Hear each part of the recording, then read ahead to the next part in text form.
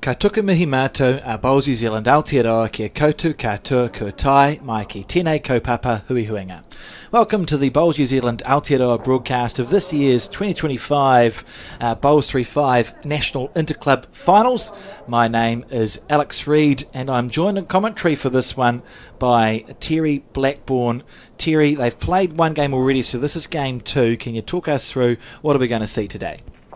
Oh, we're going to see a faster version of bowls here, and the two teams we're going to see on screen are the Coopers Beach Coast Stars, featuring Gary Pelling, Frankie Tongahihifo and Suzanne Tongahihifo, against the Belfast team of Kerry Becks, Julie Adams and Rebecca Jelfs. So I'm really looking forward to this one. That Rebecca Jelfs there, delivering her first bowl for the Belfast team. Kerry Becks has had a fantastic season, hasn't he? Yeah, absolutely. He was featured down the business end at a national event recently. Fours.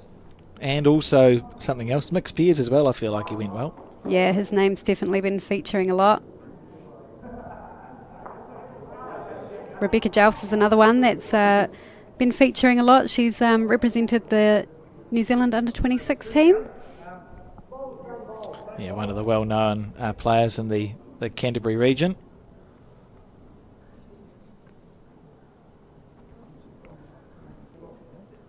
Of course, the Bowls3Five format is short and sharp. It's two sets of 5 ends and a 1 set tiebreak if required.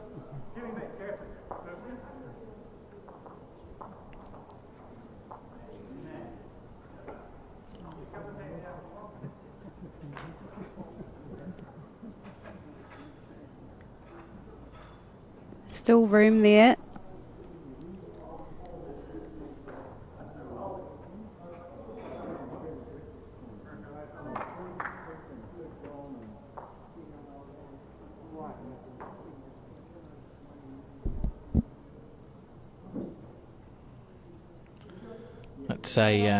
It can be quite a stressful format, can't it, this Bowls3Five, Terry? Yeah, it's one where you would like to hit the ground running pretty quickly. If you don't get that good start, it's going to be hard to fight back. Although in saying that, you know, once that first set's out of the way, at least you can start with a clean slate going into the second one. Here's a pretty good start if she can hang around. That's good enough for shot.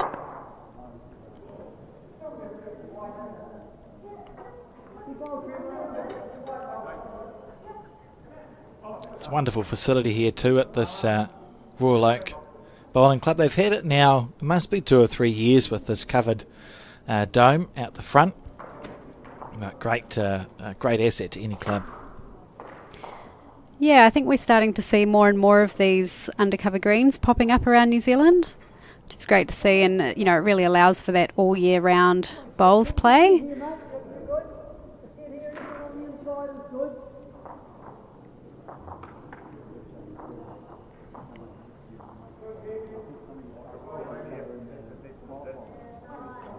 Kerry Becks now. Yep, the man who has shown great form this season. He's got one of the most idiosyncratic deliveries you'll ever see, but he makes it work for him. Just underneath the line there.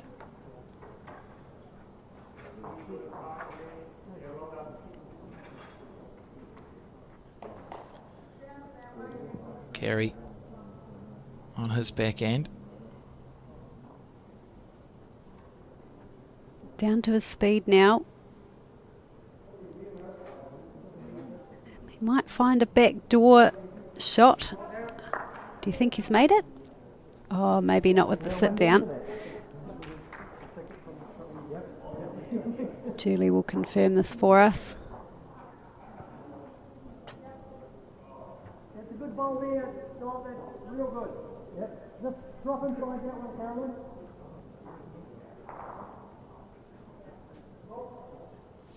Looks to have a better line with this one.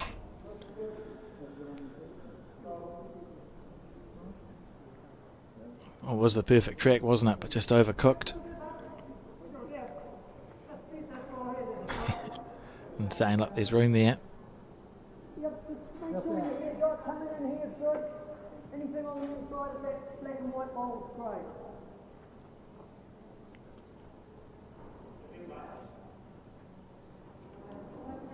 So this is the first end, and first blood going to, as we watch the, well, we don't know yet, do we? No, I wonder if, I mean, from this angle, it looks like that second bowl of Julie's was promoted potentially for another shot if they were already holding one. No? Oh. I don't know. Where do they go? So there's a few options here. This is Julie measuring the Cooper's Beach bowl. Now moving on to her own.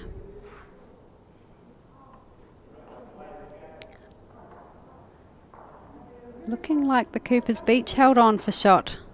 That first bowl of Gary's. So it is 1 to Cooper's Beach on this first end of 5. Very short sets, remember. And the way it works is there's a power play that you can call, 1 power play per game, not per set. So it becomes very strategic, doesn't it? Because a power play, of course, means that any number of shots that you score is doubled. So it's an important time. But if you only get 1 per game, it can be hard to decide, well, do you play it in the first set or do you back yourself to maybe play it in the second set and force that tiebreak if it's important? Yeah, I imagine throughout the weekend we might see the second set, seeing a lot more power plays. Oh, what a great start from Suzanne, pulling the jack there. Because that way you've got, 5 ends in that first set, potentially another end or 2 in the second set to gather information and learn, which direction is working best for you. I think players would feel more confident being able to call a power play with that information under their belt. Suzanne won't be looking to change too much here.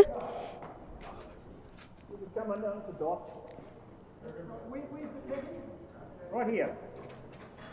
Looks to be on a wider line, this one. This is the shot that's beating. Anybody can follow the 2. Oh, good spot there, though. 2 shots with some position. Rebecca's got a good line, so she'll be looking to replicate that. Just beating her last bowl. And she'll come into a handy spot, if not shot herself.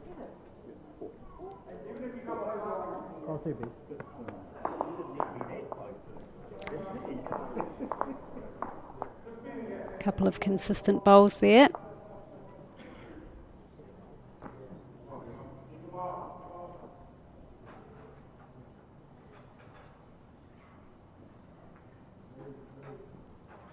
Frankie T on the forehand, that's what I've been told he's called, or Mr. T. It's a nice cover bowl by the looks there, covering those 2 bowls of Rebecca Jelfs.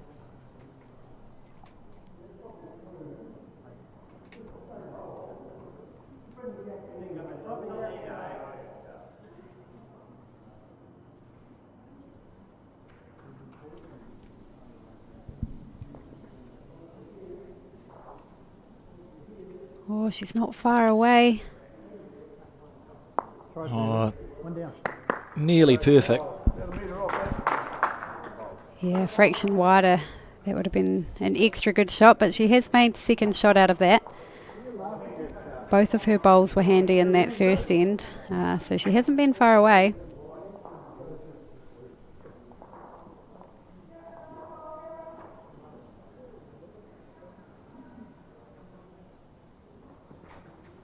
Frankie just a bit shy of the head there.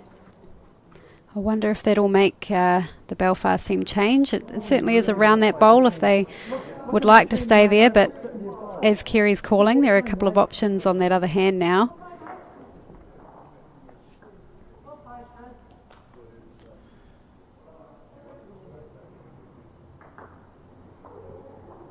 Lovely delivery, isn't it? Yeah, I was just thinking that same thing.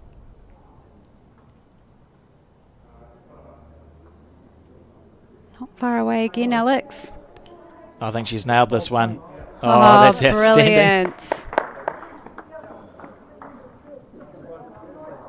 She's certainly started this game with a hiss and a roar.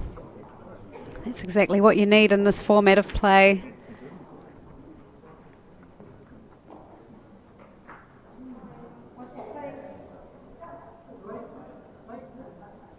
What's Gary going to play here? Oh, that's a good question.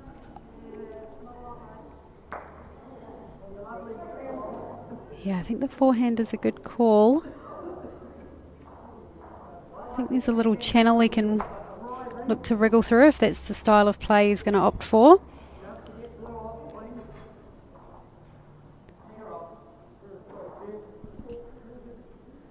Is he going to make it under that bowl, through the bowl even? Oh, what beautiful weight that was. Yeah, that's it. He just got the half and half. I think underneath the bowl would have been the ideal shot. He wasn't far away at all.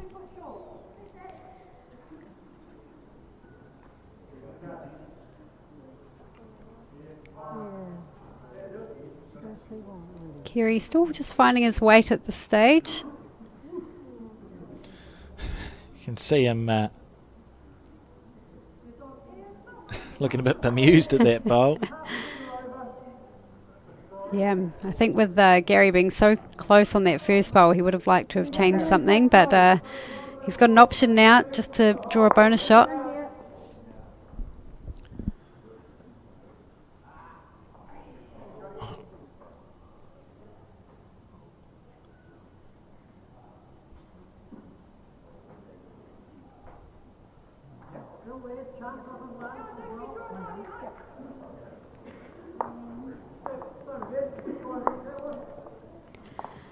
Not sure if that was one or two. I have a feeling it was just the one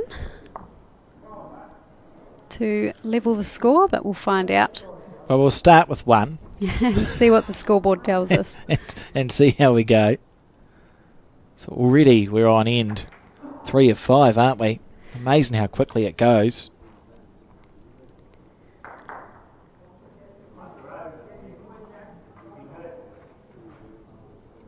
A lovely start there by Rebecca.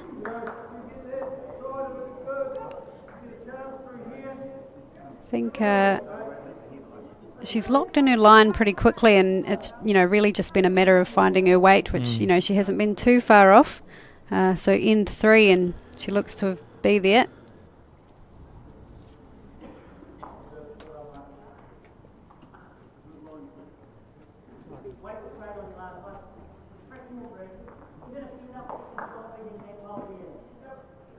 She'll be looking to double down with this one.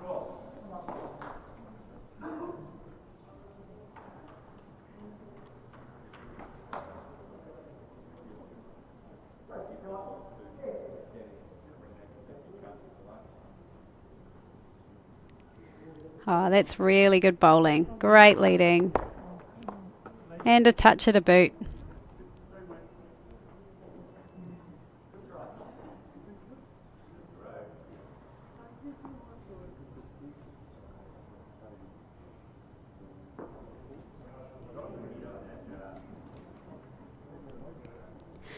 I think at this stage, with Suzanne just having the second bowl of the end, it's just important to get another one close at this point. We're not searching for the shot, which she wasn't. She had a really good draw line there. She's got options at the back, which we can see Kerry has recognised that, and he's called for Julie to cover.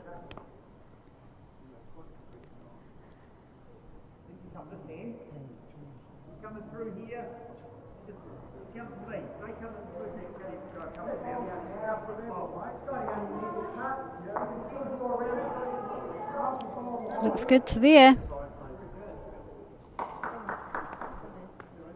Yeah, she's fallen just inside those blue bowls of Suzanne's. So this head is shaping up really well for the Belfast team, and the third end of a 5-end set, it'd be good if they can score a multiple.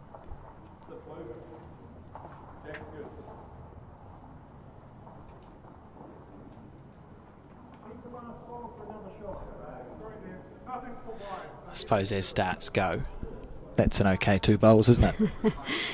Yep, and I think Julie with the early position as well. It's looking good.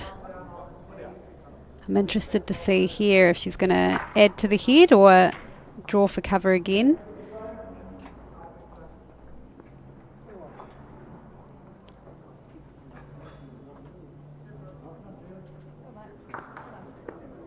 Yeah, that's a good bowl. So a third shot. Hasn't widened the target because it's just far enough away from the head that there's gaps to go through if they were to look to be a little more aggressive. Important bowl here by Frankie, and he is not far away. That is an outstanding bowl and much needed for the Coopers Beach team.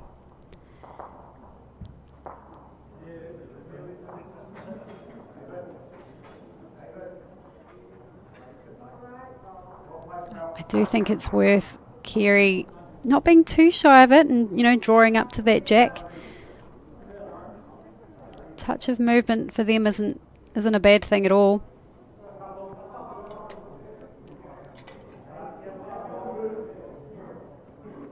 Again, we focus on that 5-end set play, and you know, when you've got the opportunity to look for those little multiples where you can, it's pretty important to go for them. I think that was the plan.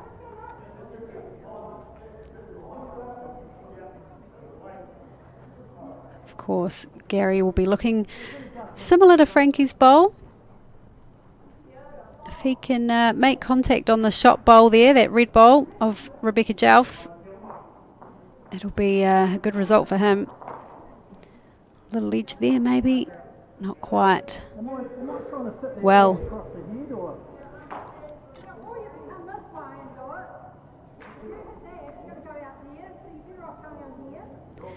hearing some conversation between Kerry and Julie about what shot to play here, how to best capitalise on this good head.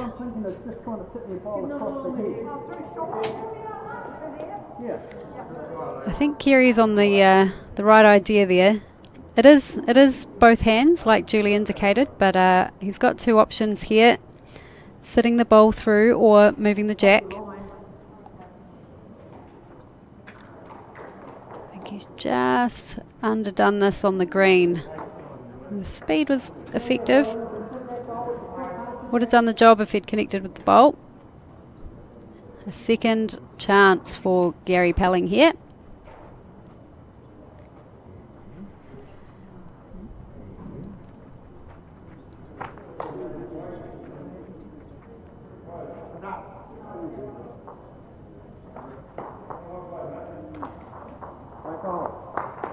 So another one scored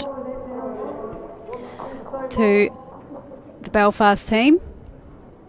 I thought we might have seen a little number there, but we continue to increase in ones.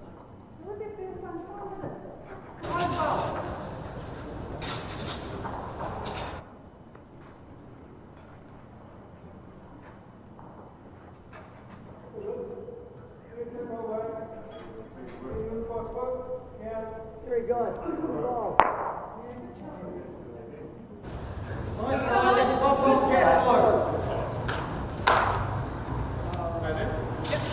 Interesting pre-shot routine and delivery from Suzanne, but she's consistent every time. I feel like I've been unusually quiet, which may or may not be because I haven't been in my chair for a big chunk of this match. What have I missed, Terry? I was looking before, it looked like a very tight third end. Oh, you missed a great bowl from Frankie. His second bowl, Drew's second shot. Belfast had an opportunity to make more than one, but were unable to do that. So just the one again. Still a very tight game here. Rebecca will be disappointed in that end, especially as, you know, she looked like she was starting to settle in on that third end. Suzanne's time to shine, perhaps. I think she is. Very close. Yeah, it's two nice bowls, isn't it, in a game of triples, particularly the 2-bowl triples. The jack tends to move a little bit. It's less about head building and more about just getting the shot and trying to hold on to it. That's it.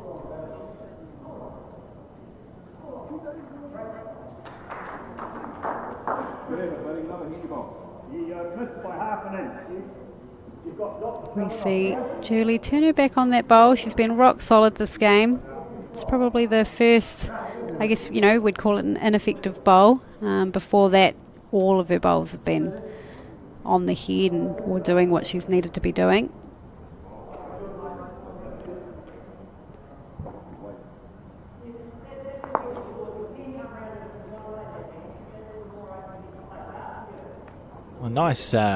It's a nice carpet here, isn't it? What would you say it runs at, about 16, 17 seconds, Terry? Yeah, I'd agree with that. So that means, when we say that, it means on a normal draw bowl, like this one, it should be in motion for about 16 seconds. And the longer it's in motion for, the faster we call the green, which makes no sense. And the shorter time it's in motion for, the slower we call the green. In the defensive bowls, that's the same terminology they use in golf and snooker. So we're not alone in those descriptions. Well, it was no surprise for me to see Julie correct her second bowl there. Frankie's not far away, just needed a touch more speed to hold that.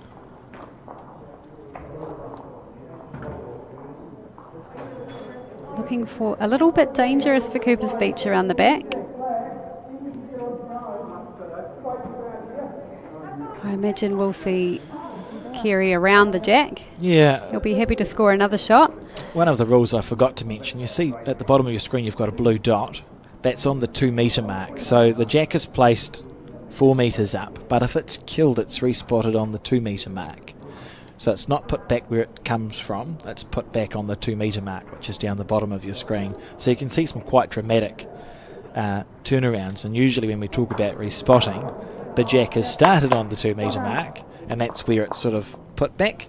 In this case, you kill it and it gets put back at the back of the head. I just feel like I said back far too many times in the last minute. Well, in the meantime, Kerry had put a really good position bowl in. Of course, Gary's still looking to move it because there is opportunity back there. If he connects with the shot bowl, he'll hang around for potentially 2.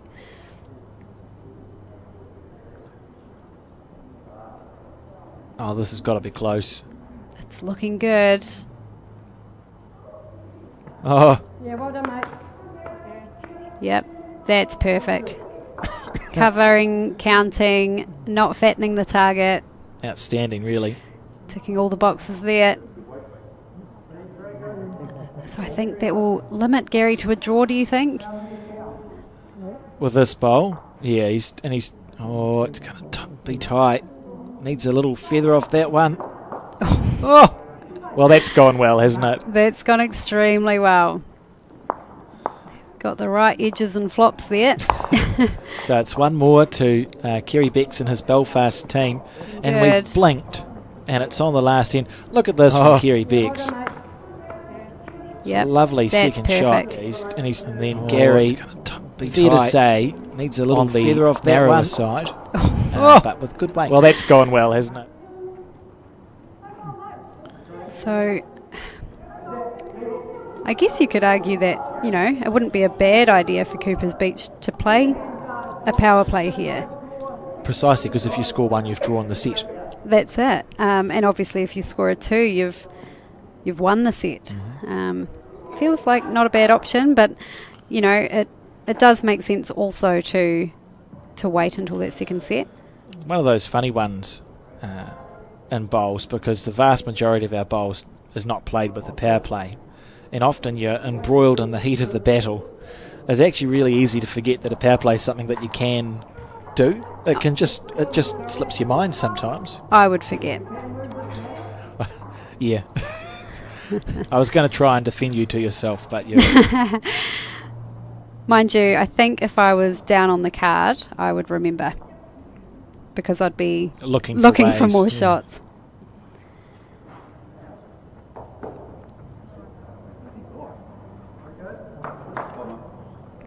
Well, an opportunity here for Cooper's Beach to capitalise on this head early on. And of course, for Frankie and Suzanne, it's like a homecoming here to the Royal Oak Bowling Club because they were long-standing members here before they moved up north 4 years ago. So not only are they here to play in the national finals of the Bowls3Five, but I'm sure they're going to spend a lot of time catching up with bowling friends.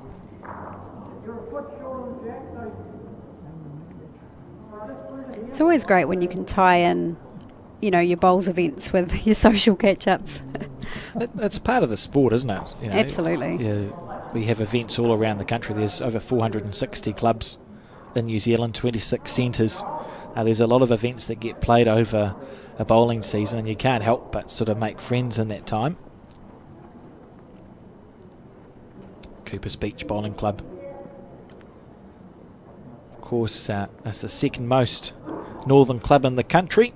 Established late for a bowling club in 1961, so that's a reasonably young bowling club. Most of them were established either after World War I or World War II, so 1961 is a little bit late for a bowling club, and they've got 200 members, 70 of which are active bowlers, and they have darts and 8-ball teams that compete regularly and play out of the club as well. So it sounds like it's one of those multi-sport clubs that we see quite often nowadays. Yeah, bit of a community hub. I really like that. And healthy for the club too, isn't it? When you're used for more than lawn bowls, you're also used for other organisations or other sports. Yeah, good exposure for bowls and keeps people coming through the doors. Look at this from Julie Adams. Oh, just pulling up. A great line both times. So Cooper's Beach chasing 2 shots. So this is an important bowl from Frankie. He looked uncertain of it when it left his hand, but hey, it's on a good track. Oh, this is brilliant. Oh, what a shot. Yeah, that's just putting enough pressure on Kerry, making him think a little bit. I imagine we'll see him on the forehand just because there's a bowl to rest on. He plays a lovely bowl, Kerry, and we've spoken about his delivery before. I had Dave Edwards in commentary for one of the nationals, and if you watch where he takes the bowl from, it makes the bowl do different things because where he lets it go, Is it quite wide? far to his right. So he's let it go far to his right, so the bowl's going to hold quite a while and then turn jagged at the end. Yeah. So it'll keep holding, and then we should see it just dive into the head because of where he's let the bowl go. That's brilliant. Thank you, Kerry. Yeah, it changes the trajectory of the bowl, doesn't it? Yeah, whereas on his backhand, when we see him play his backhand, it's the reverse. He lets it go underneath the line, so it's a very... It breaks at about the halfway point, so it takes he'll take a different line to almost anyone else in the game. Anyway, what's Gary got here, Terry? He's 2 down, last end, 1 down on the head. Yeah. I was Kills picturing him. respotted. Oh, of course. That's something you'll need to remind me of occasionally. I did wonder if he could get to Oh, look at the this. shot bowl, but jack movement's great, Oh. right? Oh, he you're needed joking. the clean run. What are the chances? Frankie was holding his breath there. I must say, Gary's taken that a lot better than I would have. Yeah, his face did not change. Nothing, no reaction. I would have been looking to the heavens. And what have I done to deserve this? Oh, this could be annoying if it flops out. Yeah, beautiful bowl. Right, what do we see? Is there any way? I think so. On the right of our screen, there's that blue bowl. You drive that one? Yeah, if you get the outside half of it, I think you can get rid of the shot bowl without jack movement. The most outside half. What have Cooper's Beach got anything at the back? Julie Adams is sitting at the back. So you can see there Frankie going, well, what if we get the jack back here? And they're pointing at the bowl. I think you're right, Terry. I think we're going to see Gary play with weight onto that bowl that's short of the shot bowl. They are, that one. Yeah. They're talking about both options, aren't they? You know, can he get around Kerry's last bowl with enough speed to trail the jack right to where that rag is? It's like he's listening to the commentary. That is one of the options for sure, isn't it? Oops. Was that in your way, Gary? It possibly could have been. That red bowl is just annoying enough, I think, that it's going to make you think when you play, if you were to play that bowl, yep, down to get that outside half. I do like that shot. And it's got two options too, because if you get that bowl square and the chalked bowl goes through the jack in the 8 o'clock direction, the jack gets respotted on the 2 metre mark, maybe something's followed through. You know, there's chances that you could get a good result. Connection's the first part though, isn't it? That's right. It'd be a great shot to watch. Lovely speed. I would say that means he's missed. Yeah, it felt like he was commentating it was wide. Yeah, but that weight was perfect because he needed to get the bowl to turn around the red. And it's going to be, was that just the one to the Belfast team? Dive into the head to finish off the set, so the bowl go. That was a great first bowl. Thank you, Kerry. By Kerry. And even the second one, it changed the head Cooper's Beach shot. Because of where he's let the bowl go. And, you know, Gary wasn't far away with that first one at all. So, you know, if he played the same bowl again, there could have been every chance we saw a different result for the end of that first set. Of course, Belfast starting the second set because they won the first one. Yeah, that's something that always it makes sense. And I've played quite a lot of Bowls3Five. I was fortunate. I participated in the first television league. Always forget who goes first in the second set. It just doesn't compute in my head. I'm like, are we tossing a coin to see who goes first or what? But it's just logic. If it's like you're continuing the game, so if you scored, you go first. Results, of course, are available on results.bowlshub.co.nz. We have 14 teams attending this national final.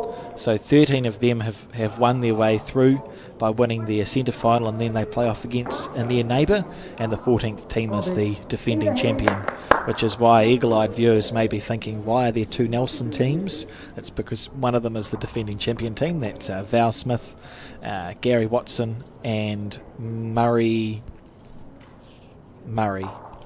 Scott. That's him, yeah, Murray Scott. And the other Nelson team, Joe Edwards,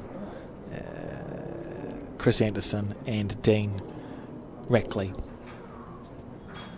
Tomorrow will be post-section, and my recollection is quite a few qualify. Essentially, if you finish 13th or 14th after section play, you're eliminated from the competition, and if you are 12th or better, you fit somewhere in. If you finish from 1st to 4th, you get a bye into the quarter-final, and then it's 5th down play-off in that initial round at 8:30 a.m. So you've got a good chance of qualifying here in this Bowls3Five. Yeah, it sounds like the majority of teams will get that second day of bowls. You're essentially playing for whether you get a bye into the quarter-final or not. If you can finish in the top 4 of the 14, you don't have to play that first game tomorrow morning. You're straight into the quarters. Otherwise, it's sort of a battle to go through. And it is seeded as well, so it does make a difference. But most of them will be playing bowls tomorrow. And the ones that aren't playing bowls tomorrow, I'm sure will come down and watch and support. Great event to spectate. Yep, try it again. Yeah, it's certainly very different to the standard format of bowls. Why do you think you're in?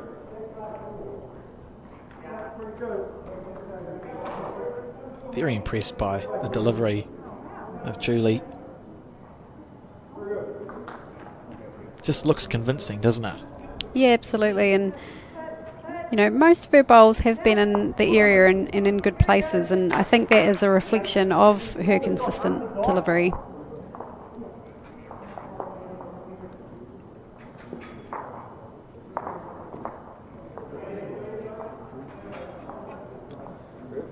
Frankie He looks interested. down to his weight. I can see why. As we see the jack pop out just a little bit. Good enough for shot, I believe. It never ceases to amaze me how when watching television, if someone stands in your way, you move your head to look around them. I may have leaned to the right. Oh, I did as well, because I was trying to look around the bloke who was in front of the camera, but it doesn't work. A tiebreak too is important to talk about, so you can see on the screen the score tick at the top left. Play 2 sets of 5 ends. If it's 1 set apiece, it's a 1 end tiebreak, not a 3 end tiebreak, just 1 end, winner takes all. This looks promising. The red is fine. That's a beautiful bowl. He's unlucky there. Oh, it's just going to sit back down. For the jack to run away from the red bowl, that's a bit stiff. This is interesting, isn't it? Because you'd almost want to stay away from this if you're Gary. You don't want to... That would be irritating if you make the target bigger, if you make it easier for Gary to get the shot back. Yeah, At the moment, he can see an eighth of a bowl. that's right. Draw next to it, you could see more. Although, it's probably finished in a good spot. Oh, Who's got third and fourth shot there, do we think? Is it Belfast? Oh, okay, fair enough. yeah, I think third shot would be the bowl to the left, which is a Belfast bowl. Suzanne's. Briefly entertain the idea of trying to chip off the shot bowl. But if you're narrow, you chip your short bowl off. Yeah. And you leave a lot of room for Not this time, for Alex. Gary. Oh, well, I like the idea, though. I'm not known for my lack of imagination when it comes to bowls. That was a beautiful delivery from Gary Pelling, and it's going to be first blood to Cooper's Beach on this first end of the second set. It's difficult to make 2 here, but he wasn't far away. Couldn't have done that much better. And 1 they say, so Cooper's Beach go in front 1-0 after 1 end here.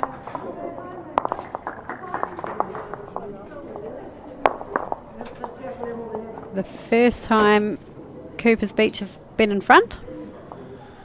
Yes, it's an interesting psychology, isn't it, with the Bowls3Five. Some spectators watching, which we should actually mention, Terry. We're at the Royal Oak Bowling Club, whose address is 146 Selwyn Road. brilliant. I did not know that.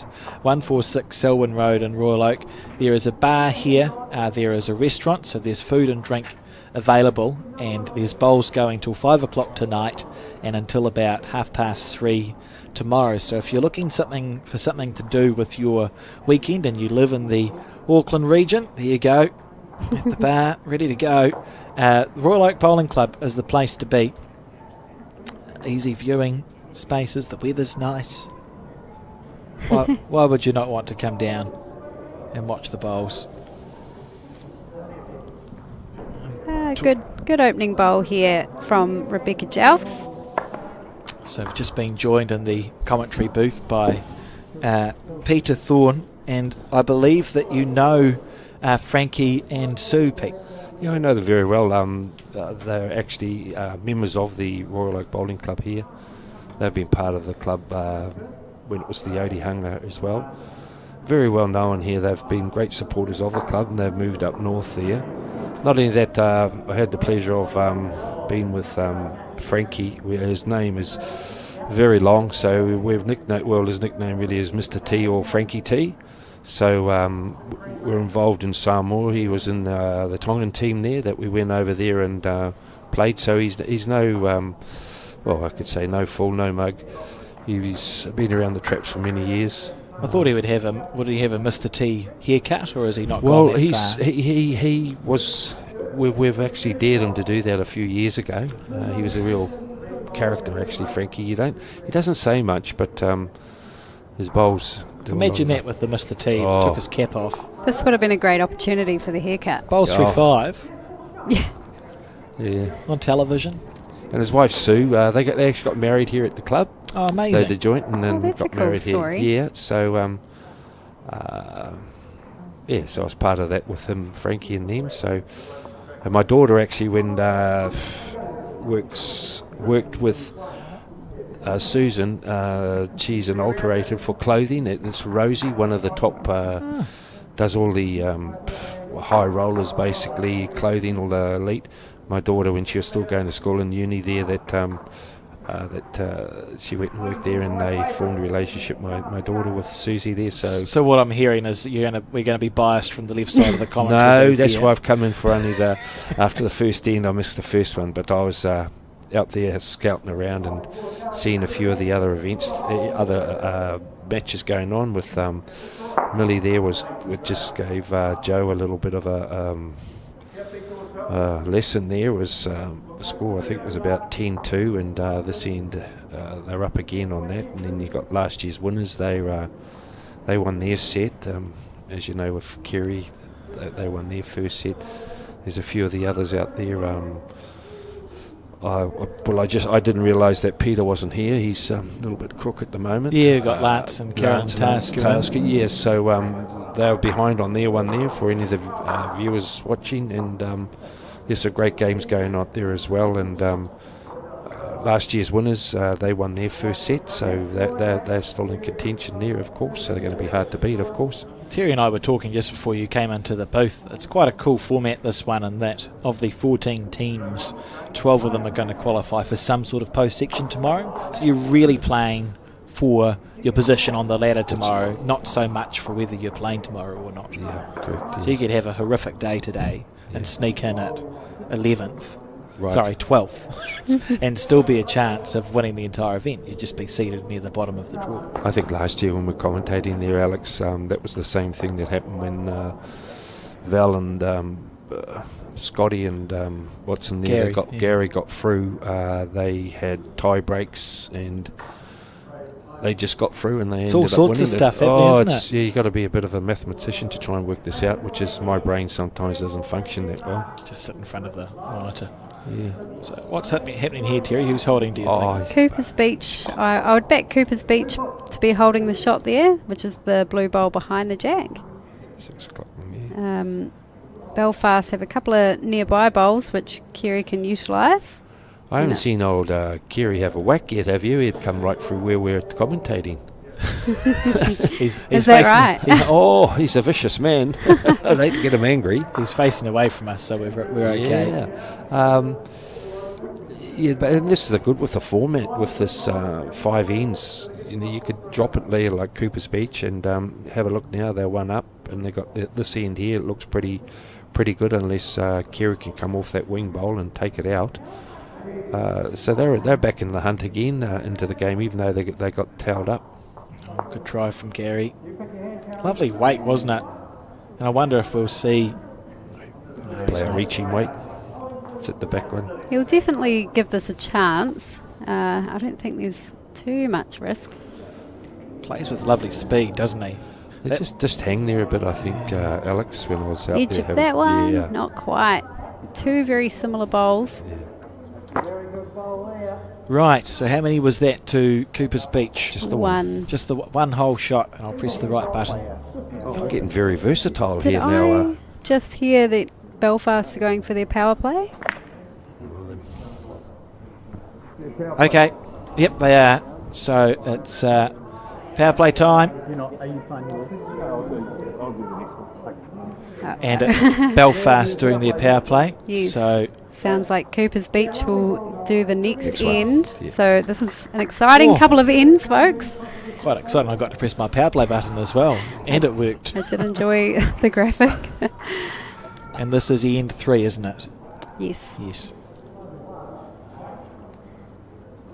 So I really think in the next round, I think we're going to see some ladders more established, where they're all going to be sitting there after the third game. I think, Alex, you know, the ones that are... I feel if you win 3, you qualify for your 14 at least. Yeah, you'd think so. Yeah. You know, especially you get a couple there that may just drop two. They drop the morning round and they may drop this one, the money's saying, and then that brings a lot more of the percentage in. Start there. And the Belfast playing their power play, just as a reminder, does mean that any shots they score on this end will be doubled. So if they score 1, they get 2. If you score 2, you get 4, etc., etc. Have seen a couple of 12s over the years at Bowls3Five, and that does that's quite dramatic. That essentially wins you your set. So if Belfast could score a 2 here, they would put themselves into a good position going into the end of the set, defending the winning of the first set too. Lovely bowl from Suzanne, just underneath the line a little. Yeah, she had really good speed both times.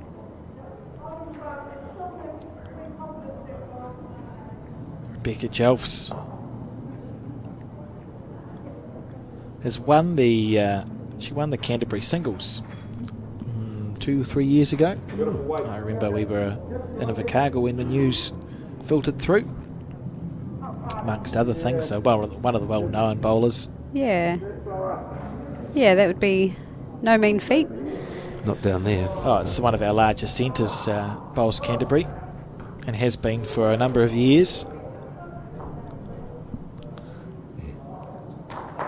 I think they used to have 60 or 70 clubs, and it covers a wide area as well, Bowls Canterbury, doesn't it? It's huge and very competitive down there. They've just had a little bit of a hiccup up down there at the moment with their bit of water they're having. I had a few messages after a couple of weeks ago when we had our little episode up here, and now they're receiving it down there, so I've just rung to see if they're all right. And, yeah, certainly thoughts with anyone affected, and hopefully the clean-up is going well. Amazes me in bowls, the community and how much they are willing to assist. We had the January floods, which are now, when was that, 2 years ago? Oh, that's horrendous, wasn't it? Up here in Auckland, and we had a few clubs that were actually flooded, like Browns Bay was flooded, Royal Oak flooded here. The carpet got lifted actually with the water coming down off the steps. The number of people who volunteered their time and expertise in the recovery is just staggering.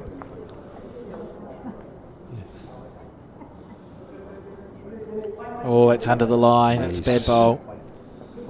Frankie, don't let me down. You can see just a big sigh there. There's a lot of fishing up north now, Cooper's Beach.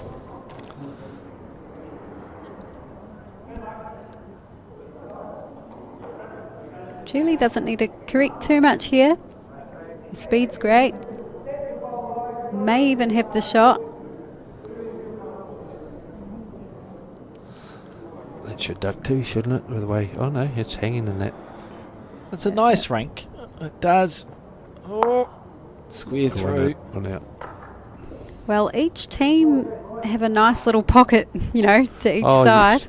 That's what I just think there, that maybe he might come on down the other hand there and try and sit the bowl and drag the jack back to those other 3 bowls on the side there. I think Susan and one of Frankie's. Remember the score, Cooper's Beach leading by 2, and Belfast are on their power play. Yeah, I was thinking Frankie might have been called to come down on that hand underneath the Belfast to the right of the screen. Yeah. Move the jack or even finish handy on that side. But Gary might be doing this. Yeah, you got things to options, bowl, sit. The jack jumps out in front of you, and then it drags back, and your bowl's over the head as well, and then it puts. You just have to play it in a way that you're not going to slice underneath the jack. He's pretty close here, guys. I tell you, to sit the bowl. Yeah, rest Julie's one. Yeah, that's perfect. What beautiful weight that was. Beautiful. Yeah. Holding and. Yeah, has got one on that side, which helps a bit. The jack can still move and they could still be in trouble. I would say the next one, if Kerry doesn't drag this back, I think he'll play quite a bit of ditch weight, because I see that his back bowl is sitting here now, and he's on a lovely line too. Is there a hole? I'm not too sure. That's outstanding. Still 2 down. You've been robbed, Kerry. He couldn't have played that much better. No. Okay, so Belfast are down. Cooper's Beach. Measure, Frankie's saying. What do we think Gary's going to do? Same shot, wouldn't it? Same shot. I'd play the same shot he played. He had good weight. He sits it. He gets 3. Yep. If he's actually heavy, he could drag it back to that first option that he was going to play with, going back a bit further. And Looks like they're opting for the forehand Yeah. and drawing around the jack. yeah, he's gone the other way. Brave. Well, you only I play. guess they could sit Kerry's last bowl on this hand as well. Yeah. Oh, here look it at comes. this. Here it comes. I tell you, this is It's the frightening. edge of it. This is frightening. Oh, still finished in a really good home. Within millimetres of perfection. Yeah, he was quickly into his work there, Kerry. He knew what he wanted to do. Right. Remember, this is for double the points. He might get wooded here. Oh, it's coming home. Not that much. Oh, disappointing. Although they If it's a may have measure. still scored. Oh, he's given one in a measure. It must have been then.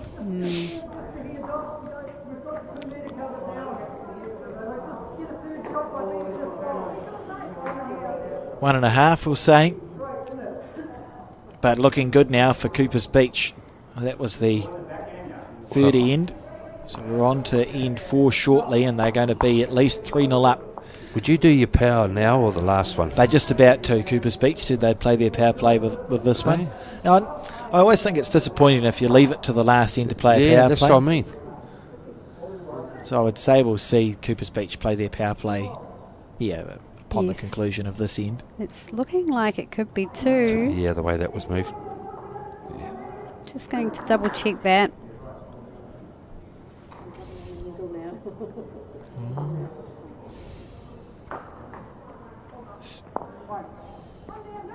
One. That was one. So 1 to Cooper's Beach. So they lead 3-0 now. And it's time for another power play. Oh, just wait. Look at this. Perfection. That was right in the meat. Couldn't have played it any better. Yeah, we just hear the words. What a Well- beautiful transition that was. Incredible work, team. I'm Largely by accident. If Cooper's Beach can score here, they'll be looking really good for that final end of the second set.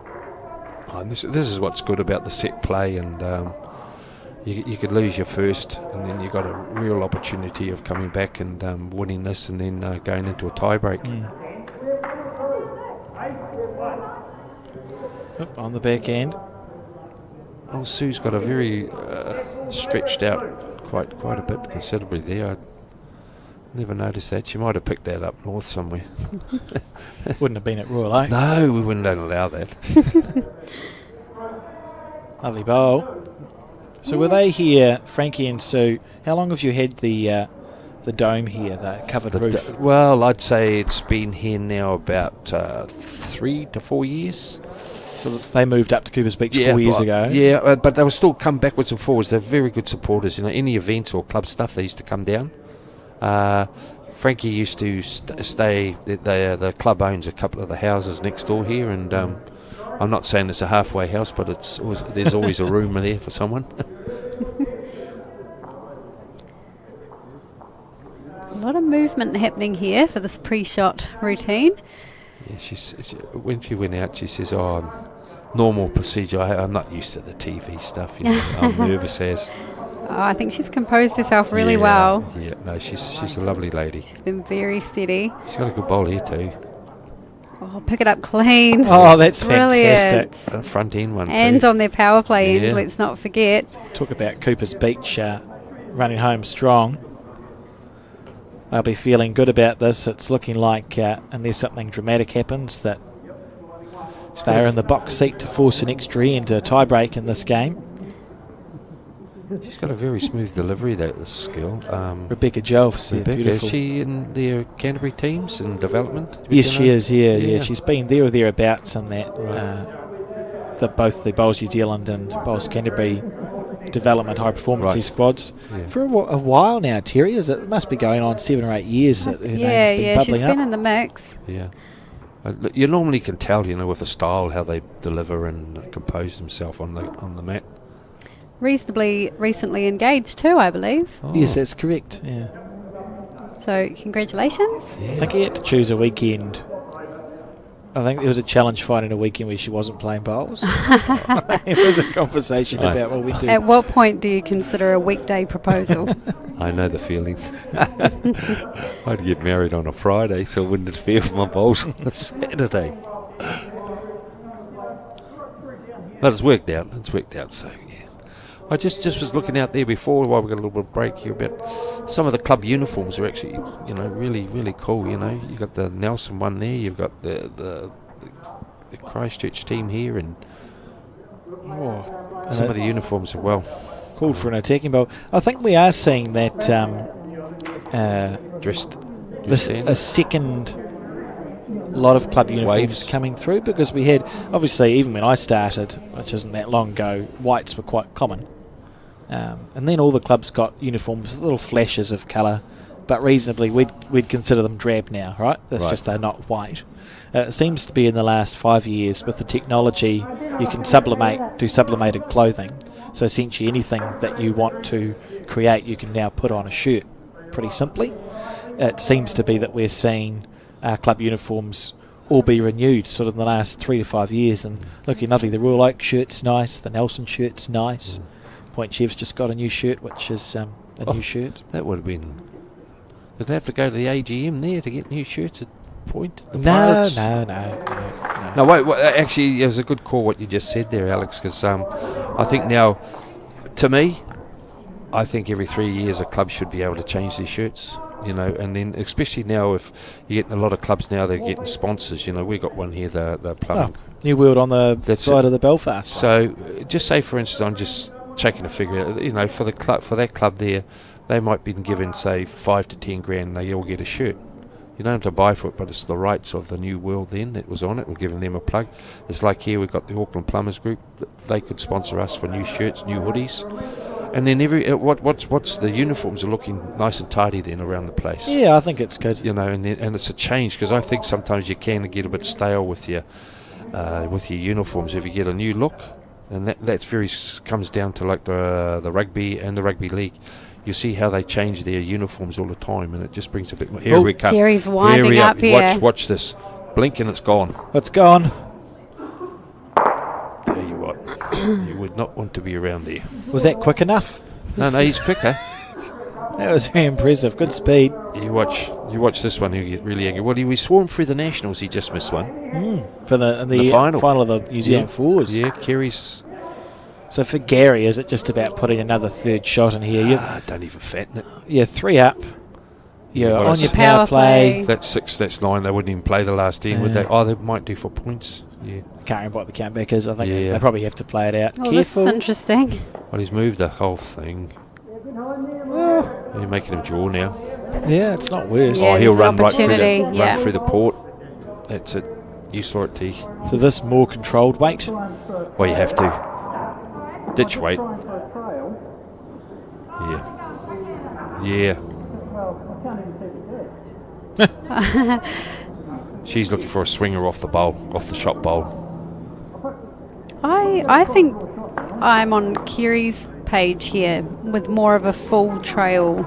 Yeah, to the back bowl. Yeah. You can overplay it, which is the cool thing. I think. On that hand. No, I was picturing down through the channel, but so none of us are on Kiri's page. No, he's gone for the draw and he's close. And why would you be on any other page when you can do this? Is he up? Oh, just pulling up. What a fantastic effort. Is that 2 down? 1. Well, it will be if it's just the 1, because it's a power play. Keeps them alive though. So 1, which is 2, so 5 the difference now. And we're on the final end. If Belfast could magic up a 5 here, that's all they'd need. They don't need the 6. They make it sound so easy, Terry. Oh, there's confusion. You can see the yellow power play indicator on the scoreboard. Oh yes. Just under Belfast there, that's red. Yeah. I was looking at that when I was there, but I had to put my glasses on. I was looking for something brighter. Yeah, talk to Colin. No, He's actually Colin's he's not on here this weekend. Colin's on leave, which is well deserved. Playing indoor bowls. Hopefully getting them close to the jack.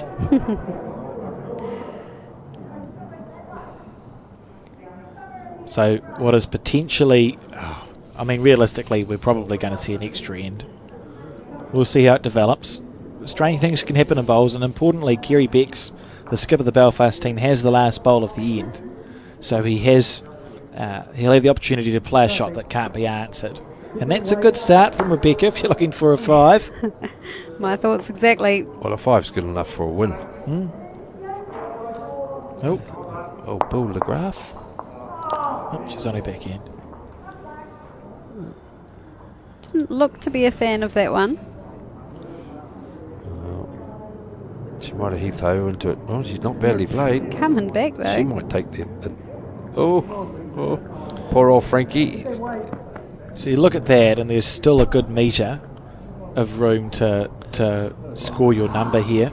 Yeah, That's I how think you're if- thinking when you're building the 5, aren't you? If Rebecca could go again and just keep putting the pressure on, you never know what might happen. As long as it counts, she's okay here. Oh, it's just going to go too deep, so that might be the 6th one, depending on where the jack. Yeah, so now we're thinking jack movement's probably quite good for the Belfast team. I'd be saying myself, if I was skipping, don't worry about the shot. Just beat that bowl there, because you get yourself under too much pressure, and next minute you'll fall short because you're trying to dead draw. Use Suzanne's back bowl as the jack, and just beat bowls. Don't try and get the shot. Oh, Well, he's got to get 5 inside this. that's a good bowl. So now we need jack movement from the Belfast point. Is it on the forehand? No? Okay. I don't think we need to seriously look at moving it just Well, yet. not yet, but it'll probably be Kerry's last bowl. This one here is important. Definitely doesn't want to fall short. Beautiful delivery. Steering after it with... Oh dear. She's on the outside of the bowl. She can edge. Yeah, that's what I was saying. Yeah. Yep. Oh, it counts. Cool. She's done enough there. Yep. Interesting. Could be an exciting finish. We're getting excited early for a potential 5, but I'm here for it. Oh, it's like the snooker after the first shot. The commentators are calling a 147. Frankie's on a good line here. Yeah, he's made the Correction. in speed. Look at this. Well, that's virtually impossible. And now. that's it now. So, is there merit here, do we think? You'd be thinking about the tiebreak, right? When do you write off the set and think about the tiebreak and start thinking, should we play practice bowls to the 2 metre mark? Do we play practice bowls to where the jack was? There's nothing you can gain here in regards to winning the game. So, do you practice for your tiebreak? Well, yeah. If as long as there's not points differentials. Yeah, that's true. That's a good point. You know, you got to look at all that factor now. When 14 teams could get through, and you could have another shocker. You know, where I don't mean, there's a possibility like Frankie's team here, if they drop their game, that's 2 losses, but they might only lose by 1 and could get them back in You're saying differentials. if you put yourself in Belfast's shoes, you'd still be looking to score, but maybe definitely not 5. I'd definitely be playing down to sit the bowl now, and you could get a 3 here. Look at this. This is just absolute perfection. It was from Frankie. That's how you stop someone from scoring 5 shots against you. That never looked like missing either. He was on a good path the entire way down. You would have known the moment he let it go. Yeah, they come in thick and fast. Rebecca, she actually won the Canterbury singles this year and beat Mandy Boyd Oh, that's a great one. in the final. Yeah. So that'll be the second time at least that she's won that Yes. singles. Thank you, Raylene. Much appreciated that. Raylene was a ex-New Zealand selector coach in that as well. With, Yeah, she's on the cover of one of our coaching modules for selection. Yeah, Raylene's been around too, and her and Terry done great for their roles in Bowls New Zealand selecting and the teams. Yeah, Terry, that's what he's trying to do, sit the bowl for 3, keep his margins. That ball. It's nice and clear from Frankie. Oh, Frankie, yeah.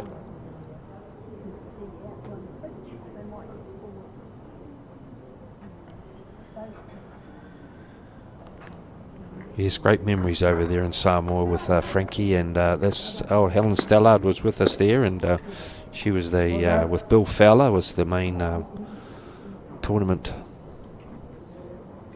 Yeah, Helen Nice. sadly missed. Yes. I'm not sure I'd finish with the drive. You have to be thinking about your tie break. You've got one end left to play. So I think you just need to focus on resetting and finding that groove again. Well, what tends to happen with that type of shot, you haven't got your weight, so it's just a draw, because you're going in. It's like, how often do you see you have a drive and then you try and draw? Not many. That bowl becomes productive. The unfortunate thing for Kerry is 2 of his last 4 bowls have been drive shots, run yeah, shots. so he's going to have 2 bowls on a tie break end to try and settle down. And if he might end with drives, and he's had good practice. There but you go. That's why I did it. It's interesting though, isn't it? Belfast, dominated that first set. We now see them tied at a set each, but the momentum does feel like it's with Cooper's Beach. So even though they're on a level playing field, it does feel like potentially the advantage is with Cooper's Beach, do you think? Oh, definitely. Especially who's got the mat first, because I wasn't in here to see who delivered first. There was Canterbury who got to deliver first, I'd say. So in this instance, the skips Yeah, need to toss to decide who starts this tiebreaker end. Yeah, why I'm saying that, because Kerry just put the jack up there, and I'm just wondering. Yeah, the jack's always placed, so they're just deciding who goes first here. Yeah. And they've successfully rolled the bowl onto the running surface twice. So there we go. So Rebecca Jubbs here, we won the toss, and they've given it away. That gives Kerry Becks the last bowl. Well, there's the drive coming up, T. Well, I'm only saying that, I'm not predicting it. Only because you said it. Never argue with a woman. Wise words. Thank you. There we go. So tiebreaker. So Max, you've got to be on target here, mate. We want this bowl's followed all the way with your camera work. Oh, you can't do that. We'll leave that for Harry to say. But I appreciate your. Yeah, sorry. Harry's in there. I've forgotten this. The door's closed. Sorry. We're just the commentary team, Peter. Yeah. Sorry. We talk about whatever's on the screen in front of us. I'm just winding them up in that room. Well, the door's just open. But quite pleased that you've taken an interest in that part of the broadcast. Oh, that's good. Maybe we'll put you in there for the second game. Mate, you'll be coming in and out of the room, mate, if I was in there. This looks to be a really good opener. What a lovely opener, Zeus. I'm sure she would have loved that extra mat. Knowing that you don't have the last bowl as well. Exciting.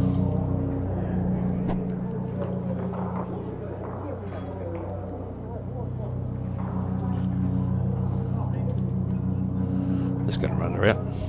Got a honey. Yeah, she's done it. Beautiful bowl. Big claps. What do you do here? Kerry? Do you just play her over? You don't want to block the other hand as well, just in case for Frankie. Would you do that, T? I think it's more just that she's been playing that same hand all game. So it could potentially be a risk to switch this late. That's correct, yeah. Yeah, you get some good leads that only like the forehand or a backhand, they'll just stick to that all the time, which is quite good. Once you start swapping and changing, you're gone. You just try to steer this around that. Well, she might make some connection here if it just hangs. Loosen it off. Yeah, she might get a connection here. She's open. Oh. Well, I think that just gives them more of a shot now what Frankie's got to play. As long as your bowl's over to where Kerry's foot went then, and you're right, Frankie.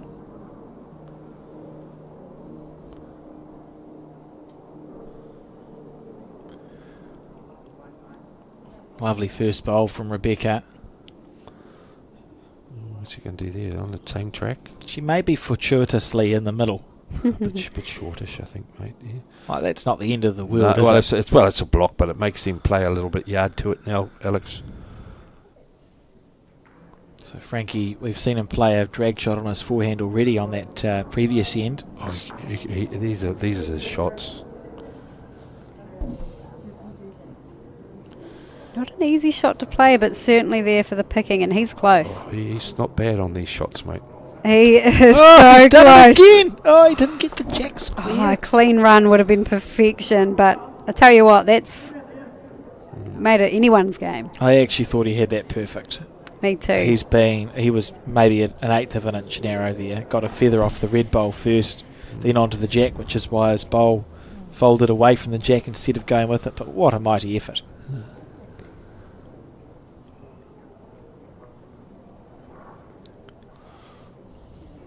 There's a good bowl coming in. She's hanging. Yeah, Julie will understand how important it is to beat them to it. She's got first opportunity at this open jack. She's done a good job too. Yeah, nice shot. And is Frankie switching to the back end now? Yeah, that's what Gary's indicating. You know, these are the ones where there's so many shots going through your mind. Do you play a bit tight, sit the bowl, or the jack jumps out in front of you and you can trail it back to your own? And then it gives you a skip if you do miss. Yeah, Frankie's on that narrow line. How's his weight? How's your weight, Frankie T? If he gets to that shot I bowl. tell you, Frankie T. Wow, wow, wow. T. What, 2 lovely bowls. That's amazing. Yeah. Well, he's done his job, hasn't he? Yeah. 2 stellar bowls on this tiebreaker end. I'll be honest, I don't know why Kerry hasn't got her on the other hand playing that shot right through. You see what I mean? Coming through, our angle might be different, but... It's still very open on this hand, though. Oh, Following Frankie down, she's close too. She's going to slick. Oh, what a tiebreaker this is. This has been excellent to watch. And Susan's got the back bowl, so the head's set up really well. But what a lovely weighted shot she played then. Beautiful. Beautifully played. She obviously had it well visualised in her mind what she 2 wanted touches. to play there. It's amazing. All 6 players, I feel like they've stepped up for this tiebreak end. Just to make us look good, I think, Alex. Oh, I'm happy about it. It's great for a broadcast. I'm always, whatever's the most stressful for the players is the best possible situation for a broadcast event. Gary, he'll be looking to follow suit. Same as Frankie, same as Julie. He, of course, has that advantage of having that back bowl as well. Yeah. So bowl or jack is good here. Oh, how's his weight? He's got bowls to use. He needs a little wriggle. And a He's follow got through. too much of one. Oh, he's opened her up for himself anyway. And the backwood. I've been so impressed with the speed that Gary plays. I know he missed his line there, but that's such beautiful weight for the bowl to stick with the jack. You go much quicker than that, and it becomes challenging sometimes. You'd ought to be over, Kerry. Not in the ditch. No, he won't be in the ditch. He's in a good home there. Yeah, well, you got everything to come off here. You're tight. You come off Frankie's bowl. Right, he's on the mat at a different angle. Right, to decide whether Kerry's going to need to play his bowl. I think he's wide. No. I think he's wide. And that's that. And you can What a see great the effort. disappointment. And congratulations to the Belfast team. Won the first set 4-1. Lost the second set. Got downtrodden in the second set pretty much. 0 shots to 6. And have won the tiebreak 1-0. So it is Belfast who win this broadcast match. And congratulations to them. We'll be back at 12:30. But in the meantime, sit back, relax and enjoy some highlights from that game.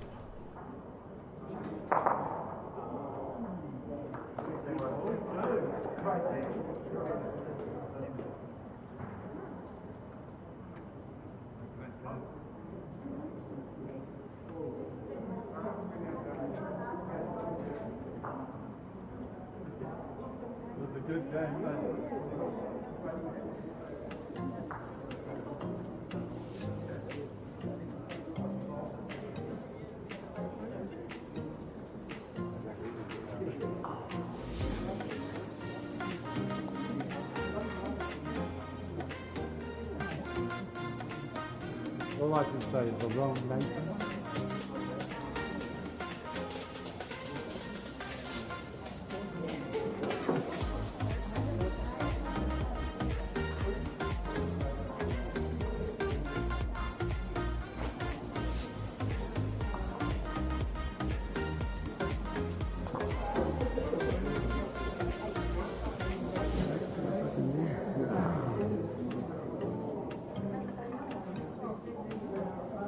Good. good that time. You went well that time. You did. Really good. Really good. When I was waiting,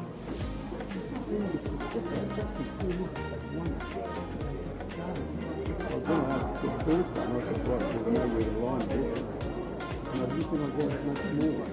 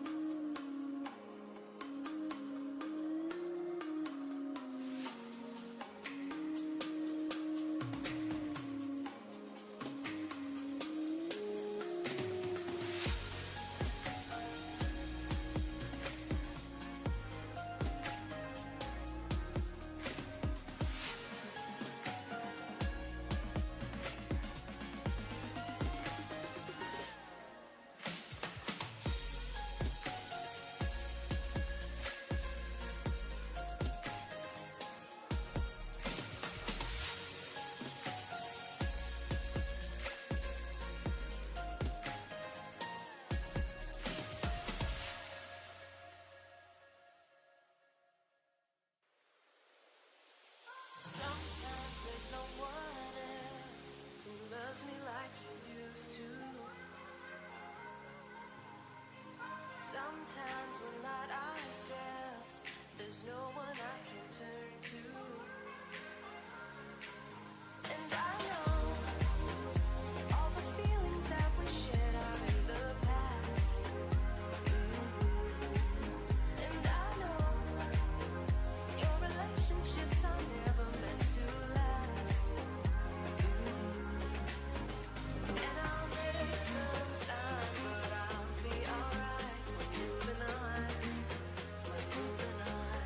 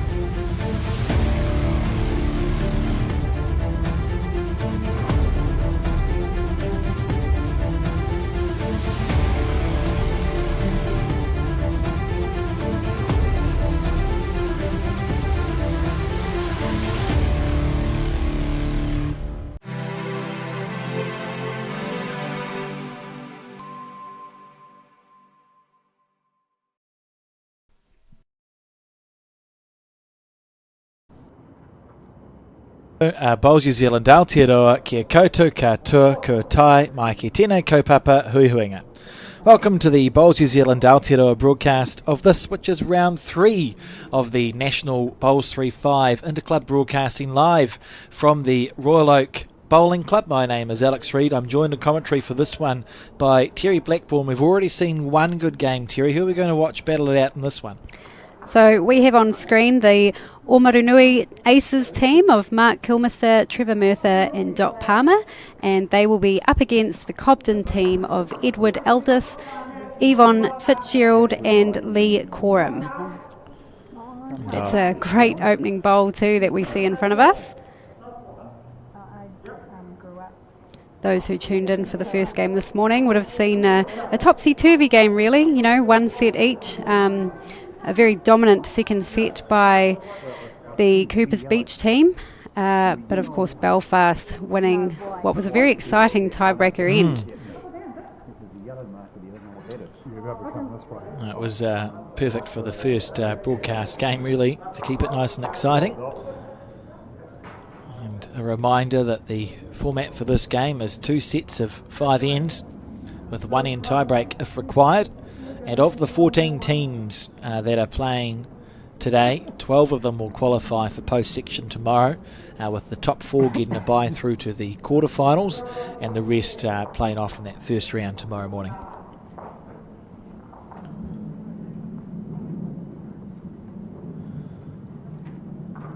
Lovely action by Lee, who's going to be close to the jack again. Whoa. Oh, How's this for a start?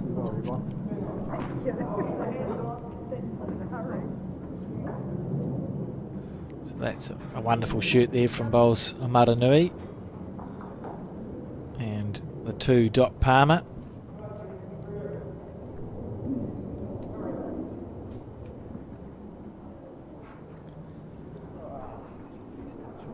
Plays with Taylor SRVs. A popular bowl, the Taylor bowl. There's a few of them there. You can see that yellow bowl that sits at 6 o'clock. That's a Taylor as well. You're going to tell me that's not yellow, Terry? I would have called it orange, but there's definitely some yellow speckles. I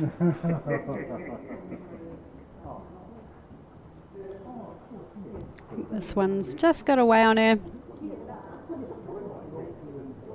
So, on the crossover, close measure all round for the Cobden and Omarunui bowls.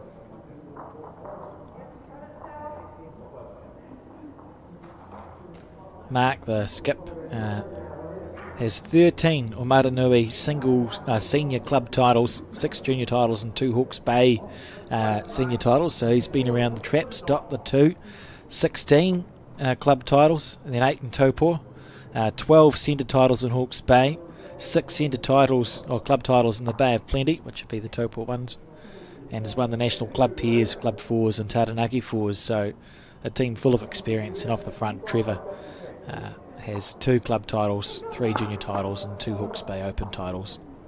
That's a colourful bowl there that Mark's just played. Certainly very striking. This Edward from the Cobden Bowling Club. Bit of conversation as to which hand to play here. I think both are a fair option, but they've opted for the backhand, as we can see. Feels slightly more open. Out of the way.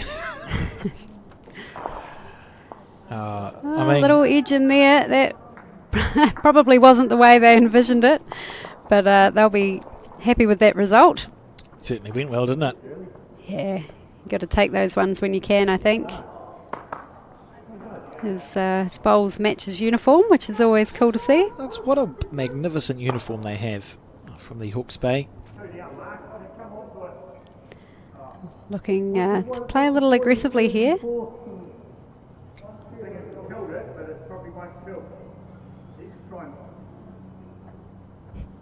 Right, Doesn't look convinced. does he? I've seen people look more convinced. He's got his initials on his arm.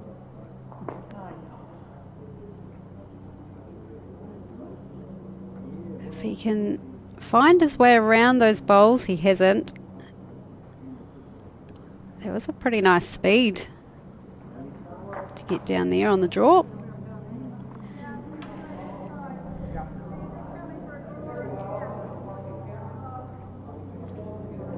I imagine we'll see Edward take a wider line this time, looking to be around the bowls, which he has done. Possibly erred a little too wide.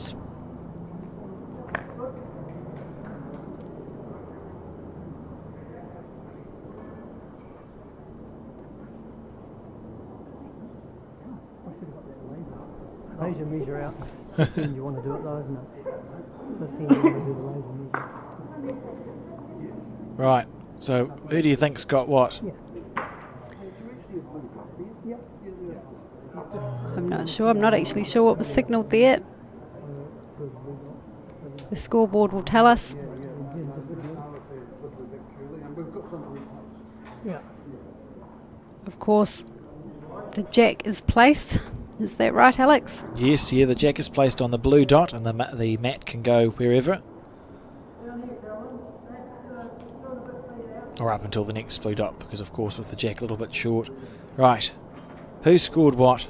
The Amaranui Aces didn't, because they've not gone first. I'll just wait for the... Oh. Okay. 2! That was a 2. Brilliant. We got their team. So 2 to Cobden on the first end. Where is Cobden, Terry? Putting me on the spot, Alex. You can't Google it. Don't out me like that. Cobden Street is in Auckland Central. I don't think Cobden is in Auckland. It's looking like Greymouth, New Zealand. New Zealand is a good start. Yep. Yeah. Well, that wasn't our best bit of commentary. That's why we should stick to the bowls, I think. Belong to Bowls West Coast, the Cobden Bowling Club.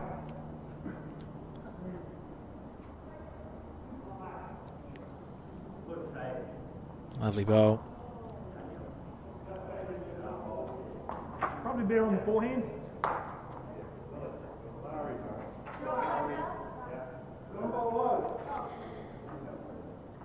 The skip calling the forehand shot. As we can see, it's really open, but sometimes you have those little preferences based on where the jack might go if you were to pull it a little bit.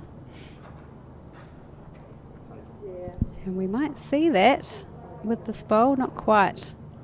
Good effort. Either hand dot, whatever you prefer. Same goes, of course, for the Omaranui team. But yeah, the backhand would give them a better result if they land that jack.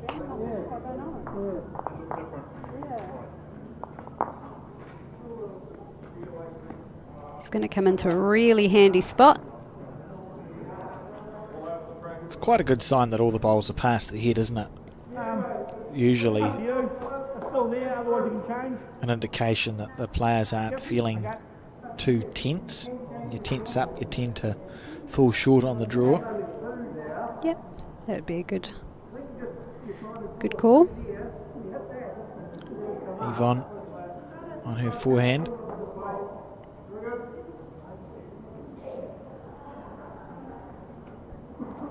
Tracking pretty well.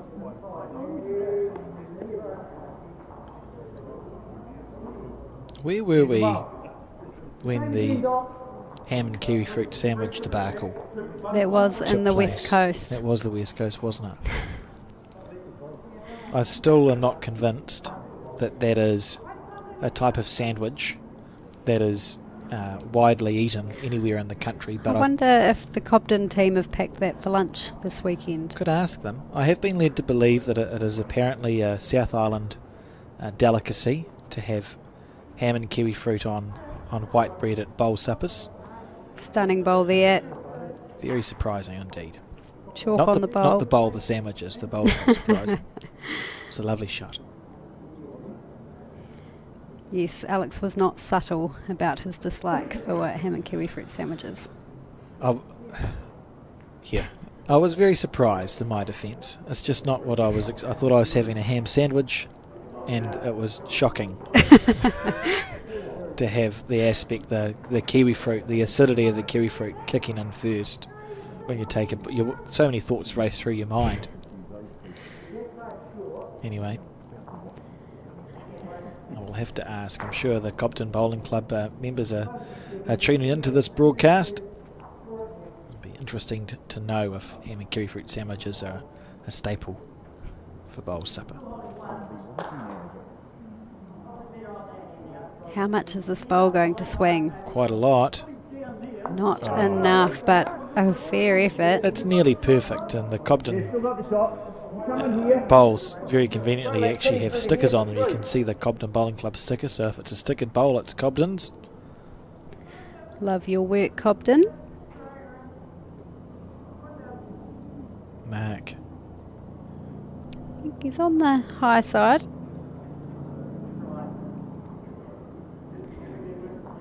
Second chance now for Edward. Does not need to change much here. You essentially wouldn't change anything at all, eh? You just play the same bowl again. Out nicely.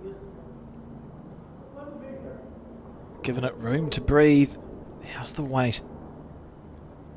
He's a chance here. Well, that's near perfect. That's the best bowl we've seen today. That's absolutely outstanding.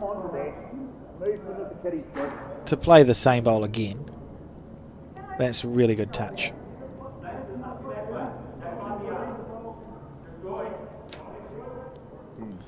Set to take his line in. Still hasn't taken that weight off. I do like that his bowls match his shirt.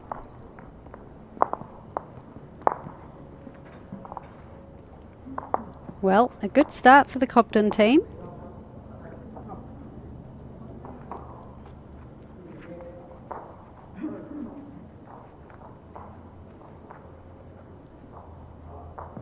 Here comes that bowl again from Edward. Willed on by Yvonne.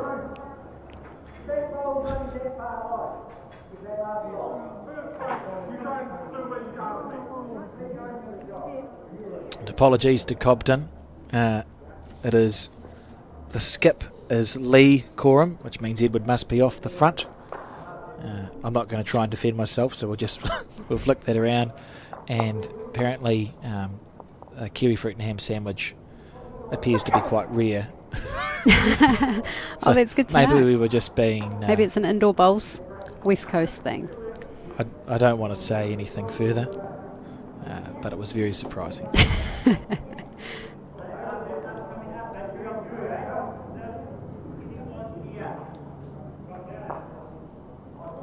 This looks a promising bowl. Onto the jack. Beautiful. That was well corrected. So, of course, those were Edward's bowls. And we see Lee, the skip, adding the chalk.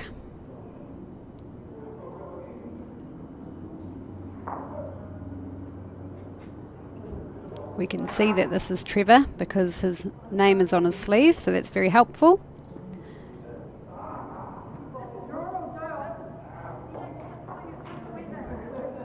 Wasn't too far away, but a really good opportunity here for Yvonne. If she can beat them to it, it's going to put a bit of pressure on the Omaranui team.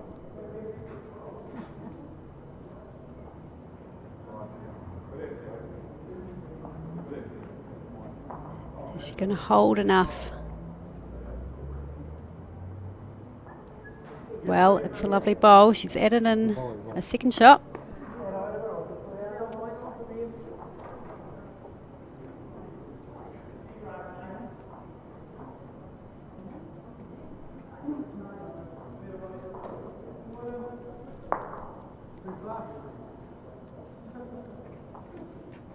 Be interesting to see if this one comes back from there.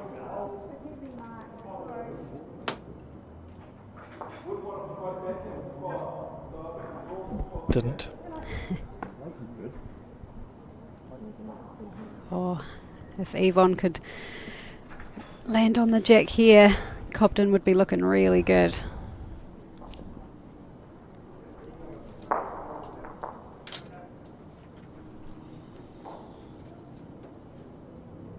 They've got off to a fly, haven't they? I'm so impressed with Lee's 2 bowls on that second end.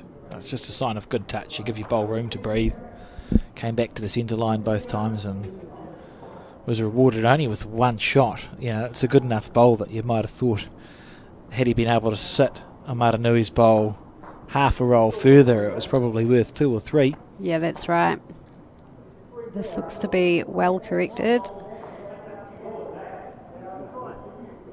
Oh, good home anyway. Good effort. Terrific line.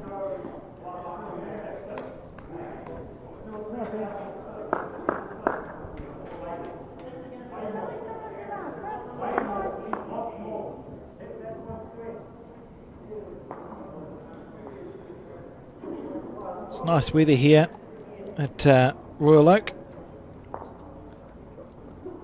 Not that it matters hugely with the walls and the roof, but always nice when the weather's good outside.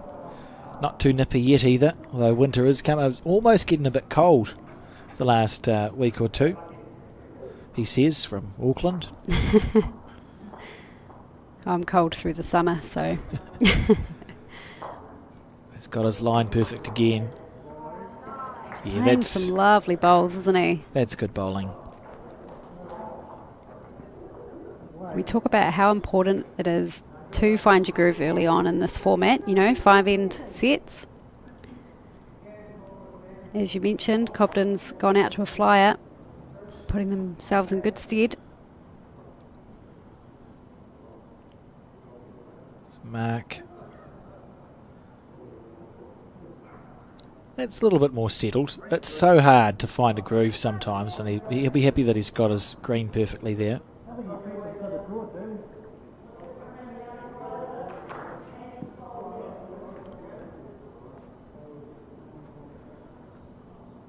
Lee staring down this bowl. I like his post-bowl pose. The He does it every time.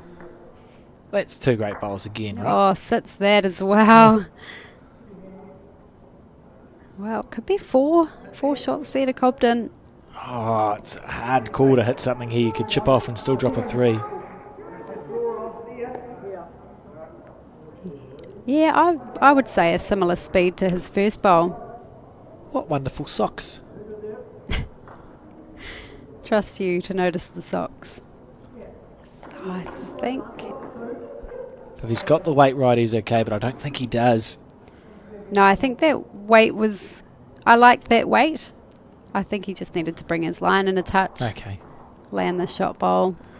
Well, Yeah. I mean, there's an argument here where you might think, do we call our power play? But I'm not even sure if I'd bother calling my power play. I think for Amaranui, it's about trying to settle in now. You go, well, that set's got away from us a little bit. It was 4 shots. So it's 7-0 now, and we're on the penultimate end. Amaranui have 4 bowls each left to try and settle down, and then they can see what can happen from the second set.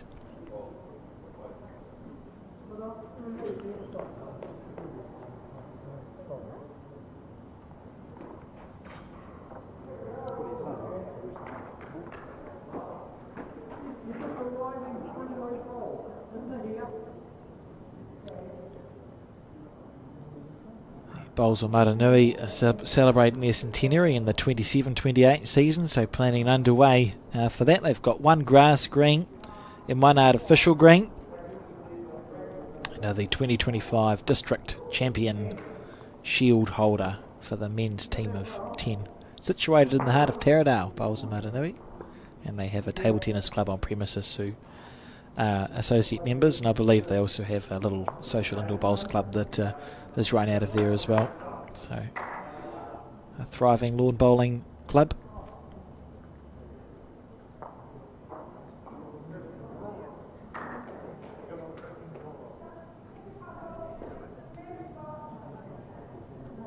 Can you see a realistic way back into the set for them, for the Aces, Terry? Yeah, I mean, I'm always of the opinion that you never say never. And I'm a bit of an optimist, so I'll always be, if it's realistically, mathematically possible, then I'm always out to try and make that happen.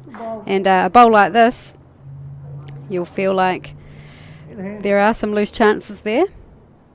Not paying any power play, Just double checking there's no sneaky power play happening. I quite enjoy that. Yeah, I think if they manage to pull back a 4 like we've just seen happen for the Cobden team, they won't be out of the picture. Oh, that could create some movement. Sliced it back. I imagine. Make sure you're here, Dot. Oh yes, there's actually an orange bowl back there by the jack that we can't quite see on screen. There we are.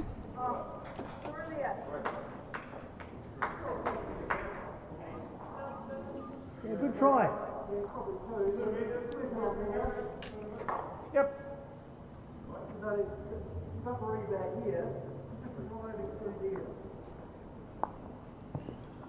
Yvonne. Big breath. Cobden Bowling Club established in 1936, just 3 years before World War II started. So again, sort of before the second boom of bowling clubs in New Zealand. And one of the older clubs on the west coast.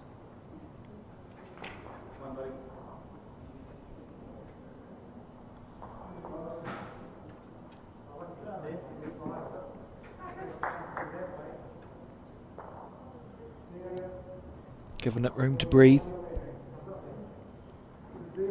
Down to the speed now. Close here. Yeah, that's nice stuff, isn't it? Even if it is just to feel better about going into the next set. They've got one more end to try and fall into a rhythm.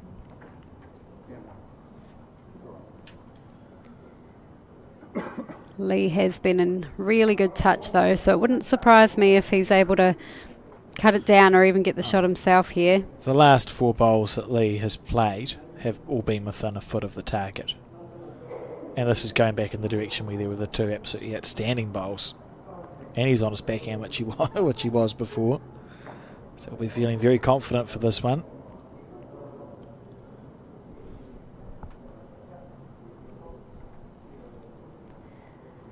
Feels like it's in the area. Hand on chin. Well, his line was good. Opportunity now for Mark to add a third one in.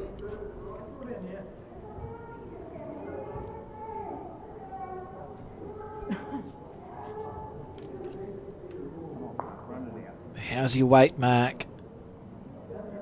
He's close. Oh, that's a good bowl. So Very good bowl. within Cooey now, second shot's good here, isn't it, for Lee? Yep. Just take your green. Okay. No, fair. Fair enough. It's always good to assess all options. Let's see. He could get lucky off the short bowl. He could get lucky. He didn't. What's happened? Good try. 1, 2, No, 3. no, still the there's still only 3. 3 light. Another one, Mark. Yep. So would you say it's quite important that Mark makes this one count? Yeah, like I say, get a 4 here, just as Cobden did. What did I say about the power play, mate? If they'd played a power play, you're 8-7 up going into the last end. And I was busy saying it's Would you be it's tempted pointless to play it now? He needs a touch of the bowl. He's in. because you've got momentum. You've just got a 4. You call a power play, and it might just create a little bit of panic potentially. If I was within 2, I would. Because you only have to score 1 to draw it. It's But you're within. it would be a bold move. You're within 3, so you need to score 2. So I don't think I would call a power play if I was a Maranui at this. I don't think I would. But it'd be, It's an opportunity to steal that first set from them, though, isn't it? you'd be applying a bit of pressure if you do. Yeah, I mean they're not going to now because the end has started, but it would have been considered. They might back themselves just to score another 3 or 4. It's interesting too, looking at the results, which are all in for the last 2 rounds. The Cobden team sitting at the bottom of the table at the moment. They've lost their first 2 games. They were defeated by Nelson, the Joe Edwards Nelson team, and then they were defeated by Tio Amudu with Linda Bennett, Lyndon McPhail and Gareth McPhail. So looking for their first win on the board. And the Maranui team sitting sort of middle of the table. They've had 1 up and 1 down. They were defeated by the Aramo team of Lance Tasker, Carolyn Tasker and Ray Wilson. Drew the first set 6 apiece and lost the second set 8 shots to 3. And they beat the Takaro Tui team of Sharon Sims, David King and Steve Toms in straight sets, which is quite interesting. 7-4, it was 7-6, 4-3. So Maranui Ace is middle of the pack at the moment, and Cobden looking for their first win. A couple more games to go today, of course, and as we said, it's the top 12 that go through to post-section tomorrow. The bottom 2 eliminated, and if you finish in the top 4 on the ladder, you get a bye into the quarter-final. Otherwise, you have to play off. Yeah. It was outside the weight.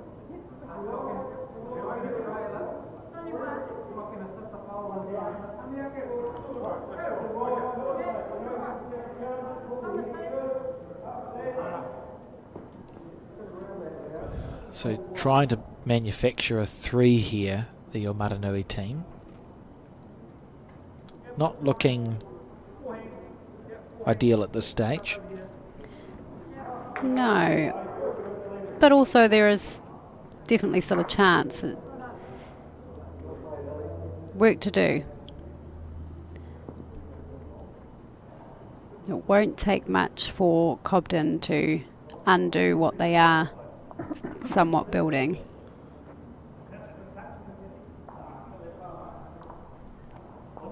Clean run. Oh. So Dot's been switched to her backhand side.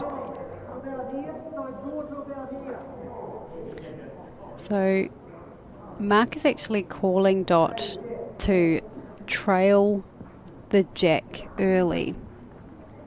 He would like to see the jack move to the left-hand side of the screen. She's underneath the line, so she needs it to kick on a little bit now. That's not the end of the world because it's past the head, isn't it? And that sort of That was effectively the speed he called for too. 8 o'clock direction. It's an interesting one, just because if she'd drawn a second shot, he'd have 2 bowls to add another one. But sometimes moving the jack as well, away from that centre line, it changes up the game a bit.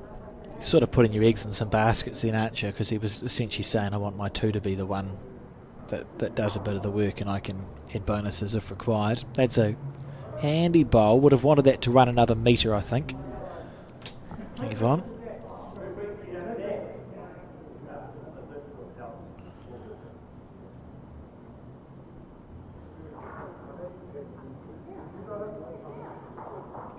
Well, if Mark can collect the jack, like I think he's going to play for, that will really make things interesting. You feel like it's the sort of bowl that he's probably more comfortable playing in this game as well. Just to give himself that chance.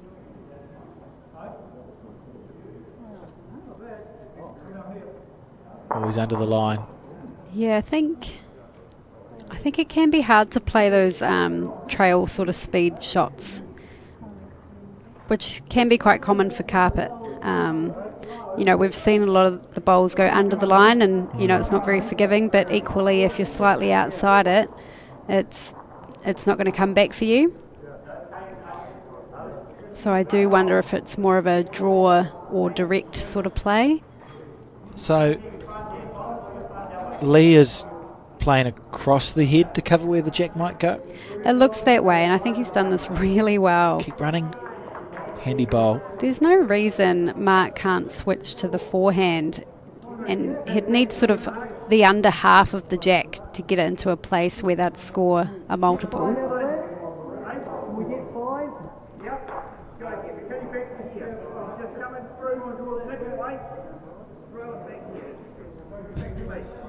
I'm so confused. Oh well.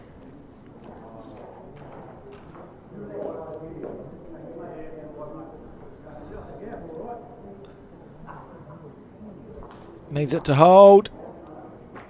Oh, it's just underneath the line. And so it's going to be the first set to Cobden. He'll probably play his last bowl here because points differential is important. And we've not seen a power play yet, so there's still 2 power plays to go. We've lost Mark from Amaranui. He's just disappeared. This is a close bowl here to finish. What a shot. Oh, what brilliant. outstanding. So Cobden taking that first set.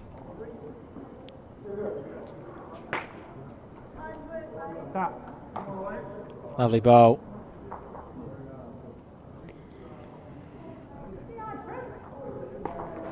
A dominant performance. Yeah, it was really. I think all 3 players played well. Particularly this man here, Lee. He's just been on fire. He's played 5 ends, which is... Yeah. What's that? How many ends is that? How many game points? Shots? 10. 10. He's played 10 bowls, and he would play... 7 of them would have been exceptional bowls, I think. He overplayed 1 coming in this direction. So he's on 70 or 80%. His mark makes his way back to the televised rink.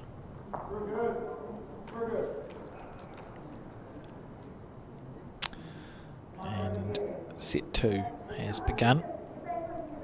So talk us through who goes first in set 2. How's it work, Terry? Yeah, so the winner of the first set will get us started moving into the second set. If we do reach the tiebreaker end, that'll be when the skips toss again, and that will decide who starts the tiebreaker, just as you would the start of a game. Really good opening bowl from the Amaranui team. It's Edward from Cobden.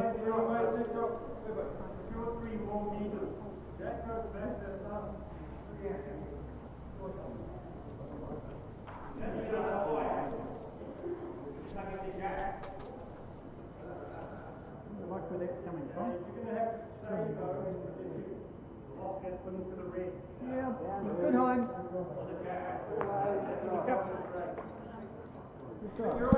2 lovely bowls there.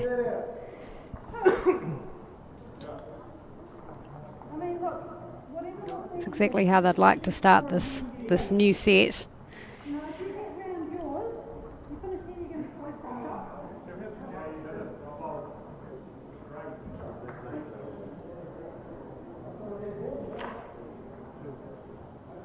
Oh, beautiful weight, just underneath the line. Amazing for a game that seems so simple. Oh, it's just 2 things. It's weight and green bowls. It's how hard you deliver the bowl and where you aim it, how challenging it can be.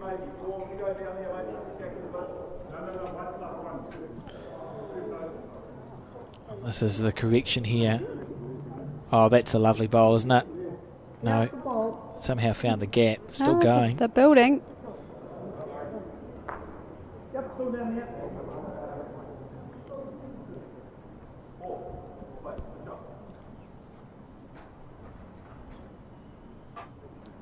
Yeah, she's thinking I had perfect weight before. I just need to take more green.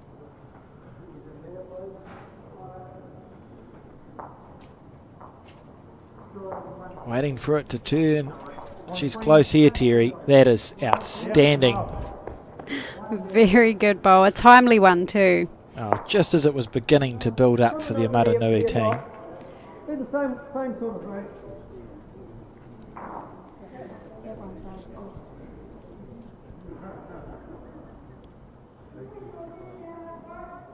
Those arm things are quite good, aren't they, for bowls? Yeah, is that a thermal? I don't know. Well, I invested. I didn't. I have some spams. I saw a photo of you on Facebook wearing spams. Oh, excellent. The spams. Although, and Peter was there, it is legitimately the worst game of bowls that I have ever played. That's no reflection on spams. Let's just make that clear. Oh, the spams were fantastic, but my personal performance, I could have closed my eyes and kicked the bowl up and got closer than what I did for 18 ends. I Wow. think you're being honest. I actually thought I could have played with lemons and beaten you. Honestly, the other two games I was okay, but that one where that photo came from, it's my worst ever bowling performance. Oh, funny. I was off the front. I was trying everything that we talk about in commentary. I'm like, move where I'm standing on the mat. I'll visualise my target in a different place. I changed my pre-shot routine. Couldn't Did I was you get metres- into the blue zone? meters away? Breathe. Oh, please, Terry, no more. You're bringing it out. Well, I've been out and about there just. Oh, yes, yeah, just we should touring talk about that, some bowls. Everything's going to plan basically for the top known teams, and I no disrespect to the other teams that are here. You know, at the moment there you've got Robbie Bird's team there. They've won their 2 games. You've got the Nelson ones there. They've won their Gary. You've got naturally, of course, you've got Jo. She's got her 2. Then after that, you've got Million. That they just went down, and the Nathans, they just went down on that a tie break to lose their one, just to keep the viewers and them updated of what's going on around here. You know, you've got the Coromandel Muscles. They were the same. They went down. So it's pretty well cutthroat out there at the moment, and I actually feel. From last year to this year, and as I say, it's no disrespect, I think the quality of the players here is right up with it at the moment. Oh, it's great policy. International players We here. look out the window as we see this bowl from Mark. Needed a score. They haven't scored often yet, the Maranui team. Cobden, what do you know of the West Coast? Peter, have you been there in your travels? Yeah, I have over the years, mate. They're very good hospitality. The people down there. Isn't there a big Lovely. Fours? Yeah, big they do. Fours The West tournament? Coast, yes. No, great hospitality, and as you know, I was down there this weekend down at Alexandria and Comrall and all around down there, and their hospitality down that way is outstanding. And it's very similar to like the charity peers, as you know, they look after you well down there. The type of people they are, they're just a different breed, and a nice. What I'm trying to say there.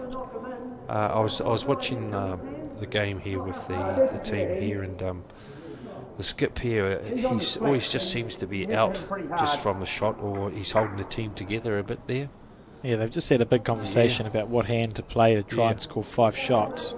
I think he's really colour coordinated with his bowls and his uniform. Terry That was impressed. talked about. Oh right, yes, yeah. Oh, he's not going to hold to the jack. A little bit of both. We see that bowl's finishing pretty much jack level. Yeah. And it's 1 to Cobden. So on the second set, the score 1-0. And just keep your eyes peeled Okay. for a tie break. Power play. Right, who's on the power play? I heard power play. I would be just probably the West Coasters, mate. Yeah, it could be the Cobden team. Cobden team. They want to put the foot on the throat here. So Cobden playing their power play, feeling like they've got all the momentum in the world. Oh, it's good to see these, and it's no disrespect to them, the lesser centres out here on the big show, and great to see them that they're getting some airtime, Alex. Well, I think, as we know, in every centre, regardless of whether it's one with 5 clubs or 50, they all have good bowlers in them, and we often don't see the top domestic bowlers at a nationals because maybe for work or other reasons they're not going to attend the nationals. So as a audience, you actually don't get a chance to watch these players play that often, and it is with any interclub format, be it Bowls 3-5 or the interclub sevens, where we actually get a chance to see these players who may have been playing for 40 or 50 years in their centre and having a lot of success domestically that we don't know of on national level come and play, and they can play bowls. You're 100%. It's very similar. Not bringing up down the south there where I've just been. There's guys there like Bill Clements. They've got a big 70 odd their titles to their centre, and they come into events like this, and people wonder who they are or what they're doing, and they've got a record as long as your arm, and they've all on their club ball, their club titles, and Oh, Trevor, right on the money there. yeah. You mark it. It's interesting, there's two types of bowler, isn't there? There's the type of bowler, if you put the foot out for them, they find it very helpful and nice and polite, and they'll play a good bowl.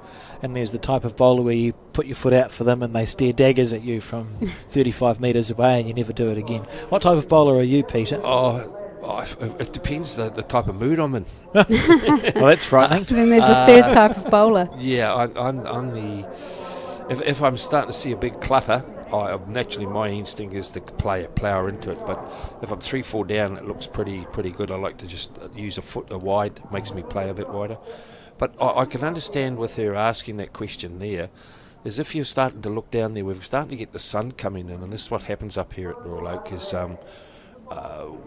it can make you won't be able to see the jack. I think if you look out the window now, you'll see there that the sun is starting to creep through just a tad.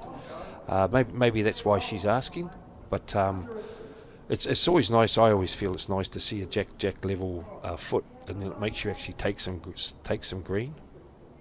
I think also because the jack is hidden in this correct. case, Yeah. it's just a little bit more of a visual target having that foot there. And as you know yourself, T, there what tends to happen is that's the hardest shot to try and draw off, is the front. They call it like the front end toucher, because you lost your vision.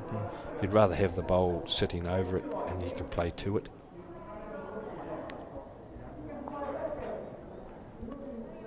Very decorated Omada Nui bowlers, all three. Yes. They sent us in some details upon request, actually. Nice. Of the 14 clubs, I think 11 got back to us, which was quite nice.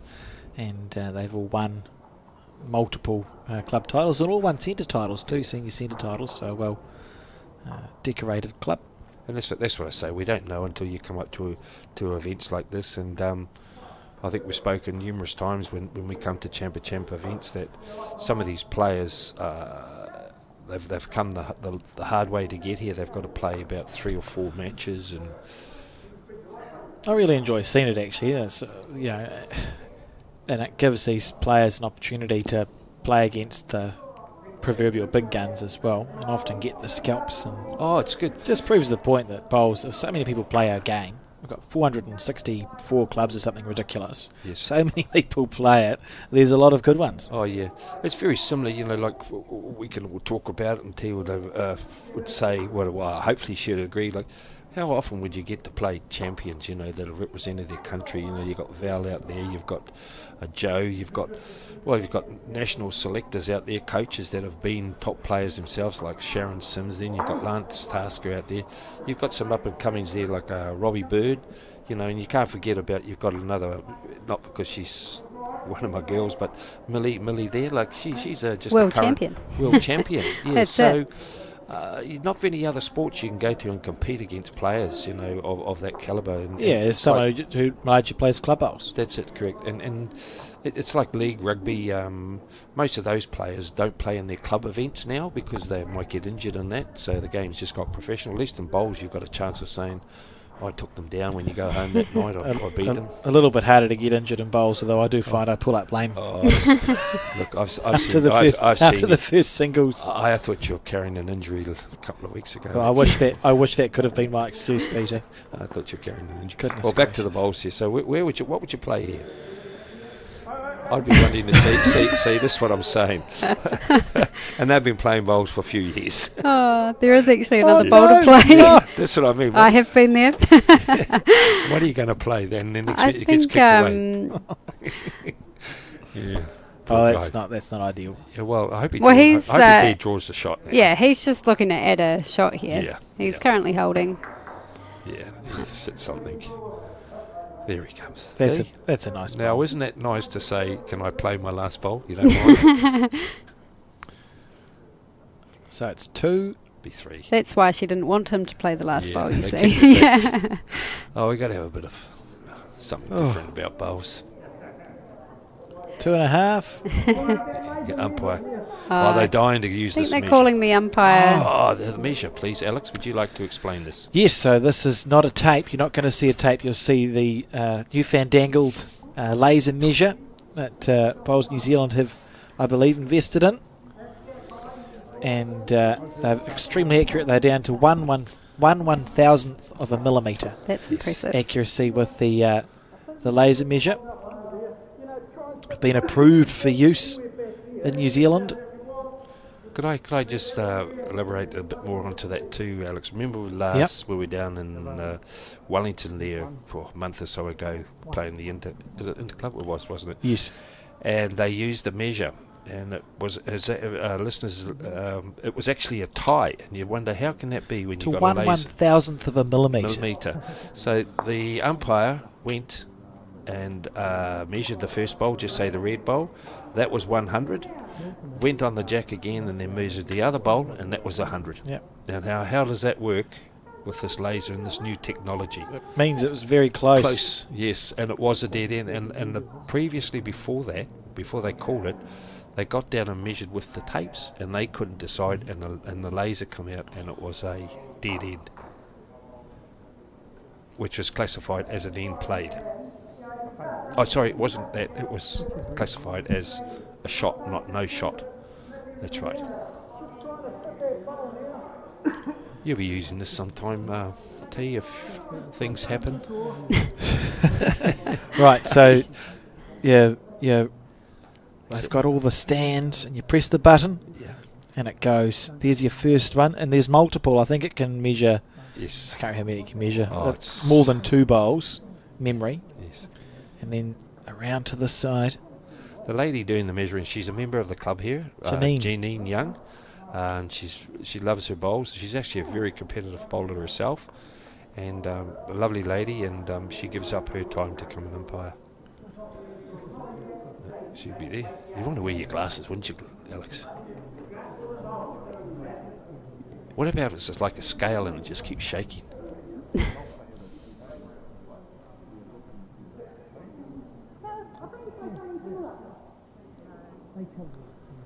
It'd be a great The suspense is killing me here, team. but a great education for the players as well, to look down and see what's happening.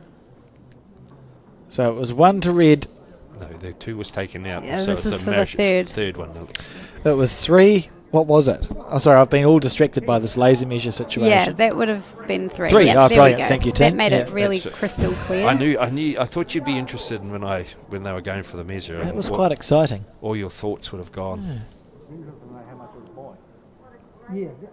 That was a very interesting question, the player, and I know you're not supposed to ask or contradict the umpire, but he was very curious to see what the actual Reading was? reading was. Yes, I was actually just about to say that myself. I'd Right. love to know what Yeah. the reading was, and just how much it was in by. Imagine how ripped off you'd feel if you were out by 1/1000th of a millimetre. Yeah, maybe you wouldn't want to know. I wouldn't want to know. It would upset me.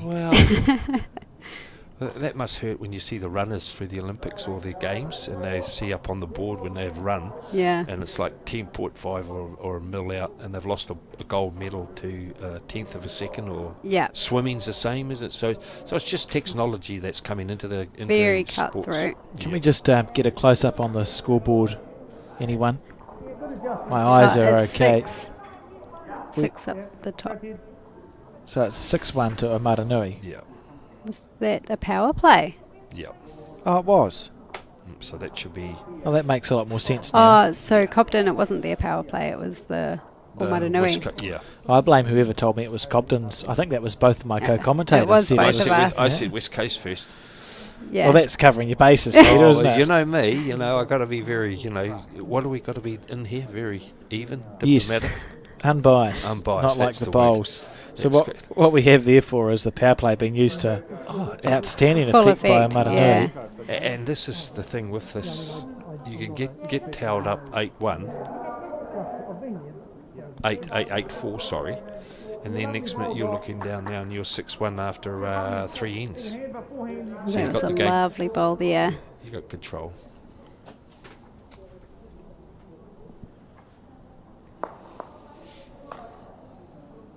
Yvonne with some work to do. Nice little bowl to sit on there, isn't it? As long as you got your weight, she'll Yeah. come home. She'll come home. Maybe the jack. Yeah, sit and stay. Bit of both. Oh. That's beautifully played. Either hand on, this is probably better. Yeah. Well, Marunui were building up a really good head there, only to be undone by a very good bowl. I think if everyone has their lunches and that for the next game, they should pop on up here to Royal Oak and have a wee look. We're getting a good crowd coming in now, so might be coming up for Des's scones, I don't know, but he's a great bowl too. What Oh, a look great at routine. this. Outstanding. Great bowling. Drops down. What would you play here? She did just play a really good one down that forehand side. I'd be tempted to go again and just work Yeah. on her one. You give it away bad luck, and at least you got another bowl on the head. Yeah, that's it. Yeah. Play the shot before them. Yeah, there's no real harm. That's my little favourite. When it's tight like that, I like just to play it a little bit more, and then your bowl will go with the jack. And Yeah. she's on a lovely line again here. She sits that bowl good. Oh, she's really Yeah, close. she's played 2 honeys here. What a Stay great- with Oh. it. Oh yeah, well that's good. Played the shot before them. Wowee. Waiting for the bowl to sit away from the jack. Oh, has to chalk it. Oh, he's got the pen. Oh, that's where it's good with the spray. Viewers, that's where we're saying the game's changing so much to the day where we'd get chalk and chalk would drop on the ground and Do you know what they used before chalk, Peter? ash. No, they used to spit on the bowls Well, No. before chalk. Wait, we're talking like 120, 130 years ago. God, I thought you'd taken a mickey then. No, they used to spit on the bowl. I think I prefer ash. I thought it was ash. I was told, like, because of Drake, you know.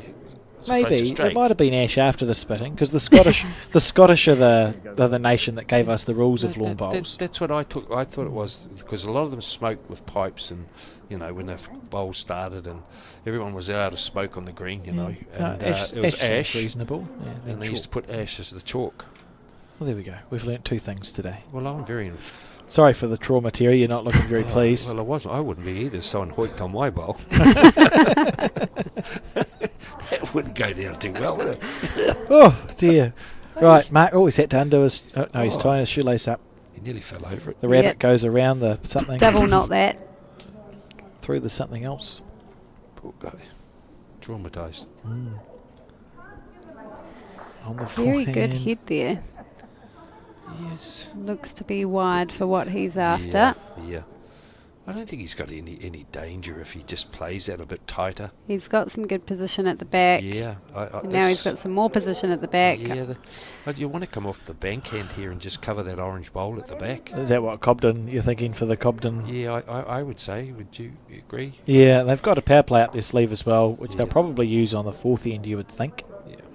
You know. Careful. Because as I say, sometimes when you're drawing to the head, all you're doing is fattening it, and you're changing. You Other don't want to sell the farm here. Panic. No need to panic. It was perfect. He's made it easier.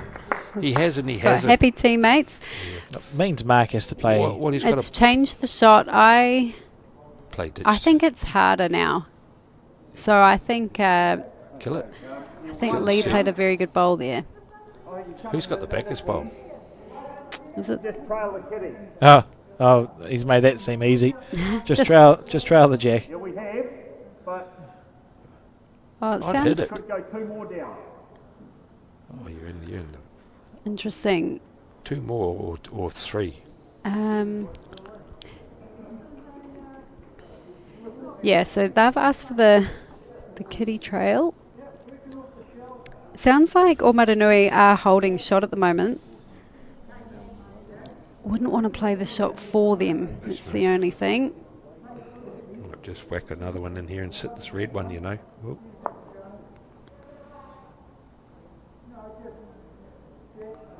This is where you don't want to play your last one. Kick them back now. And saying that, Cobden are looking to. They probably want to score more than one here, so Yeah, they'll be looking to play it. You've got to go for your point now. Yep. Try and keep yourself in the game. Get a 3, and then the next 2 ends, you just got to score. If he can get square onto onto Yvonne's bowl, it'll pop the shot bowl out, that red one. It's not on bad track, you know. How's his weight? He might just draw it. He might just get 2 Oh, shots. look at this. He might just get 2 shots. Oh, so unlucky. He's played some of the better bowls we've seen. Yeah. That's a bit, yeah. I mean, what more could you do? Right, listen for the power play. Is the mat up? You'd call your power play, wouldn't you?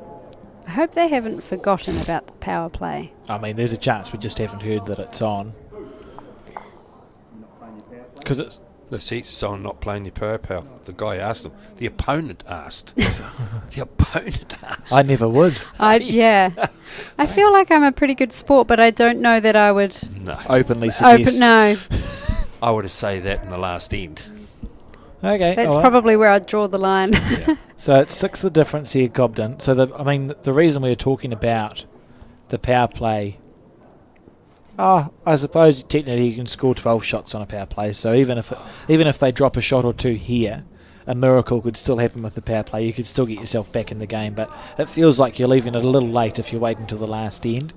And they've got last bowl on this end too, don't they? So you play your power play when you know you've got last bowl. In theory, you should at a minimum score a 2 because your last bowl should always be able to count. I don't know. Well, I'd be saying to myself, how often do you get a 12? That would be going through my mind. I can think of one in One. the last 7 years. Okay, so your odds aren't looking too good, is it? So what you've just said is what? Play the power play now. Power to play, correct. Yeah. End of story. Interesting. That's all right. But in saying that, they could score this end and then... They did the power play. Yeah, I think it probably is the same. Yeah. It's just a matter of preference of direction. And we did see Yvonne play 2 really lovely bowls coming back that direction. So they might be banking on that again. I think we're probably overthinking it. They might have forgotten. As a commentary team. Look at this. Good bowl. He'd be holding 2 if that was... I like the way you're dragging me into this. Wholesome. And I've just said a 12. I think I was laying my cards down on the line there. Never scored a 12. The good news is for Cobden is that they won that first set. Unless it's a really strong wind, I'll play it. Yeah. I might be quiet shortly. I've got a book to read. It's a good book too, the Bowls Through the Decades. It's available online at the... if you go to bowlsnewzealand.co.nz. It was written to celebrate 100 years of Bowls New Zealand, or of the combined New Zealand Bowling Association in New Zealand in 2014 by John Carter, who did a wonderful job with the research, and he goes decade by decade and puts sort of the key points and also outlines some of the legends of the game that we've had over that 100 years. I just flicked to one page here, which, as you guys would know, we're playing with brass. I've just seen something there. His nickname was the Iceman. Well, I've always known his name was the Radar. Maybe it's both. No? Okay. We'll edit the book. I just said the book's right. I might have been playing with the wrong guy. Yes.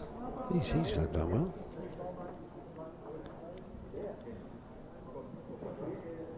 So, 6 the difference. Cobden... Holding 1. God, look at that fella. You okay, Peter? This is the danger of putting books in front of the commentary I just saw bones. team. Got a little bit more hair there. A few of them do. Wow. Good old Mel Morrison. He was with us. He was a very good guy. Look at the fonts. Mel Morris signs.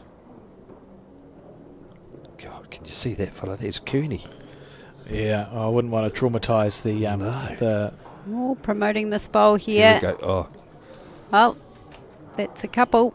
I'm pleased you spoke a bit louder there, T. I was getting involved. You've taken me off that. Thank you. So 6 the difference. How many bowls do they play? 6, eh? Yeah, 6 2 bowl triples. Yeah. That's it, not 3. No, Thank just, goodness. Just checking. 3-bowl triples is a traumatic experience for anyone who's ever played it. Too many bowls. Oh, that's shocking. Raker's paradise. Yeah. I've had some bad days for 3-bowl triples. Gee, I thought he was going to fall out. He's very invested in his Isn't he? bowl, isn't he? Yeah. We do see this quite often from Mark. I didn't catch that when I was out there watching. Quite like watching people who ride their bowls. Oh, it shows They they're keen. really want the bowl to- Yeah, no, and they're really engrossed in the game. You know. He looks a very calm character, Oh, he does does. Lee. One step out, one hand forward. Oh, that's different. probably one of the loosest Yeah. ones of Lee's that we've seen. He wouldn't be too happy with that, but he's been playing some lovely draw bowls, hasn't he? Oh, he was just outstanding, and Yeah. particularly in that first set.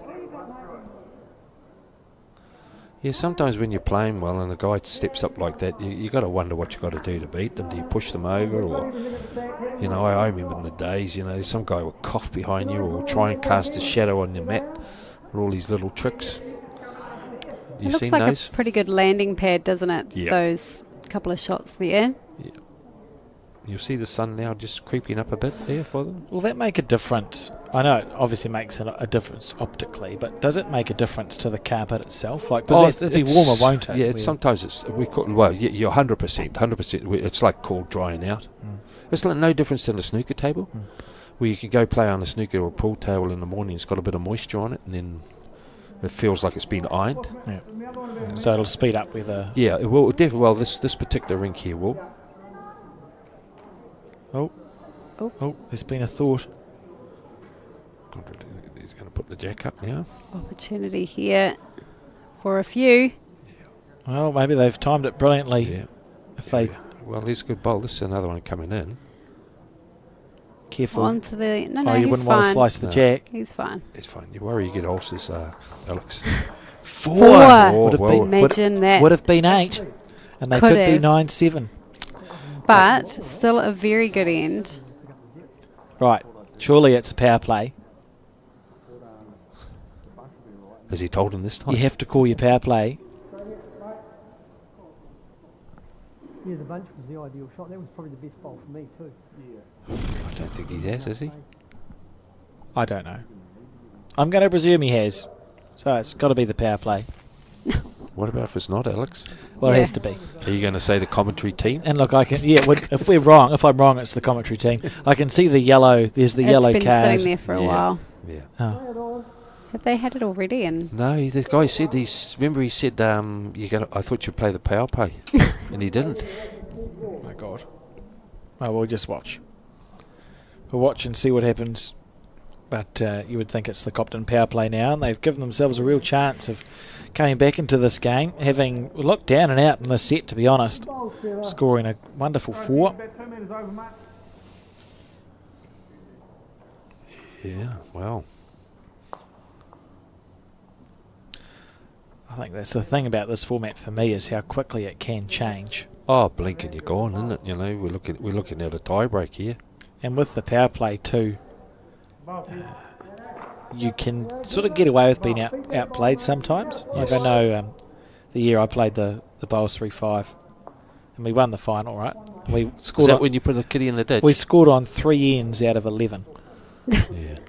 That's ridiculous. Yeah, but you played Did you play the winning shot? Yeah, I did. I thought Yeah. so. That was when I could play bowls. he was very animated too. Was it? We talk about animated Yeah. bowlers. You were animated on that. I've never Occasion. seen you give it like nearly the fist pump and then the verbal Yeah. talking. I did. Didn't you? I reckon if I could lip read, I would have. I I did. didn't have to even lip read. I could actually know what you said. You said, "Great shot, Alex." I may have sworn on television, but look, it felt right at the Oh, time. that would have been amazing winning something like that. And it's I think what we all dream of is to win some big title with a run in the ditch or a drive in the ditch, and unbeatable. It was unbeatable. I really should have retired after that bowl, because it was just that was it really. You're playing on memory now, aren't you? Much easier to talk about bowls than it is to play it. But my point was that with the Bowls3Five format, if you time your power plays well, you can just fall over the line sometimes. I think that's good. Like when you, and I don't want to bring the Aussies into this because it's our play. They've got a manager on the side, and they tend to jump in. They're very clever themselves, you know. You look when Scruff, he was with the Alex Marshall and all that. He'd stand up before even Alex Marshall would tell him what to do. Right, well, you got a short bowl now, so Play safety. That's fair call. it's all been played in good spirit, hasn't it? Yeah. So they might have. Why he's saying that?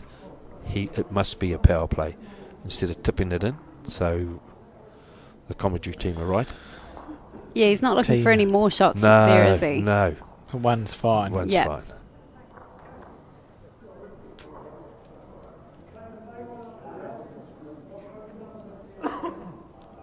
We're becoming mind readers now. You have to try. You have to try. It's like mirror shots, isn't it? Mirrors. I don't like the way Irish people say mirror. On that note. No? Mirror? No? Okay. Never heard them. Everywhere. Well, they don't say mirror. What do they say? Mirror. That's just one Well, the people from the South Island talk like that too. monosyllabic. Syllabic. Oh, I need another coffee. How's the speed on this bowl? Very good. She had a great line the She's last just got to sit time. it, sit the hole. Good again. Oh, he's right, Oh, Matt. that could be Yeah. good enough for shot. That's It what I is. mean. It's level with the jack. So does Yeah. Mark. What sort of weight are we thinking to Oh, remove just- that bowl? Is it just sit through? I Or- thought to you. What I would be playing I'll ask is, you, Peter. Sorry, what I'd be doing is just to sit the bowl with a little bit of weight, so I am reaching. Hopefully, I could sit the orange bowl, or the jack jumps out in front of me. But no use playing short when you're down, especially when it looks like it's going to be the game. And I suppose if you play with that weight and you narrow onto the orange bowl, it's the sort of weight where you can push the orange Jack bowl for through free. the jack or onto the jack, so you're giving yourself the most chances. Because what it is now is basically looking like the draw is going to be good enough for them for the wind. So you may as well go down with a bang by trying the shot than just trying to de-draw it. Could be a tad wide. That's the weight he's playing.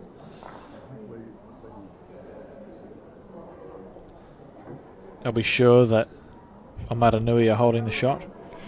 I can see out the window, and I do favour Maranui. I think the way he was playing that, you know, If he'd that been type- narrow, he would have rested through. yeah, yeah, that type of weight. Oh, he's on a good line here. Does look like a good line. The bowl will turn on the draw here. Here it comes. Oh, look. If the this Making a weight. bit of speed. If but this No weight. protects the orange bowl, Mark could almost go. Sorry, Lee could go quicker at this if he Yeah. felt so inclined. Even the There we the go. red one. Yeah, good on you. Good call. In or out? Here we go. That's the one. Never know. You could come off this bowl here. Oh my goodness! Hit the red one. Wrong one. Oh, I like that. I was waiting for that. So what's he going to do? Play it? They got the yeah. He was going to make a play it. Just don't say nothing. What do you want? Keep the tail.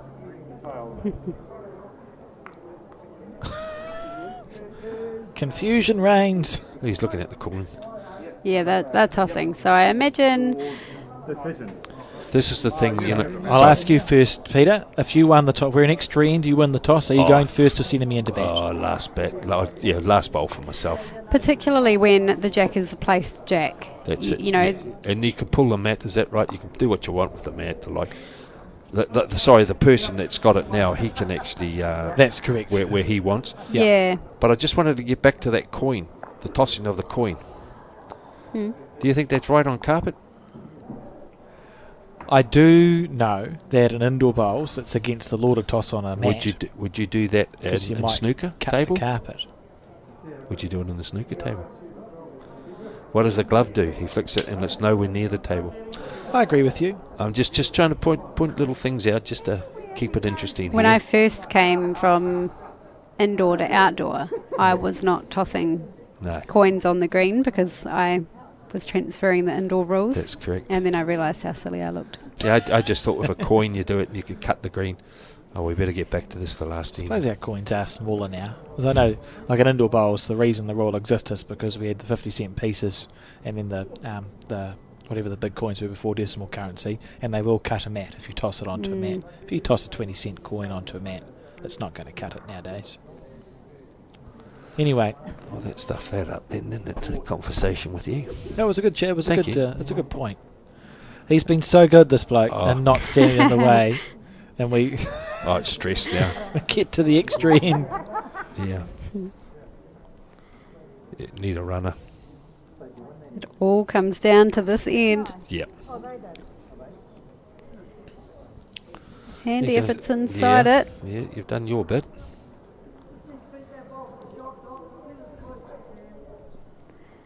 Good man. Pleased that it's been two extra ends that we've seen. There's no. Is there some other games going on out there at the moment? There's one more game going over in the corner. Oh, gee. Now Smith's Nelson team taking on someone else. Don't recognise the club shirt. Got foul on the broadcast later on. Following this game at 2 o'clock, we're going to have Nelson Spirit Blue with Joe Edwards, Chris and Dean taking on the Takuro Tui, Sharon Sims, David and Steve. And our final game is the defending champions, Val Smith, Gary Watson and Murray Scott taking on the Milton Hillbillies, Graham Hill, Murray Hill and Alan Phillip. They've called themselves the Hillbillies, Peter. You don't have to... No, and I'm not because they're from Milton. I clicked onto that quite quickly. There's their names. Yeah. And that's why Jamie Hill is called the Hillbilly. Makes sense. That was a loose That's his bowl. nickname. This head is looser than Oh, the stress, it's previous pressure. ones. Yeah, It's pressure there now. was something about that Yeah. tiebreaker end. Yeah. And I think the jack is actually up a little bit more than I think last time. It was down to the sun area. I suppose on the plus side, Here's the bowl coming home here. for the skips, it's a basic bowl to play, isn't it? They're not having to do anything complicated here. Just it's all wide open, both hands here. I'd be saying to my player now, you play your favourite hand. What you like playing? What do you see? I don't think you need to dictate you play this hand or that hand. It's too wide open at the moment. That's that big breath in. Yeah, she's studying. A lot of thought into this one. Down we go. Smoothly. She has played some beautiful draw bowls this I game. think she's very tight this time. Yeah, It's hard. might need a wriggle if she's got the speed, but that's under as well. Yeah, it's definitely a bit of stress on this end for the players. Now we've got the two skips to go up, and who are you backing? Any favourites here? Last bowl. The way someone's been playing? I think it'll be whoever's got the last bowl. Because the way it looks is there should be enough room. There should be a shot on to draw the shot to win the game here. So whoever's got the last bowl will win this match. Terry? Yeah, I'd agree with that. Oh, good. What about you, Peter? Or are you thinking that someone could get right on top with the first one and then Well, the last that's- bowl's yeah. relevant? Yeah, true. I would be surprised if the skips don't even get anywhere near it either, and the orange bowl becomes the shot. I think Lee has been drawing really well. Yeah. He's probably been slightly less effective the last end or two, has he? But yeah, I think he's due. Due for honey. Yeah, and I feel like he's got that step-up ability about him. He's been the player of the game for me. Well, Here we go. Thank you, Max. This is good work. Oh, this is it. And I didn't get told off this time. Look at this. It's because still we're just running. watching the bowls. And what did I say about that orange bowl? It might still become shot. It's run through a little bit, Yeah. but I wonder if that's enough. I just wonder if either skip's going to make any difference. He's looking at it. How are we looking here, Max? Not the usual pose. No, here we go. Ooh, Oh, he's see? underneath the line. Inside out, though. Oh, you need some. Not going to be enough. I have really enjoyed watching Yvonne. I think she looks like someone that's really lovely to play with. Yeah, easy going, doesn't she? Yeah. I enjoyed the not that red bowl. It's a good sense of humour. Yeah. She smiles a lot on the crossovers. I'm all about that. Look at this. No, he's not up, mate. Right, well, They're all quite a similar distance away, so I think Did I say the orange bowl might still play the shot? Did I? it's got room. My commentary team.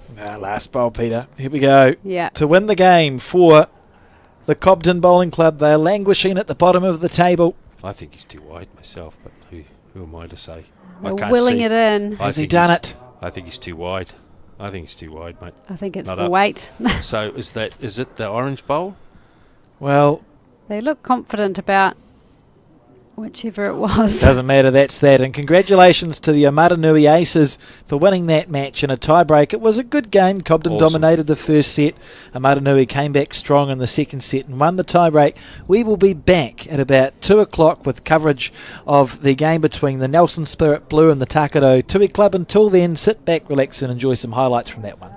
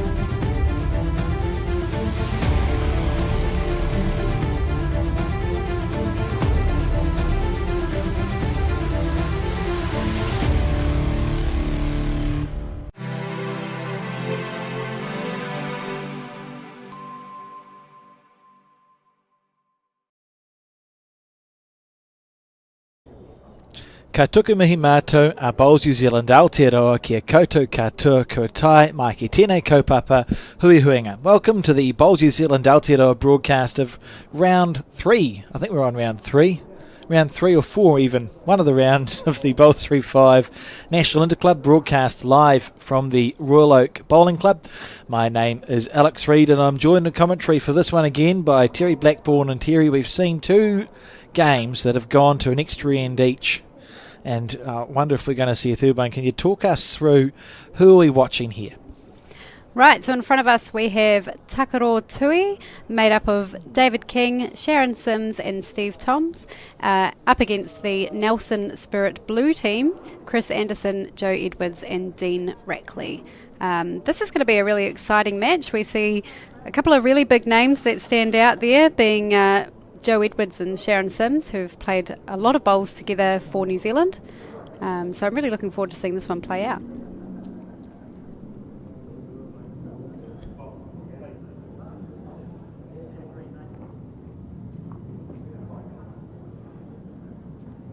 This first bowl here from the Manawatu lead. Second bowl and well corrected. Second bowl.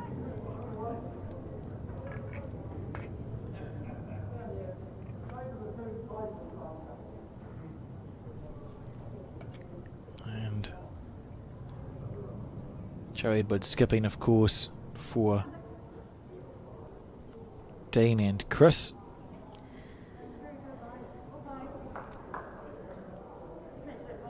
It was pointed out that there were 2 Nelson teams in the draw, and that is because the defending champions come from Nelson and they get effectively a free entry, an automatic entry into this event.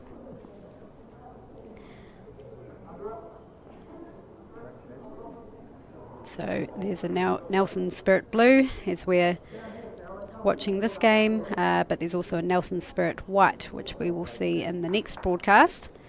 And it was the white team that won last year's title.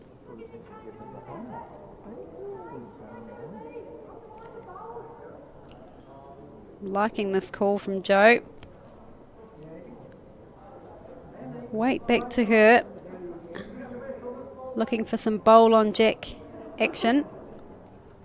She'd be one of the better callers of ahead in the game, Joe Edwards. Very, very experienced player. Shows good faith in her team as well, right? Looking to play those conversion shots. We do often see that in the triples game.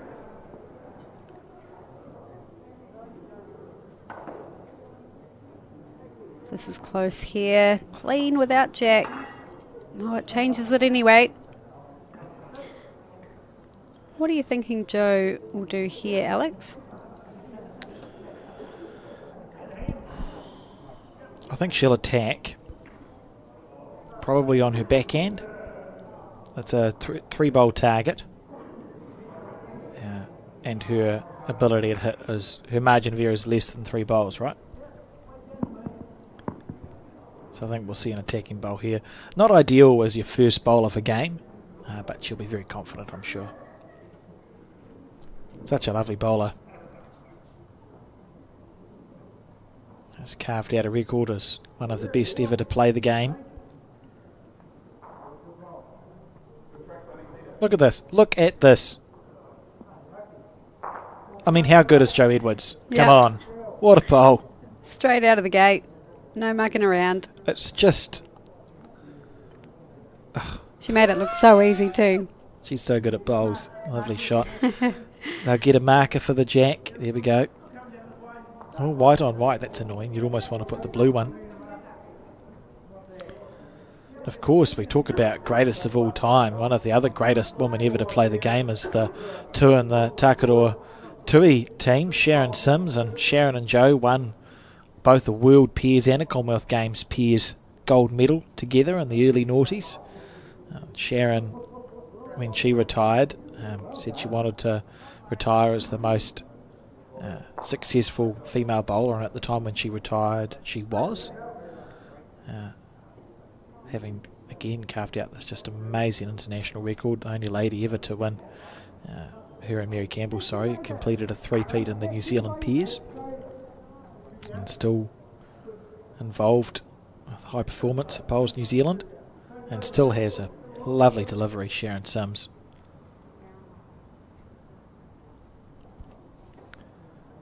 Draw to a drive.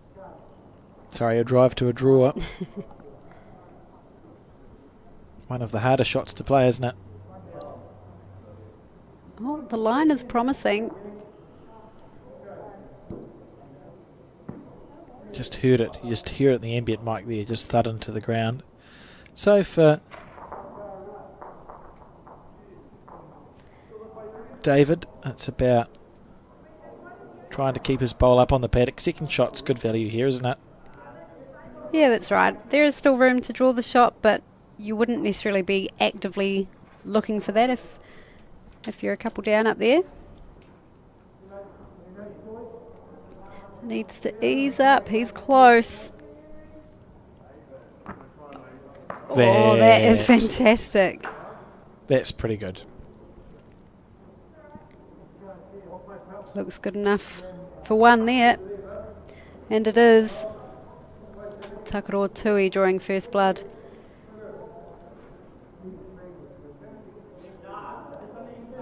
Couple of good bowls by both skips there.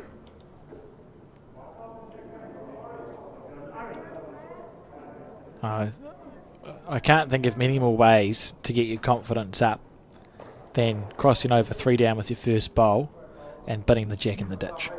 You'd be feeling like you could play any shot on the book from that, when you can start off faced with a challenge and you just immediately go boom. I mean, look at this. Here it is. That's literally perfect. She stepped onto the mat and you sort of just know she's going to get it. So no reaction. She knew. So good.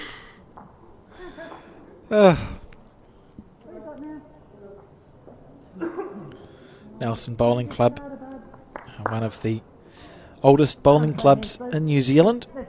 We often talk about on the commentary, the more broad the name of the club, the older it tends to be, because the reason it's called the Nelson Bowling Club is it would have been the only bowling club in Nelson. So they go, what should we call it? Yeah. The Auckland Bowling Club is the oldest club in New Zealand, only bowling club in Auckland. The Makes Plymouth sense. Bowling Club's very old. Invercargill's here this week. It's a very old bowling club. Only one.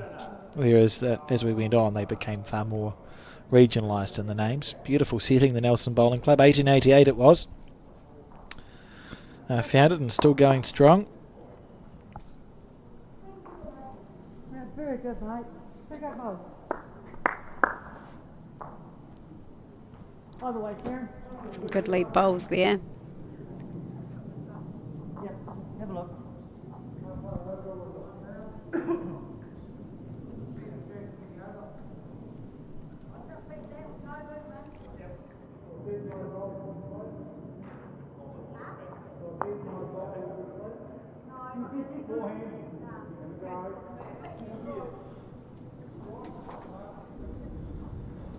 Down to the speed here. Actually, it was probably more like the line. I think the speed was pretty spot on. Dean Rackley here, the two for Nelson Spirit. Boxed for New Zealand, apparently. And Joe tells us plays with a Taylor something. I wonder what that model is. Good, Sharon.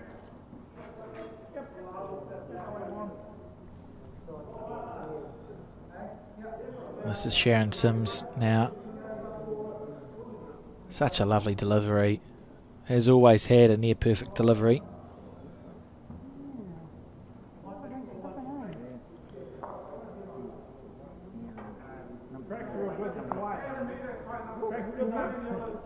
We're on there, Nick. Oh, yeah. It's fun coming off the beach. As long as you don't mind it. But no, you know it's here. So just play for it. I think. Oh, yeah, you're right. Sorry, team. I said 1, and I thought that must be 1 to Joe Edwards' beautiful bowl. But that's not what happened. Stand by. Professional outfit here at Bowls New Zealand. 1-0 to the Takaro Tui. I thought he just played a very good shot to cut it down to 1. The skip, David King.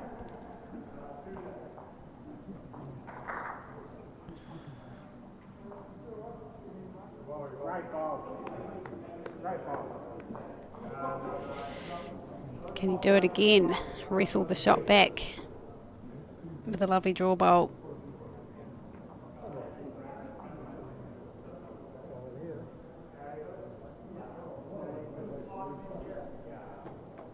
Nice delivery.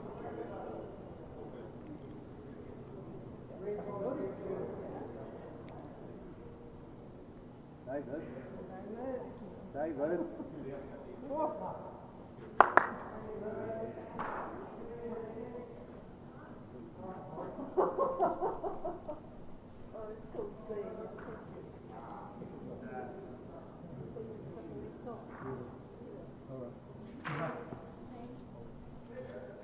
I think that's a good line for out there.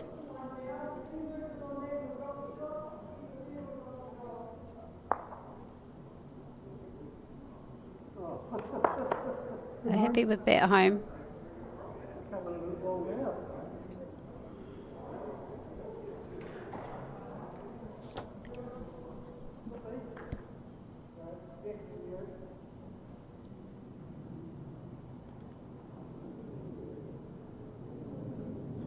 I would be surprised if he's narrow here. Still coming in. Just at the last, he's probably 2 bowls on the wide side. And Joe Edwards now. Nice stickered blue bowls.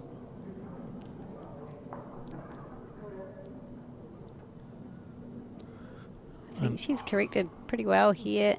Again, it's just down to that speed. How many is this going to be? Oh, just out. And it's going to sit down. 3 there to the Nelson Spirit Blue, so they lead 3-1. We're on the third end already.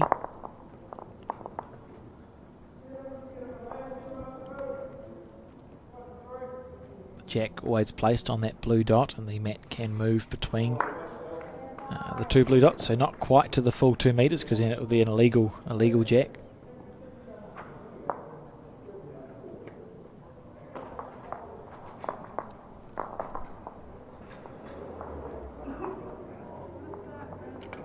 Should be in the area, this one. That's outstanding, isn't it? Beautiful. Leading very well off the front.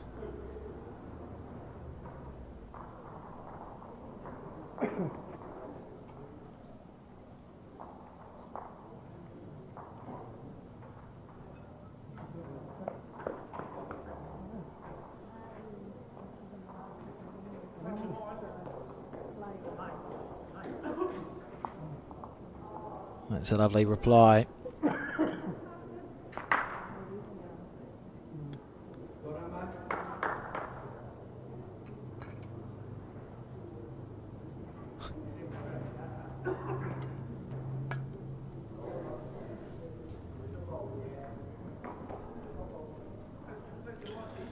How's this? Yep. And it's set against the bias. They turtle a little bit on this, on most carpets, for whatever. I have no idea what the reason is, because they're level, but most carpets you find your bowl, sometimes it gets right to the end of its track and then just will sit against the bias. Yeah, interesting. We have seen that a few times already today, and I mean, that certainly worked in their favour. And look at this. And against the bias, with the bias. Oh, he's moved the jack. Brilliant lead bowls from both players here. That's lovely stuff.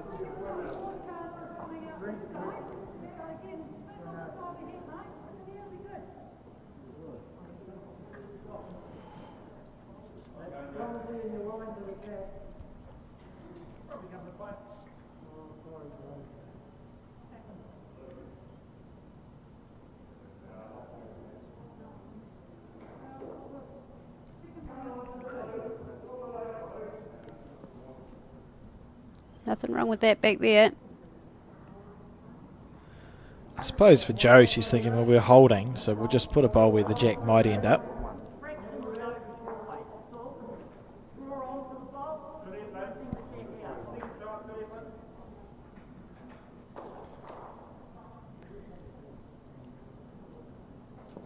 Can Sharon Sims work her magic?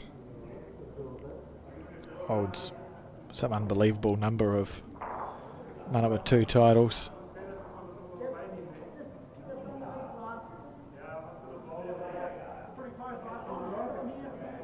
How's this on the forehand? Would encourage anyone, if you've got a spare 4.5 hours that you just want to dedicate to watching some bowls, on the Bowls New Zealand YouTube channel there is the final of the 2000 World fours and triples. I think it was the fours that was the interesting one. And Sharon was playing 3 for Anne Lomas, and there was also Patsy Jorgensen and one of the Khans. Can't remember, maybe Jan. Oh, you wouldn't be throwing that back. Yeah, I think there was some confusion around where, whether it was going to come back into the rink or not. It might have come back into the... Oh, what? I'm confused. Oh, sorry, I was busy anecdoting. What happened, Terry? No, it collided with a bowl. Oh, if it was going to come back, you Yeah. throw it back then. That's Yeah. fine. I just saw a bowl come across. I but think that's I fine. think Joe considered not sending it back because it was on that wide side, but I think it could have made it back into a handy enough No, I position. didn't. Sorry, I didn't appreciate that was Joe Edwards's 2's bowl. I thought I was a bit confused, which isn't new for me. Anyway, you should watch it. It's a 4.5 hour epic between New Zealand and Australia. Sorry, New Zealand and Scotland. Scotland were playing with borrowed bowls because they'd been deemed to be illegal and Right. taken off them. There you go. And Sharon plays some very telling bowls in that match. Played at Moama. Excellent. I wonder, I don't have 4.5 hours spare, but I wonder if you could maybe create a highlights package for I could. all of us. You could just skip through it. Just go to the last end. The last end. What's interesting is it was all, I'm not going to tell you when, but it was all square after the last end. So that's the first 4 hours and 20 minutes gone. Okay. And there was a big conversation about what would happen. So they're all square. The game's finished. And the officials had to have a meeting Wow. to decide what would happen. Because in those days, they could have replayed the entire game. You might have gone and count back on ends and points. But it was decided that they play one extra end. It was about 10-15 minutes. Wow. To make that decision. Great game. Anyway, back to 2025. A quarter of a century later, Sharon Sims still playing and playing well. Joe holding one on the head. And has just put in a really good position bowl.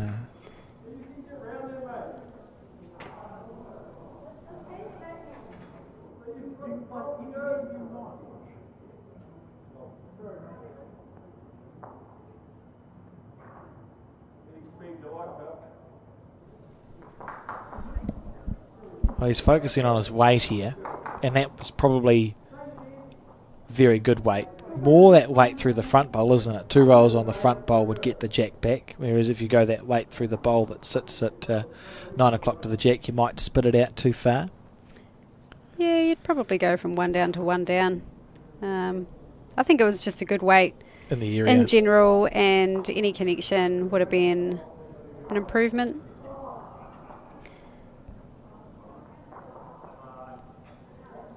I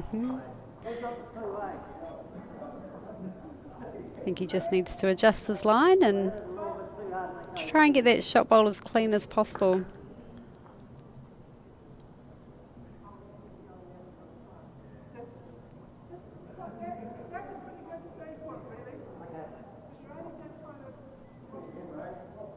He looks clear in what he needs to do after Sharon's instructions there, so that's good.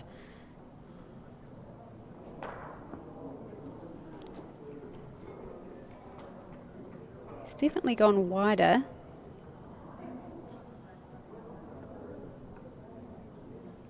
We can see that he added a bit of weight there. So it's going to be the one more to the Nelson team. And the score now 4-1. And we're on the penultimate end. So we've spoken about if we are going to see a power play on the first set, it's probably this end or the next one, isn't it? Though we haven't seen... Excuse me. We haven't seen the power plays used right until the end of the second set thus far. Yeah, and I can understand why, but I would love to see it used in the first set. You can be brave. You know, Yeah. Particularly if you're if you're a chasing team within 2 on the last end. I think there's real merit to playing your power play because you guarantee all you need to do is score a shot and you've drawn it. And if you score 2, you could sort of overlap.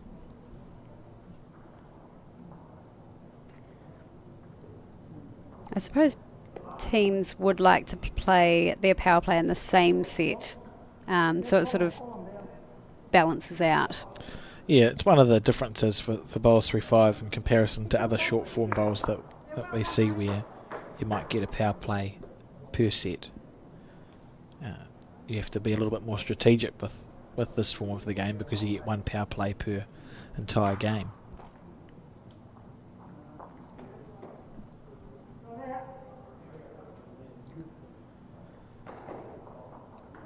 And a slightly looser head to start with, but that's more because the previous head was unbelievably tight than anything else.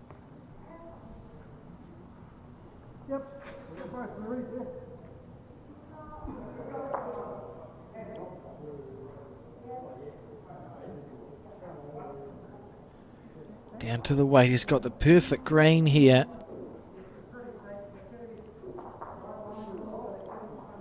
Lovely effort.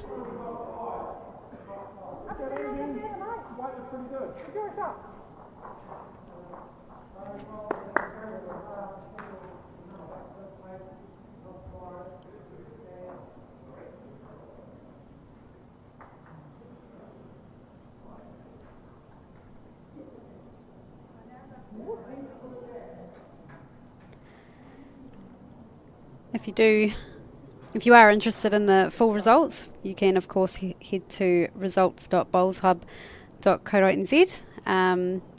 For those that would rather I read out a couple of things, more just letting you know how these two teams have been going today.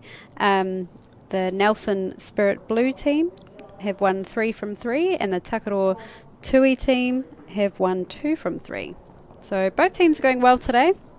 Alex has mentioned a couple of times earlier on the broadcast that the top 12 qualify for tomorrow. Mm-hmm. It's just a matter of where, and a couple of teams will miss out. So I imagine we'll see these two teams tomorrow based on their results so far. Yeah, it's literally just about... It's far more likely to be about where you are tomorrow. If you can finish in the top 4 teams, you're straight through to a quarterfinal, so you skip a game.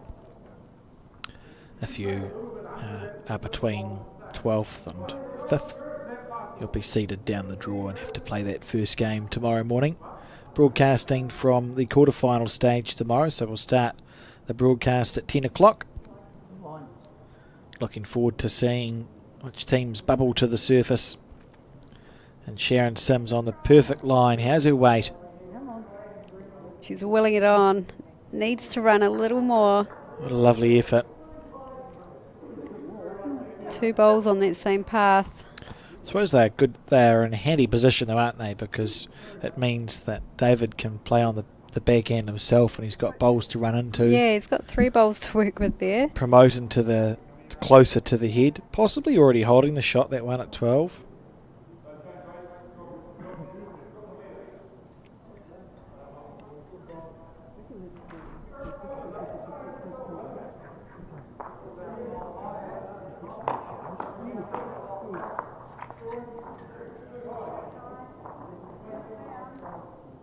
Joe will be looking to find that channel on the draw.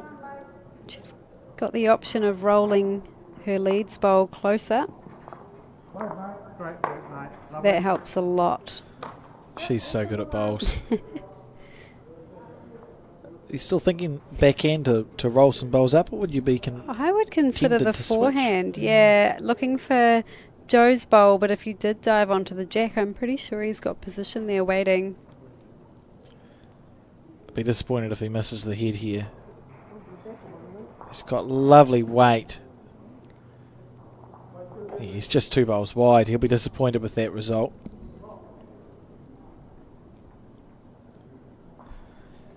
And Joe wasting no time.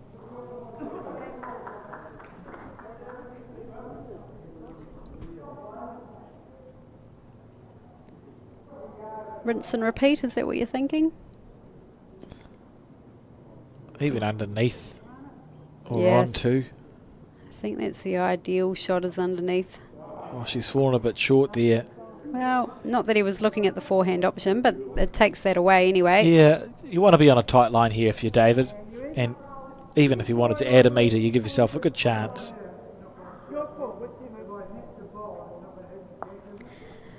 Another man whose bowls matches his uniform. Very well colour coordinated, aren't they, today?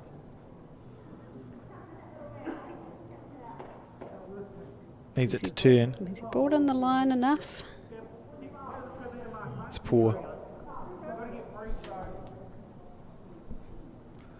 Be disappointed with that one. Lovely. It was lovely speed. You look, see where it finished. So had he been on a tighter line, he had 3 bowls to roll up. He could have gone inside out off Joe's second bowl for 1, but not to be. And it's 2 more to the Nelson Spirit. They lead now 6 shots to 1, and we're on the 5th end.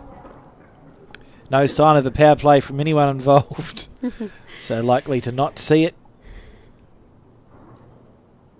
Yeah, I do think 5 is a bit of a stretch for a last end to. Means you need to score a 3. That's it. So saving it for the second set would also be very hard, I would imagine, to get a 3 off a team like this, who are playing remarkably, very consistent.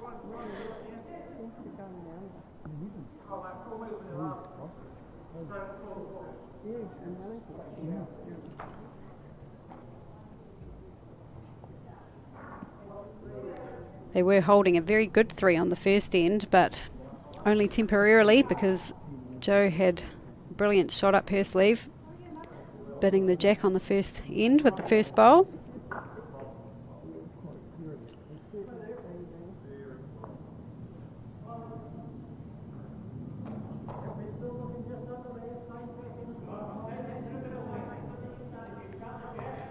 Playing really, really well. Just pulling up short with that one though. Is it tempting to switch to the backhand? Must be tempting to switch to the backhand here.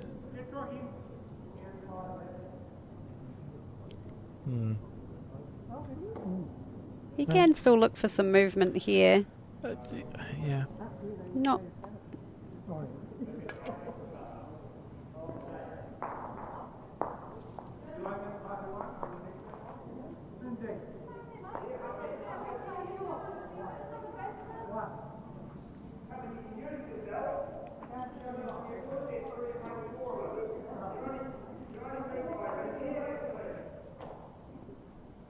Steering after this one. Feels like it's on a good path. Only a tickle. Oh, that's a very good bowl, isn't it? Do you want to... Oh, I don't know. I mean, realistically, Takato, they're not going to draw the set, so we have to be thinking about, or you'd be thinking about, the next set. Therefore, maybe no merit in being more aggressive rather than less, because you wouldn't want to lose the feel of the draw, so perhaps it's just about playing 4 draw bowls from here out and trying to start the second set well. What are your thoughts? Yeah, I'd be settling in, just trying to lock in that line, get a feel for the speed. And that's a really good bowl. That's such nice green, isn't it?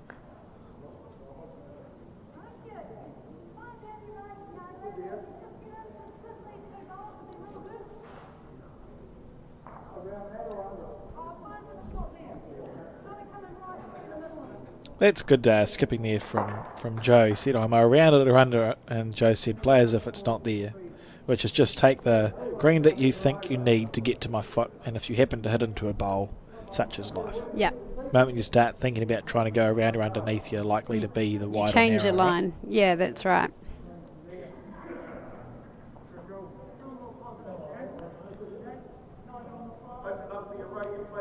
And I find more often than not, a bowl isn't actually in your line. For a bowl to travel 35 metres. Yeah. And even if it is, you still need to nail that line. It's unlikely that you're going to hit it. Yeah. And- Therefore, make it psychologically easy on yourself. And Scope's not there. that's right, as Joe pointed out. She could be onto something, I think. This is close from Sharon Sims. Oh, brilliant here. Oh, how did she not get more of Probably the a bit jack? stiff. Let's open up the back of the head. A 5 is possible here. It is. A couple of good bowls from David King, and it would be all go. And Sharon's thinking, that's where I hit my foot. I think Joe. I think we'll see Joe on her forehand. The 5 would, of course, need not just the 2 good bowls from David, but you're also hoping for Joe to miss 2. twice. Yeah, that's right. She may play the backhand to cover. Anything past the head is good fishing. Yep, she's just looking to break up that scoring area at the back there.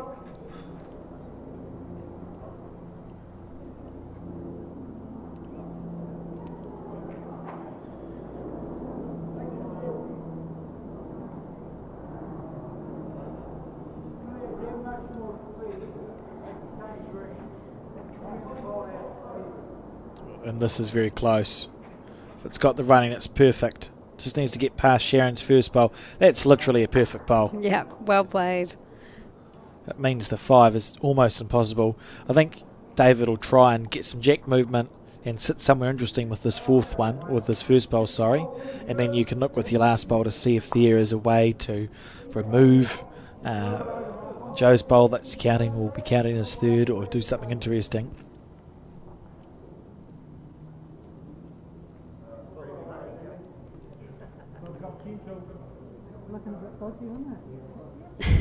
A little exchange there between the 2 skips.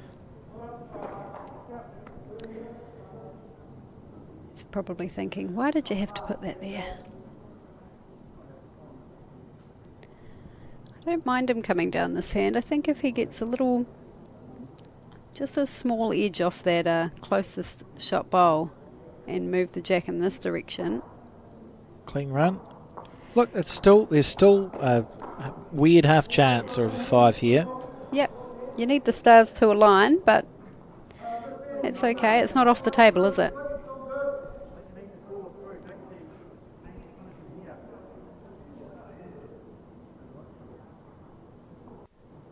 Lee Coram in the background there to our right. He was on our broadcast earlier, played some lovely bowls. Oh, particularly in that first set, he was unbelievable, wasn't he? And Joe just trying to understand where a good space is too. She's going to have a look. Probably is worth having a look. That's smart from Joe. Just about understanding where the best place to be is, where you're not going to drop a 5. Yeah, the last thing she would want to do here is not be clear about where she needs to be, not get there, and then a miracle happen for the Takaroa team and a 5 happens. So no harm. There's no time limit. I think she's wanting to play the forehand here.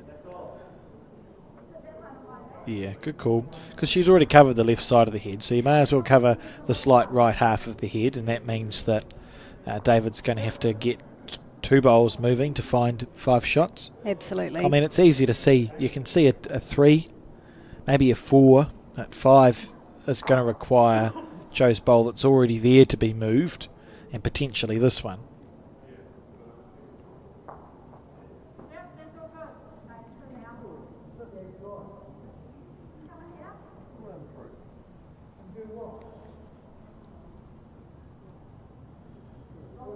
There is a good track through there as well. Yeah. Look at this from Joe. Amazing. looking more and more difficult.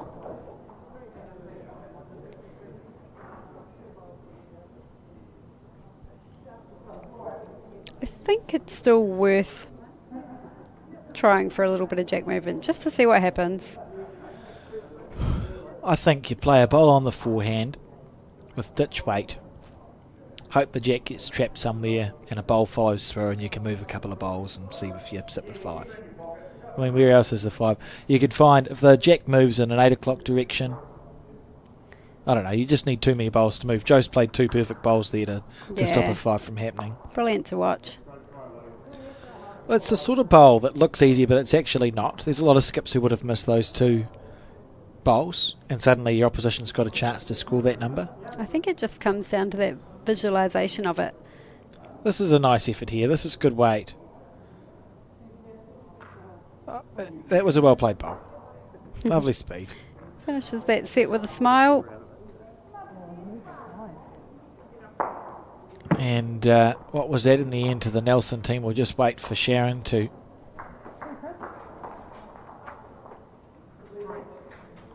Three it was. So a 9-1 lead, or 9-1 win in that first set.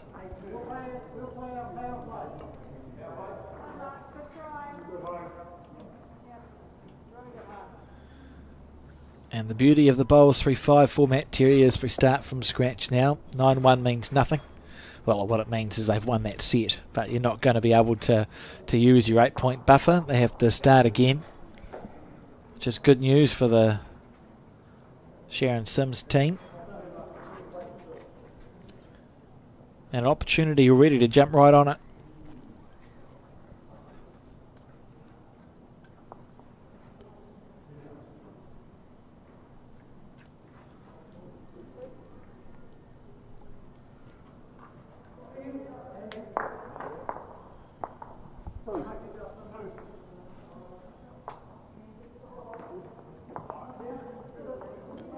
I don't think the Takarotui team have been playing that badly either. I think the Nelson team, from lead through to skip, have just been playing particularly good bowls. Mm-hmm.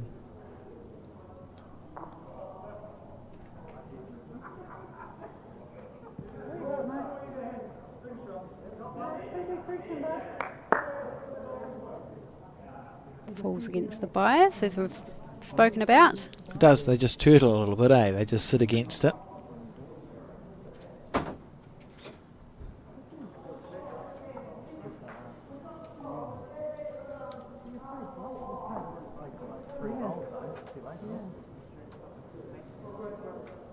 Bit of discussion here.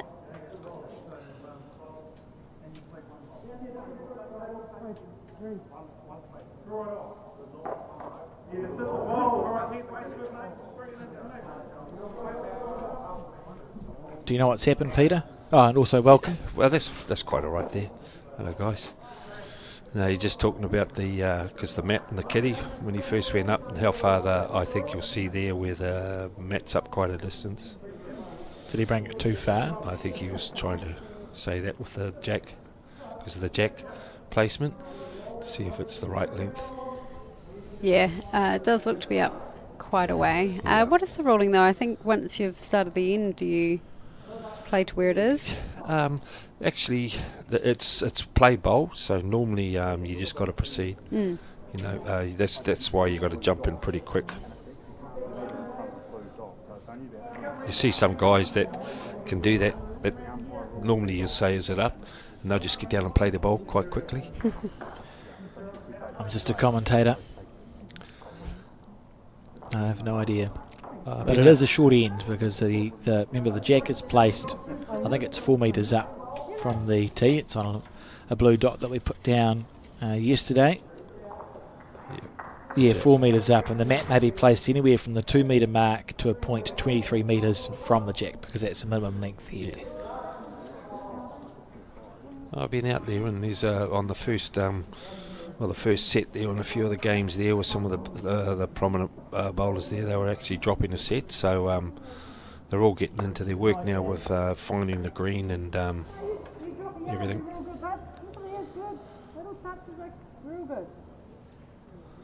This will be an interesting game here. I don't know if you guys would have mentioned with Sharon, and then you got Joe there, and Yeah, they played together for New Zealand for a very long time. and then selecting now. I should say select. Yeah, yes, she's on the coaching and selecting staff there with Mike Cunningham. Still plays very well, Sharon Sims. I don't think 9-1 is a super fair reflection of that set, Terry. No, I don't believe so either. Oh, the way Joe, I don't know how it's come across viewing it, but I've watched Joe in those first sets in the other games. She actually beat Millie in that with her on her own, leaving the room open, and as we all know, her capabilities. Outstanding from Sharon Sims. Great leading bowls. Well, we did see on the first end of the first set, Joe crossed over 3 down and just binned Blocked it. it, yeah. and that's what she's been doing With through her the first game. bowl. And I think she's playing the carpet way of bowls, instead of playing the Mary shots, which we're just saying reaching, she's been a bit more determined on the ends I've watched. You can see there just how far up the mat is. And that's why I think the gentleman was challenging the kitty, where the kitty was actually placed, and he'd put the mat down. I think there's a blue marker at this end too, which indicates how far up the mat can go. I was thinking I was just having a break and just having a chat with everyone, the players and that, and I was talking to them. How do they feel about the way the placing of the kitty? Where last year in the 3-5s we actually had the circle. You remember the circle? Yeah, but we have to put chalk. We didn't want to Chalk. damage the carpet grain with the right. chalk is the problem. Right. So, I mean, you have a covered green. Just a few people asking, and just saying, well, I'm not too sure at the moment, but I know that we have come to the conclusion here when we were down. I think we were doing a commentary down in Dunedin, and they used the dots. Yes. So we've come up here with the dots. We spoke to Michael about it. The dots is great for a carpet green. So the reason there's not a chalk circle on this particular carpet is because the calcium in the chalk will end up eating away at the carpet. That's correct. That's really hard to get off if you've got a cover. It's not too bad when you're out in the elements and it can get washed away, but you've got a cover in the walls, so Correct. That's the reason why we didn't want there to still be circles in the green in 3 or 4 years' time and it have been eaten into the carpet. So I hope the people that were asking those questions are listening here now, and then What 2 great efforts that was from Yes. Joe Edwards looking to sit that pole out. well, even she clunked onto it there under the blue, and it come back to the 2. And as you see, what's been good too with the TV, the Sky, the lot, is we've got the colour discs. It's helped us quite a bit there too. They've been good. It's been good to have the stickers on the bowls, which Nelson have done, and that's an opportunity for a bonus that's been missed there, perhaps. So on the board for the Takaro team. They'll be pleased with that start, Terry. Yeah, and saying that, their first and only point was scored on the first end of that first set. So it could feel like a case of deja vu, but that's only if I you're didn't think they'd superstitious. scored it. That is true. But no, it is a good start. I'm sure they'd much rather just keep adding to it now. You're in control of a lot of instruments here at the moment, Alex. No, I've got less buttons. I've actually got less buttons this weekend than I usually do. But Look you're at doing the the score. start. Beautiful bowl. Oh, that's... Now we've left Harry and Jack to press more of the buttons in another room entirely. I feel like we've been segregated or something. Have we been playing up or something? Well, you do things like asking Max to follow the bowl, Oh, but he doesn't mind. It's just mentioning his turn name him into and a director. makes him feel like he's wanted. He looks a bit lonely out there by himself at times. It's, I should put the blinds down. Oh, that's not good. Don't wave. Oh, I'm hiding. Who is that? Thank you. I'll wind you up. I knew that was coming too, and I didn't have time to move. Oh, that's okay. I didn't know my hair looked so silver. Oh, there you go. Maybe it's the reflection from the Oh, sun, all that sun I've had down the line. from the glass, and we'll call. Oh, look at this! How's the That's- weight? You would Not like a that. bad effort. You would like to meet her over there for a scoring shot. They were sitting on it like that, but I'm sure now they're all getting into their groove after 3-4. This is their 4th game, correct? Would it be 4th game now? Yes. So the 5th game, and then the ones that are lucky enough to be in tomorrow, I think we're going to be in for a really outstanding 4 games. Is it 4 games, 3 games? 3 games televised, 4 games of bowls. 4 games of bowls, yes. So I think tomorrow quarters and semis, mate, we're going to be in for some action. Yeah, certainly looking forward to it. Sharon Sims here with the same delivery she's had for 40 years. Still gets it away nicely. Yeah. I think Sharon and Joe are 2 of the better players you'll ever see under pressure. Great. You'd back them in your team as skips, like...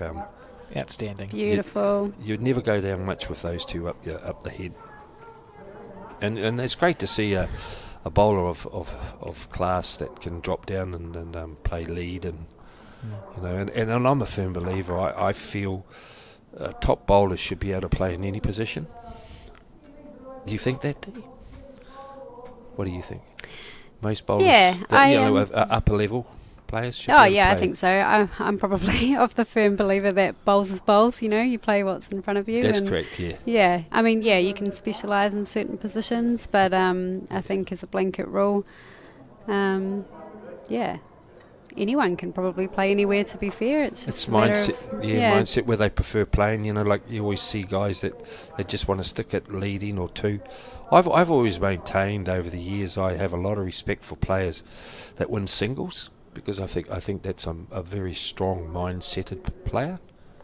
You have to have mentally tough, I just feel that. Yeah, definitely, and especially with that first to 21 shots format as well. Yeah. That can be a real grind. Oh, this 25 years ago and 31, that was just out of this world. Psychology's fascinating in that game. Oh. With Sharon willing her bowl to stop. Yeah, she got Just trying to get past the head. That's a good shot. Oh, that's a nice home, because it can go up now and play a bit more weight with a bit more confidence that the bowl is at the back there, and the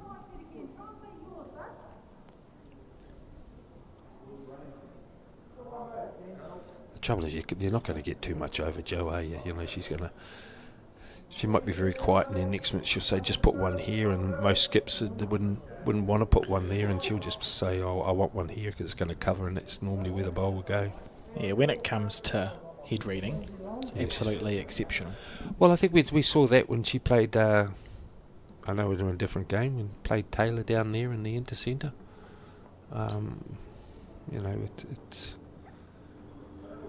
She knows what she's doing. Yeah. This bowl needs to run, though. Yeah. Needs to run. Okay, maybe set up a plant then. No. No, that's just more in the way. You want to be using that wing bowl there at about 10 o'clock, 11 o'clock, wouldn't you? Come off that. Which one are you looking at? That one there. Sorry, the one near 11 o'clock. Ah, yes. The one that's the purple and greeny colour on the bottom. Yeah, right. Indeed. Sorry, my clock was all off. Oh, and I was looking at the real wing bowl, and I was like, oh, that's bold. Yeah. I think we only got the one screen, haven't we? We feel like we've been robbed. Yeah.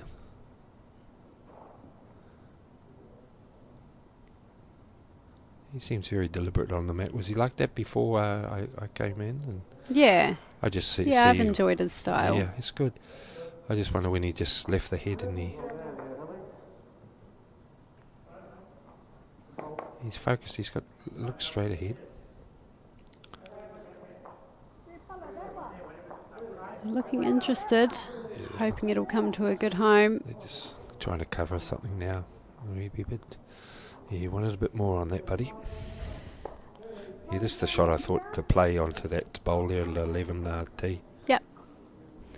Play that half on, or Joe's bowl come through. She's very good at these. Plays about 2 metres through the head.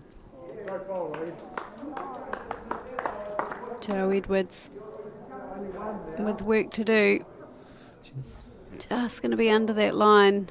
Is she going to rock that in a little closer? Well, they have another bowl on the head, which is a good thing. She's got such good control of her weight. Oh, it's beautiful It's speed. just I was going to say I wish I could do that. I was going to say I don't think she liked it because, as we all know, Jo seems to leave her head down a little bit longer when it's actually a bomb. I noticed that too. Yeah. She was a little bit quicker to come up then. And it wasn't as. Normally she's got that head down and then about 2-3 paces up the green. She'll also sniff 3 times. Yes, That's like a snort. If it's a really good bowl. Yeah. Really? Yeah, she's got Watch pepper. this one. If she's got pepper. She'll sniff before she plays it. Yeah. It's an interesting. And there's a sniff. Where is it? Just Okay. to prove you wrong. Thanks. Oh, there it it is. was. There's another one. Twitch. And then it'll come out beautifully and smoothly like it always does. And head down. And then Here's to a the walk. right. Yeah, it's a good bowl. And then look at it. Yeah. Amazing. It'll be a good bowl. See her walking over? Yeah. She knows. Just needs to get past the front one. And this, she gets in the edge. She's Just still. want to promote it, but still just a 2 down. That was nearly perfect day. The You lovely know, weight. You're half a bowl out at that stage. Looking at a power play for Nelson. They've called it.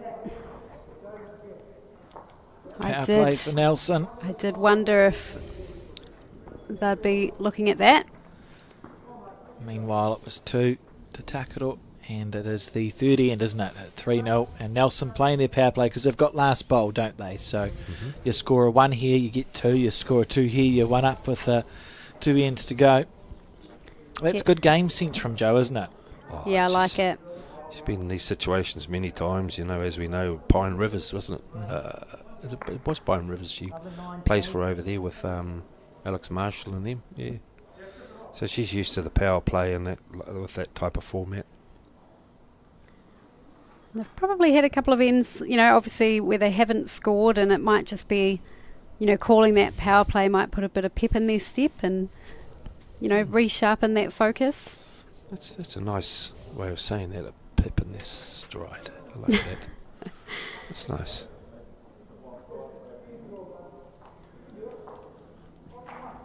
Pep. Pip, that's the word. Pep in their step. Pep in You their said steps. Pip, didn't you? No, Did you say if it sounded that way, I wasn't meant to. No, I knew what you were trying to say. I'll back you up on that, my co-commentator. Rightio, as we were. Oh, lovely lead bowls. See, That's yes. this is what Dean had Was- been doing earlier in the game, but now we've sort of seen a change. Reversal. Yeah. And that's like getting on the rink, and then it takes. I think you might hear me talk quite a bit about. I always say 4 ends. Normally, it takes you to get into a groove, but in this here, you have to actually be right on it straight away, and that's what's good about having the trial ends before a match. You can get a good variation of what you like, your weight, and what side of the green plays the better. I suppose the positive for that last bowl of Dean's is that at least it's past the head and the jack's touching, so any movement on the shot bowl, the jack should spring quite quickly. You don't need to have huge weight onto the shot bowl. See, Do you and think maybe position first? Oh, Sharon's played a good one there. Sorry to interrupt him, but Sharon's played a top bowl. It's no use fattening the end, because Joe's paid us for the power play. That's it.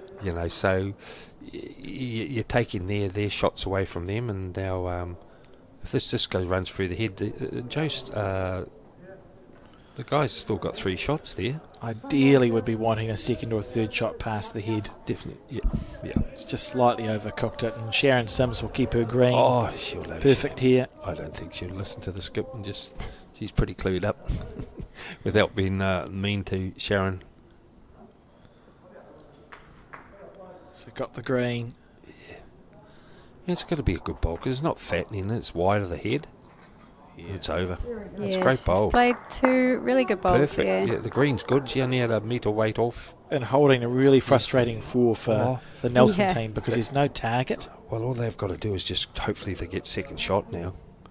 Yeah, but I think having that power play hanging over them, That's it. you Yeah. do try and score the Push. shot. On another end, you'd probably be happy just to Yeah. draw a second Yeah. shot, but He's- Oh, see. Well, that's a very good bowl. Oh, top bowl. And Joe's just got to play her normal draw shot that she can play. Yeah, and that's kept them alive for the power play, hasn't it? Joe Yeah. has options now. just a clunk onto it. What's on the 2 metre mark? Is there anything, or is it all Takaro? Is that about where Sharon's bowl is? Yeah, I think it is. I think that grey bowl would be... Is it? Okay, you can see out there, T. Just wondering what sort of weight. Yeah. Clunk's probably one that you're going to score 2 shots, which turns into a 4, isn't it? Easier than trying to play more weight and kill it. Because it would kill now with that bowl that sits in behind the jack. The jack's going to probably bounce off that to our right. It's an easier shot to kill than it was. This is what makes it hard for him coming down, because he could actually play Joe's shot By mistake. by yeah. mistake, where I'd sooner be just happy with the one and fatten it and come down the other hand, and then if it's got a good turn, you can set the bowl through the head. All you're doing there is you're giving Joe put her head down there. There's your weight, Joe. You're on a good line. This is what she was doing on the other game. Oh, look, it just worked for her. That's such beautiful effort. Great weight. Look at that. And it's sitting there now for her for 2.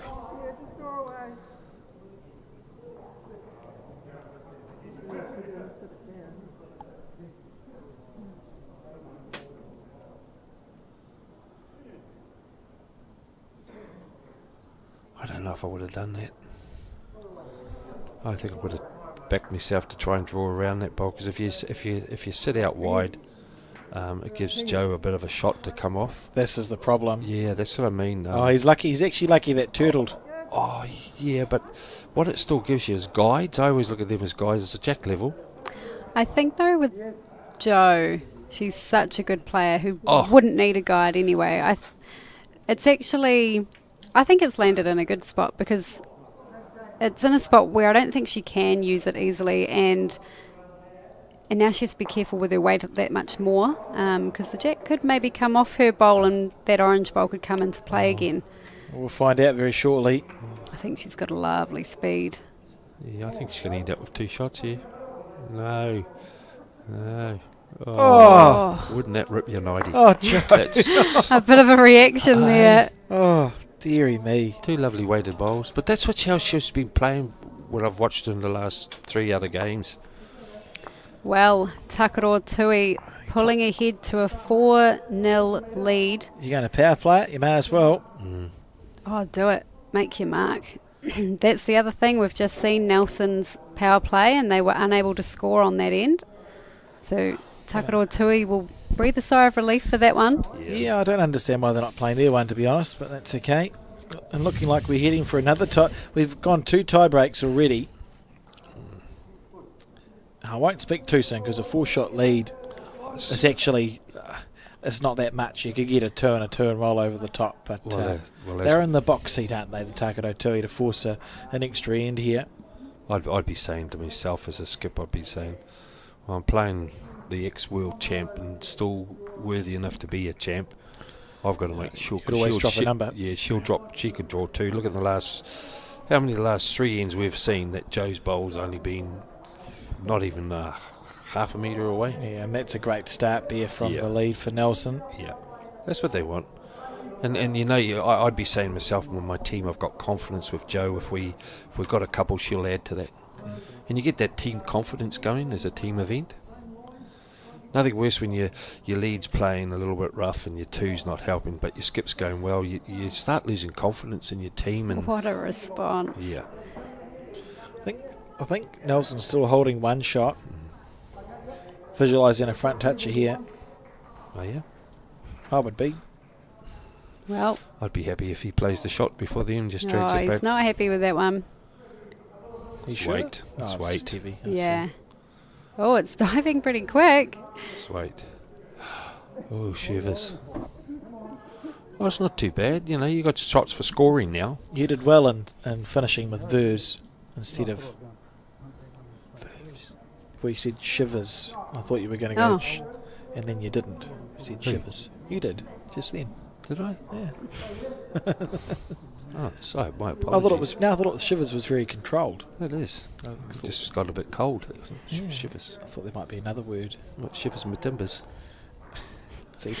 For those who are wondering why there are two Nelson teams Oh yes. in the competition, because I know a few people have, pondered this. It is because the Nelson Spirit White team of Val Smith, Gary Watson, and Murray Scott won the event last year, and as defending champs, they gain an automatic entry into this year's event. So that is why you've seen two Nelson teams, two very good Nelson teams. Yeah. I would We'll love get- to see them come up against each other. We will see I Val and Gary and Murray. This last game actually that we're looking to start at about 3:15. This is the shot I. 3:30. This is the shot I like because this is the way you're going to score some points. There's a little bit too much weight, but Inside out. yeah, that's good stuff. What I'm saying here is the way Joe's playing, she'll drag that kitty there and get 4 or 5. And realistically, a 2 or 3 here is good fishing for now. Probably you want to go a 3, and then you can score a 1, draw the set, and you've won the game. Sharon was on the mat ready to play on the opposite hand to what David was calling. So a little giggle there. But look how well she reset herself. Hopped off the mat, understood what he wanted, and went, "Yep, I get it. I know what I need to be doing here." Yeah, no complaints. Oh man, you would have played something like that. She's put her off. You would have played like that. What Sharon done with some of the great skips around, like the great Unkovic. You know what he'd say to you? He'd say, "Are you skipping?" You'd get embarrassed. You'd make sure. Are you skipping? No. If you are, will you come up here and direct the head? So you'd make you feel that small, but he'd bring the best out of you. You know. So you never stood on the mat with your shot in mind. You should always wait till your skip gives you the shot. Some people are very quick to the mat though, aren't they? Hey, Alex. Yes, I agree with you. Yeah, as long as your team understands, I agree with you. It Yes. depends. So we do see some teams. You might have a team where you go, well, Sharon, for example, has won 2 or 3 world titles, and I haven't. So you do whatever you think is best, and I'll take my your skip doesn't have to be the director of the head, does it, necessarily? You could have your smartest bowler at 2 or lead, and you just go, build the head for me and tell me what to play. That's it. But in general, yeah, if the skip's whoever's directing the head should be the one that's directing it nice and clearly. And that's what I like in the fours is your 3 and your skip can communicate together.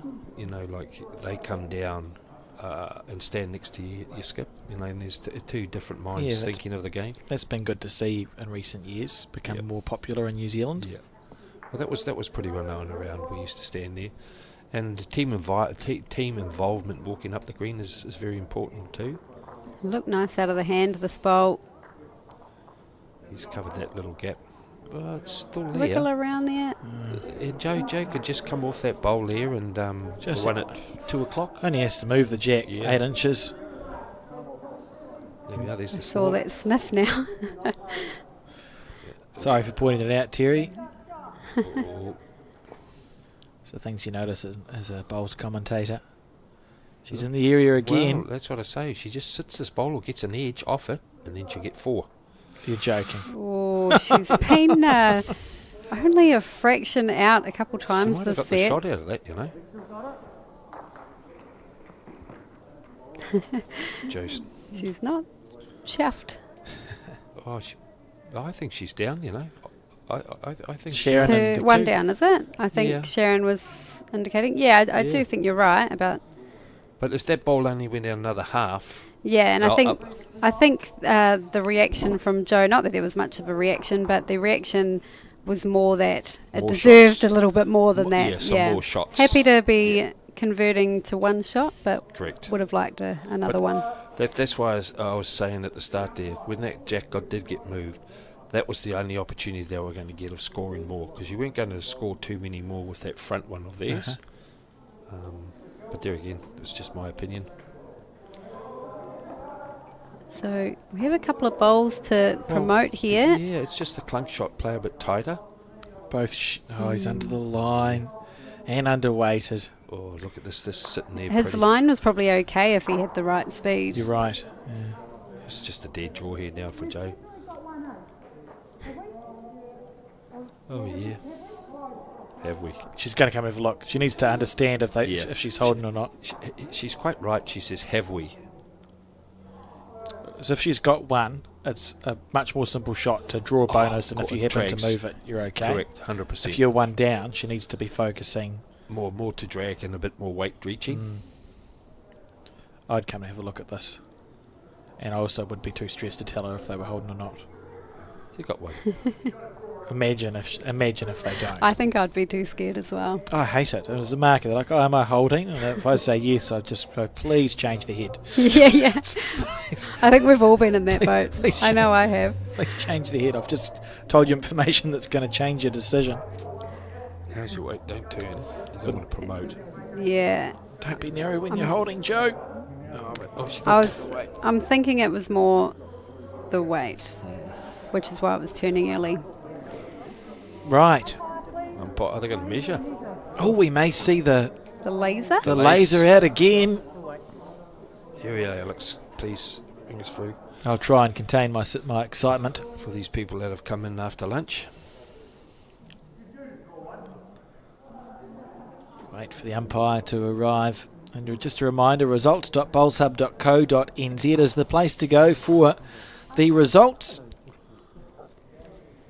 Oh, no laser measure today. Well, for this particular game. Must be in by a couple of inches. So that's the stickered Nelsonian bowl, isn't it?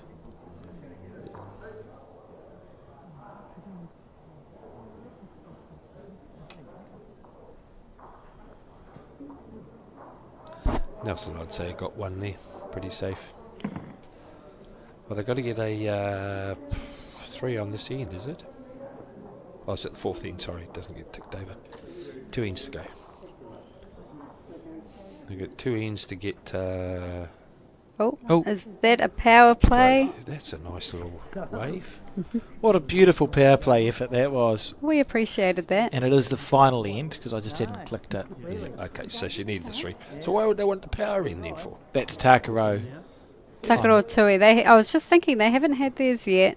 There's probably not a lot of No, point playing it now, that's what I mean. but hey, you may as well play it. Yeah, fair call. It usually There's no difference whether you do or don't, but you know, it's you may as well. Yeah, it's an indication that you have Used it, not... you've left it too late. Too late. If you have to use it on the last one, Yeah. Yep. in my humble opinion. Well, they've got to get 3 bowls in here, 1 bowl each.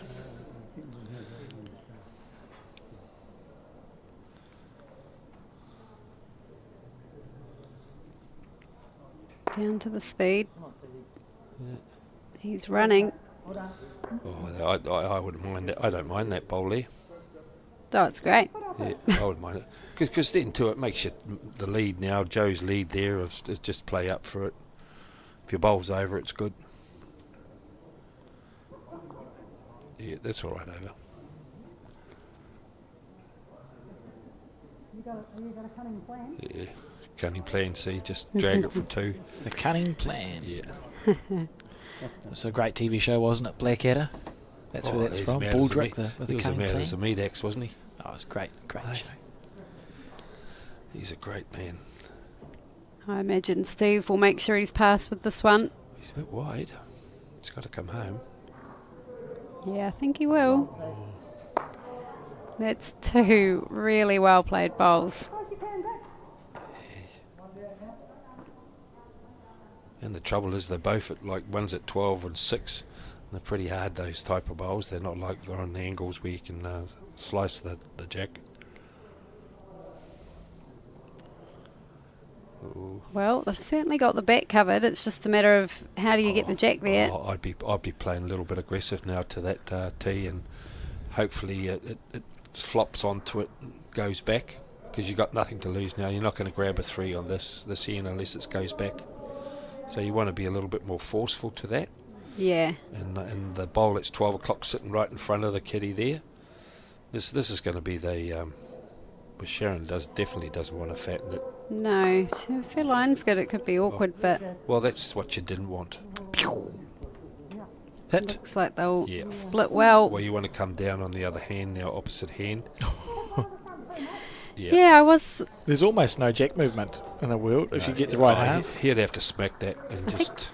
It's not a bad thing if the jack does Yeah. move, though. Yeah. They've got everything at. He's narrow, At he's the scooped back. it.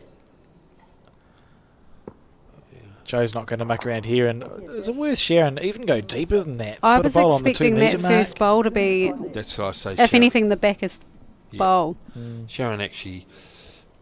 Well, what's a good percentage bowl playing that there? It should have been 2 metres over to the dot. We call it 2 metre mark, and all it's given is just well, it's fat in the target. But I actually quite like. I don't know how you feel. Woo, woo. I think the call was play to the ditch, and he said you were successful. I think the only way here Joe used to get 3 is if she plays onto the blue bowl. We'll say here that's at 11 o'clock, and it gets a split and follows through. Yeah, and she has to do it with this first bowl, First doesn't she? bowl, And yeah. see what That's happens. the only way. Because I think with a drive, she may possibly take out some of her bowls. That's going to be for the spotting. Look at this. Can't actually tell if she's on the backhand or the forehand here. Forehand.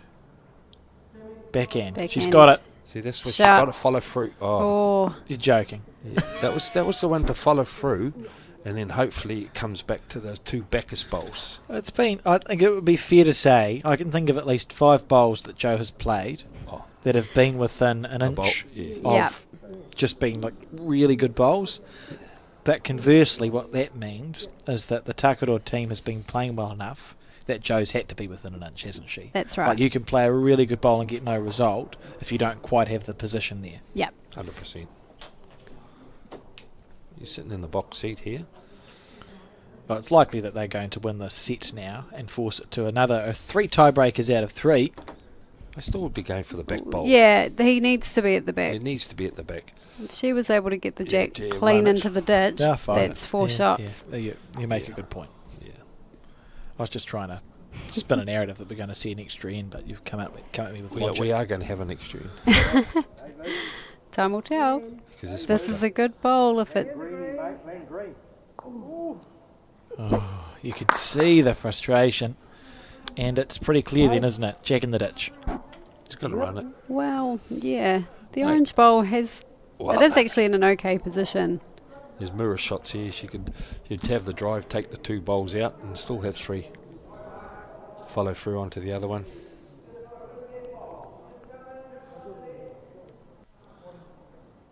No. Again, very close but no cigar. I mean, So we will see our 3rd extra end for today on the stream. We see the roll of the bowl to decide who takes the mat. Here we go. Oh, they'd have to. Whoever won it must go last.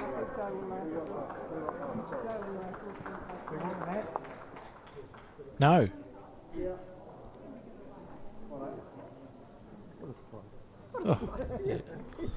That- Well, that's the trust in this kit. yeah, sorry, I was just surprised. I was So many questions. I can't imagine a world in which you'd win the toss and take the mat.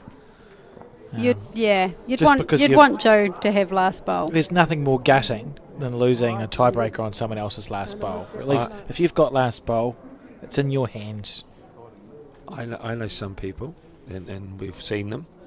They'd grab the mat, bring it up, and they'd run the kitty in the ditch. True, that's the only time That's, I'd actually be okay with that's- that. Yeah. If you've got that intention, that's also fine. Yeah. We've seen it so often, and I don't like talking to this. I know it's our game, but you see the Aussies, that's what they do.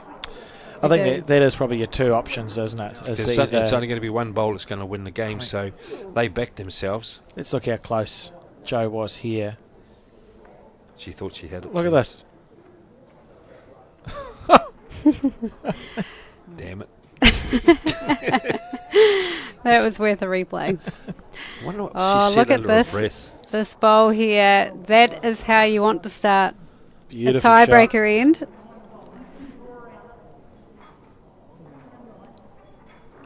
We saw a lot of that from Dean in that first set. Hasn't been quite as tight the second set, but he's finishing strong.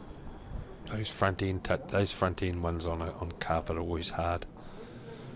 They've kind of come home from there. Yeah, this is looking good. You notice the sun's coming up a bit more on the rink there, as I was saying before, where it's giving a little bit more turn. I think, like you touched on earlier, Alex, when people start to feel a little tense, it's very easy to drop short. That's when we see it. That's one of the reasons why sometime on your pre-shot routine we see a backwards and forwards. Just the logic is to try and loosen the muscles up a little bit. That makes sense. Well, very similar in that last game we done where I don't like saying the orange bowl. Neither bowl, that first bowl, no one was able to adjust. You know. Look at this. Well, that's a good bowl. If you're or a going to bad bowl. if you're going to pick a moment to play two good bowls now, is that does Sharon attack immediately? Oh, you got to play a yard through it. You can't. She's It's got not a much. Oh, you got Just have everything to keep sit. in mind as well, You got everything to how sit. quick are you playing this? Because Yeah. she's got a lovely weighted shot, Sharon Sims. Oh, well, you come that off the- bowl's a toucher. I'm being a pessimist here, but Oh. imagine if that bowl... It's moving sideways, not through the jack tier. Come You on, said you were a positive person earlier. Oh, here we go. She'll be attacking the Sharon Sims. She's got a target, two-bowl target on the forehand. Oh, not out there, she says. It's trying to turn. Get a wick, mate. Desperately trying to turn. Oh, the follow through. Oh, Needs it. Oh, no. And that's what I say. They're in the Well, box seat. they have a back bowl now. You know, before they didn't have... They had two short of the head. This is where you do cover. You don't want to be fatting it again, do you? So you've got to cover as much as possible. They've shown their intentions. Sharon won't be short again. I'm not telling Jo how to play the game because she's more experienced than what I am, but I'm pretty sure she would be saying don't fatten it. Just Yeah, give me- she had her foot out the back Yeah, there. just- Very close to where this bowl's about to end up. I should like to have a meter more maybe to the spot. oh, Yeah. watch this.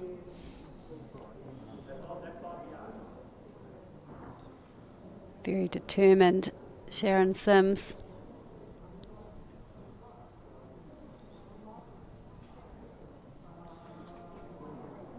Well, No, just should turn, mate. her first bowl turned a lot, so I think that did look tight out of the hand. Well, what's interesting is that she thought her first bowl was wide and it wasn't. And maybe she's got the second bowl away as she thought she should and it was narrow. Yeah, it's so easy to fall into that trap where you're very quickly adjusted in your head how you need to make the correction, and then you actually need to watch the bowl and potentially be open to readjusting what that might look like. I'd be staying down there if I was Joe, given the evils. Just Yeah, well, stare him out. there's merit to waiting. The same thing as you can follow your last bowl Well, up it's sometimes. not a time limit, so it's fine. Yeah. Joe being a bit practical, just wandering down. Don't know that we've seen David play with weight yet, have we? Unless you saw it. No, I we haven't. I No. haven't. Seen Joe have a couple of drives this game. But I think this will be David's Well, that's where first crack at it. I'd be heave-ho into this. Yeah. Get and the split. If he gets the split and follows through, it goes in the ditch. like we often say for the carpet as well, it can be very draw or drive. And That's it. Yeah, I don't think... No Mary shots. Yeah. Commit to the split.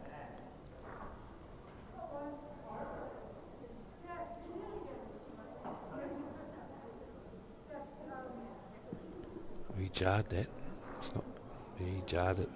Don't want to remove your back bowl. Oh, what just happened there? Wouldn't that rip your nightie? That is unbelievable. Who's that wing bowl? Is that? That's Joe's? That's Joe's. Yeah. Her second. That's Chris. Yeah, because That bowl is probably out, which is what they're checking. It is, because that's the one I thought that she might go to the dot. So well thought out, Joe. That's a good bowl. Well, I think that's what she'd called, but Yeah. Chris was just a bit under. Yeah. And this The is spectators are in disbelief of that bowl. That's you with the actual shot? Yeah. Good this, question. And this is the thing too: is does Joe draw really close, and then you give him something to sit on, and you think. Yeah, it's so easy to overthink that. At least at the moment, the jack's been moved. You're playing outside the peg. You're going to be playing outside the peg, and no one's been. You'd really want us to be staring at Joe's bowl to see what's happening. Is it holding? Does it turn at the end? That's all right. Nice natural green. One to correct from for Joe. And an opportunity here.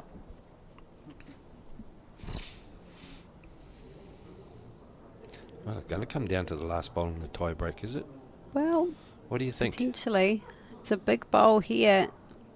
Plenty of room, but he has just played a drive. And it is well off centre. Yeah. Is it going to come home if it goes wide? It's all these things going through your mind. That's it. I quite like to play across the head to draw the Well, shot. yeah, there's has his weight? Is No. his weight He heavy? feels heavy, I think. I don't know. And it is to the Nelson Spirit, who win this match in a tie break. Great game that was. Congratulations to Joe Edwards, Chris Anderson and Dean Mackley. Full results, of course, available on bowlshub.results.co.nz. We'll be back at about 20 to 4, we think, a little bit later than our projected 3:30. So we're back at 20 to 4 with more coverage of the next round. But in the meantime, sit back, relax and enjoy some highlights from that game.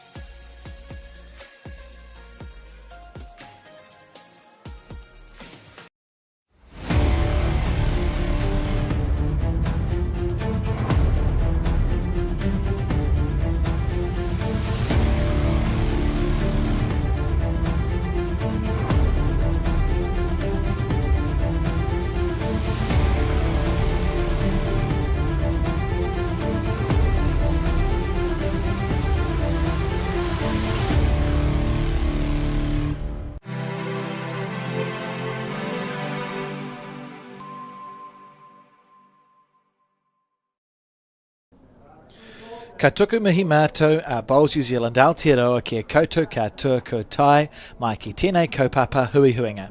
Welcome back to the Bowls New Zealand Aotearoa broadcast of this, the 2025 National Bowls3Five Finals, broadcasting live from the Royal Oak Bowling Club in Auckland. My name is Alex Reid, and joined in commentary for this fourth and final match by Terry Blackburn. And Terry, can you talk us through what teams we're going to see in this game? Well, we have the Milton Hillbillies, Graham Hill, Marie Hill and Alan Phillip. No surprises where they got their name Hillbillies from. And they are up against defending champions Nelson Spirit White, made up of Val Smith, Gary Watson and Murray Scott. We have previously just seen the Nelson Spirit Blue team get across the line in a very closely contested match. So yeah, it's going to be great to see the other Nelson team on the broadcast. Yeah, that's a good bowl. 2 brilliant bowls to start us off. That's a pretty good start.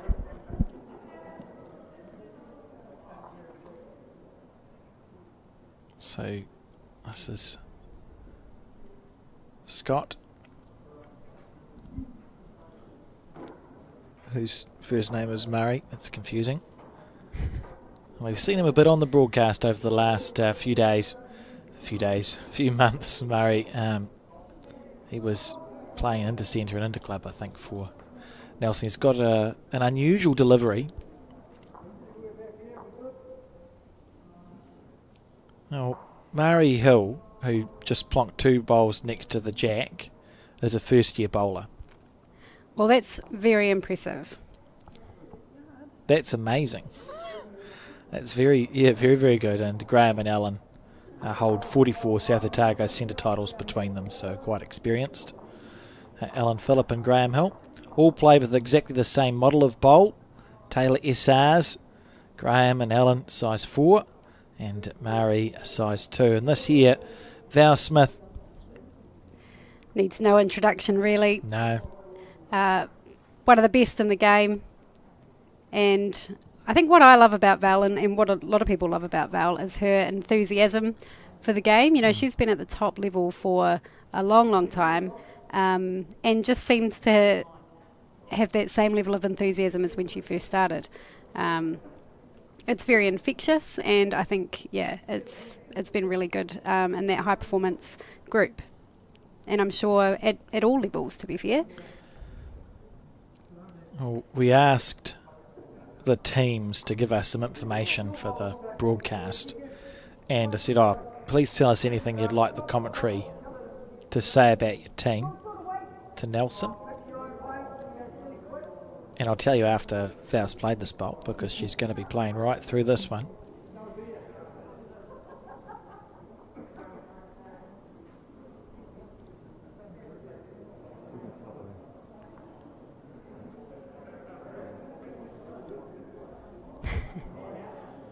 On the wide side.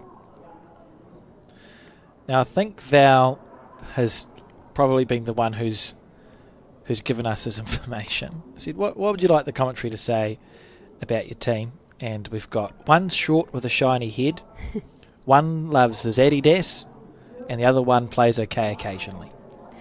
So Val's not the one who's short with a shiny head.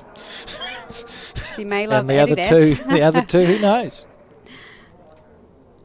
Good information there from the Nelson Bowling Club. Absolutely. I'm sure they are all capable of playing well occasionally, but we certainly know that of Val. Here he is, Graham Hill. Good indoor bowler as well. Yeah, we'll talk about that later. I'm still a bit soon at the moment, Terry. I've had an experience. Well, this looks to be in the area. Yeah, really good spot there. Handy bowl. Oh, there's the Adidas shoes. So that's Murray. Brilliant. That was excellent camera work, that. And Gary looking like he's going to draw to save here. So he's thinking to himself, I've got 2 bowls. See what I can do. I'm picturing a shiny head under that cap. I would say that's accurate. Played wonderful bowls last year when they won this title. They're the defending champions, this team. And I believe Gary, son of Mari Watson, who's one of our best ever bowlers. She played for New Zealand in indoor and outdoor bowls. I think 83, 85 and 87 for indoor, and then a little bit later on for outdoor. And won the New Zealand singles back-to-back amongst a number of other very impressive achievements. I think they also won the New Zealand mixed pairs together, Gary and Mari, off the top of my head. Excellent. And the family. From good bowls stock. Well, And he's under pressure here. yeah, Milton will be hoping they can hold on to a number on this end. He hit his knee on the backswing. Sometimes you can get away with it, but it doesn't look to be the case I wonder on if this we occasion. could get a replay of just Gary's delivery there. You could see it, and it was too late to pull out. It's on the backswing. He just bumped his knee. It's a horrible feeling as a player, isn't it?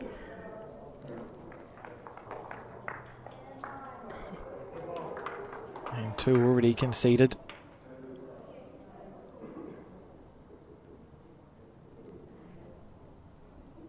Well, Mari will be happy that she played those 2 brilliant bowls and that they stayed there, which doesn't always Look happen. at this. See, hit his knee on the backswing just as he twisted it back, and just immediately knew.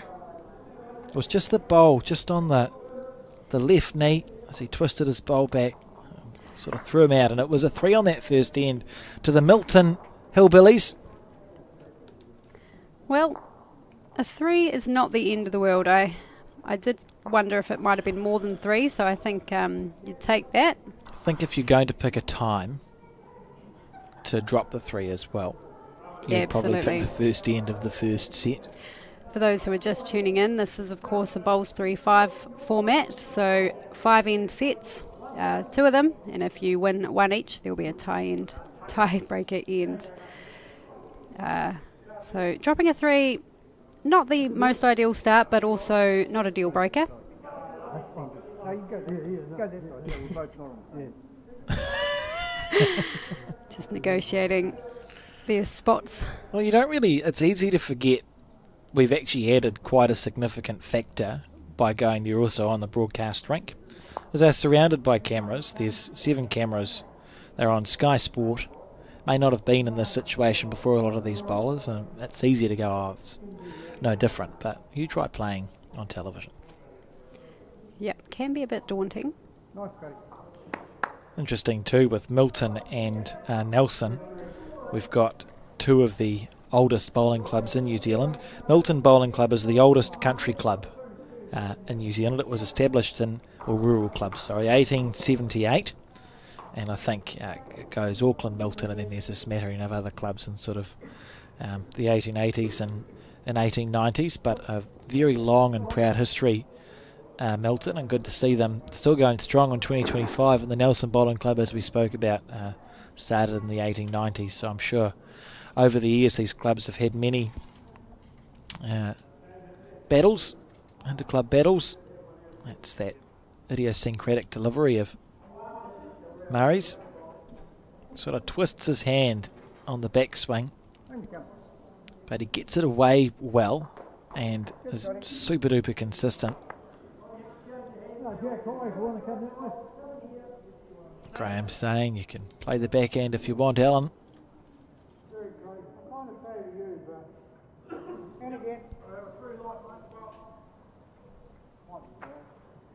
Need a rest. It's a good line.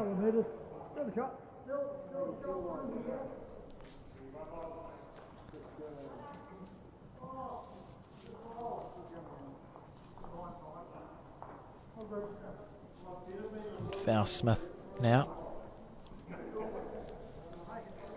Represented New Zealand at football too. Yes. Yep. An unusual story, Val and Joe, who are literally 2 of the best people who've ever played the game of bowls in New Zealand, and that they didn't come from bowling families. They took up the sport, they played football together and a lot of other sports, and I think they went along to like a have a go day or a Twilight Bowls or something. and Yeah, I thought, think it was a social here's a- business house bowls yeah. sort of vibe. Here's a game we could be okay at. We're talking mid-90s. Yeah, I they think they were. just they picked it up and just loved it. You know, it's a really cool story, and Yeah, I think what's amazing about it too is, it wouldn't be unusual to start a new sport with a friend, such as bowls, but for them both to go on to, have the careers that they have and do it together, I think that's what's really special. literally two of the best ones we've ever had, and still winning national titles. It's still capable of playing at that top level. Joe retired from international play 4 or 5 years ago. Val retired this year, but that's not saying they're not saying, oh, we don't think we can play that well anymore. It's more Just timing for them, isn't it? yes. I think it's easy to not appreciate, and I think we do it as bowlers. You don't appreciate the effort that actually goes into when you're playing for your country. It's very easy as Joe Blogg's bowler to not really understand what that means and how much time is put in and the sacrifices that are made. You don't have holidays. Very rare to have a chance to see your family, etc., etc. Practicing all the time. And Graham Hill, his weight was probably okay there, just the line. Can see those two red stickered bowls of Murray Scott still holding the shot. Didn't hit his knee that time. I was watching closely. Is that going to get the turn?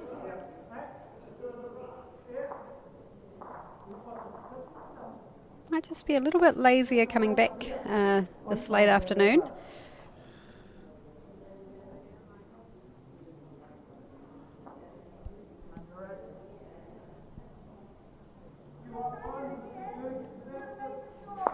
Here's your weight, Graham. About a mile away.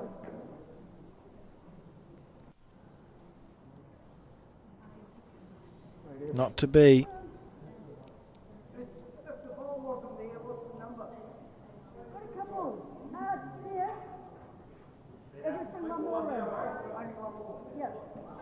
That's a really clever question from Gary Watson. He's essentially just asking, well, if I get rid of the bowl, is it worth more than one extra? And if it is, that's probably easier for me to hit than to try and draw.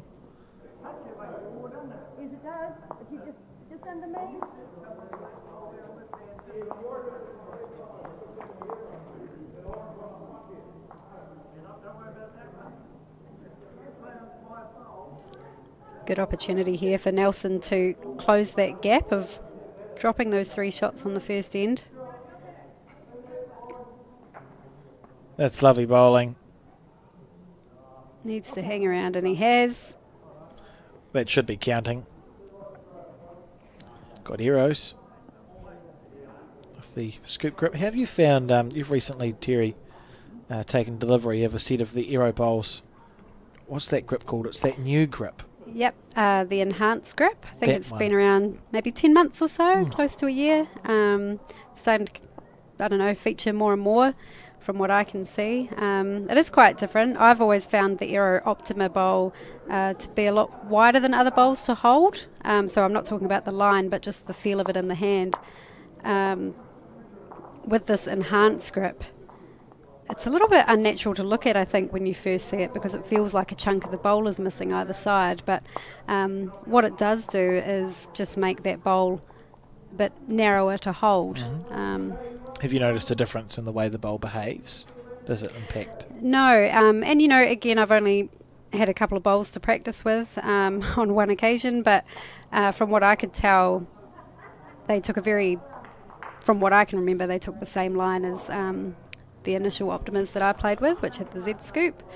And I know it's cliche, but the Aero tagline is the same line every time, and that's exactly how I found them to be, even with that new grip changing the look of the bowl.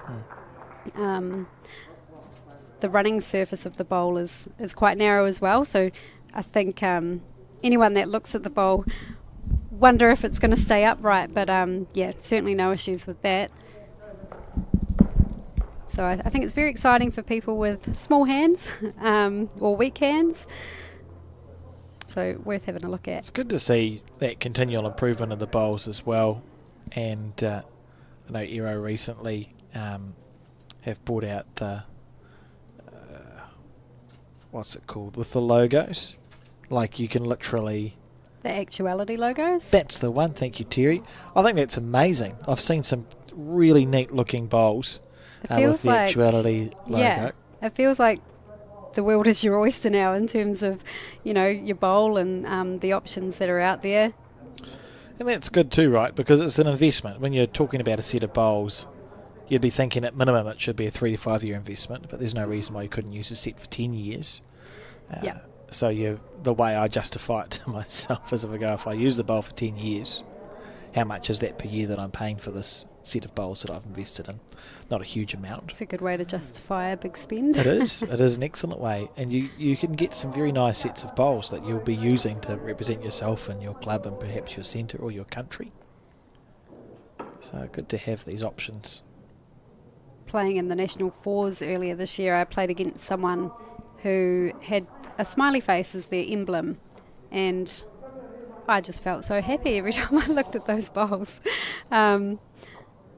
So, I don't know, I think that was a good way to go. You sometimes see meaningful emblems as well, don't you? Like it may be that there was someone who was very close to you who's passed away, and you might put their date of birth and date of death on the bowls, or you see often the players who've played for New Zealand have their cap number on their bowl because that's a really significant thing. So absolutely, it can do whatever you want it to do, really. This is close here from Alan Phillip if he's got the weight.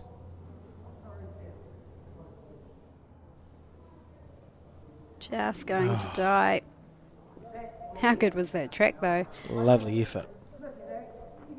I think we're seeing a bit of an awkward head developing, and you know there's no real clear-cut way as to how you're going to draw close, so you're just looking at the most effective areas to be in. You start making it more challenging for yourself, don't you, when you see those short bowls. Val's given this one a chance if she's got the weight right. Yeah, that's a really well played bowl. It's a very classy bowl, isn't it? And they're holding 3 now.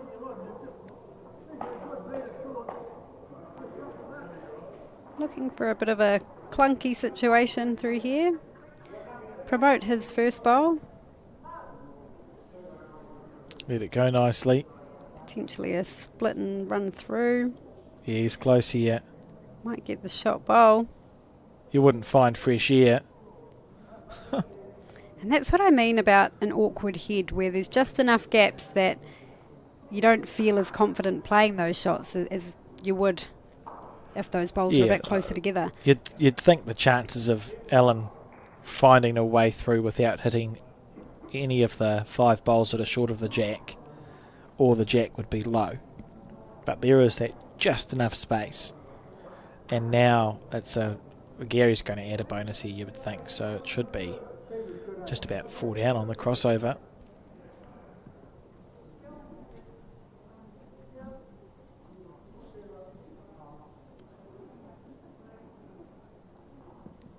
Needs to be around it. I don't think he had the speed. I think the track was actually really good. Didn't let it go as well as he would have liked to, I feel.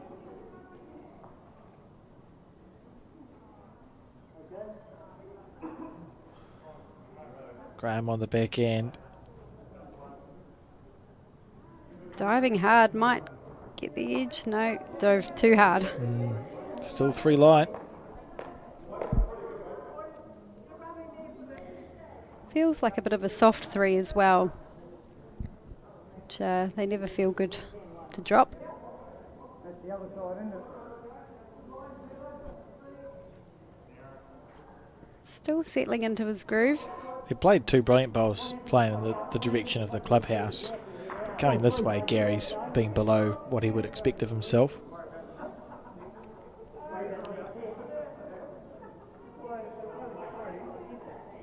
What would you play here? Yeah, feel like the forehand does have more options. I think you're just looking to be reaching through and just hoping for the best result possible. And he's close. Oh, just got half of it. Needed it full. That was a lovely effort. And I it think that was a good speed to play it with. will be 3 to the Nelson Spirit. Wasn't a very good end, really, was it? Full stop. So we're on the penultimate end and the score 5-3. Murray.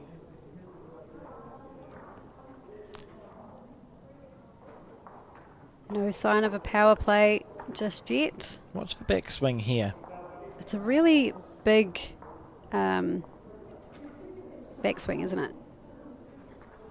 I don't think my arm goes that far back. Yours certainly doesn't. No, I was just about to say.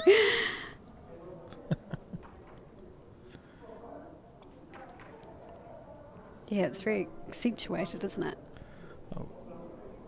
I always think that I have a backswing, and if I'm ever unfortunate enough to be on a broadcast, it's just I've got no backswing. No, it's very minimal.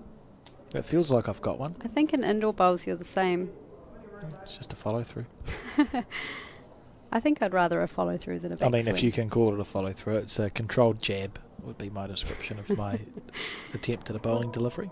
But it feels like I've got a backswing. You I used just to don't. tell me all the time you had a textbook delivery. It's what do you call it? A self-positive affirmation. Yep, there's a place for that. Very big wind-up. Wonder what he's like on the drive. Frightening. I've seen him. He's Oh, wow. He played. Must have been broadcast a singles match of Murray's. Not that long ago, so it must have either been the National Interclub or the National Inter Centre, and a very accurate drive. And look, he's got a good delivery, or he's got a delivery that he makes work for himself, because you can see his green there, straight down the middle. So there's nothing's going wrong with it, is it? It's No, just got that's a few right. moving parts.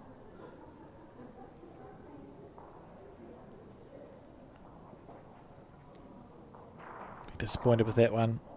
Yep. First year bowler. That's it, first year bowler. And I was just thinking before, what a cool opportunity for her to be at an event like this, playing against someone like Val Smith, and just getting, a different taste of what bowls has to offer outside of club, which is obviously where we start. And, a lot of our bowls in that first year is at the club. To be at an event like in your first year is quite impressive. And we've got Val Smith, who first made the New Zealand team in about 1999, 26 years ago.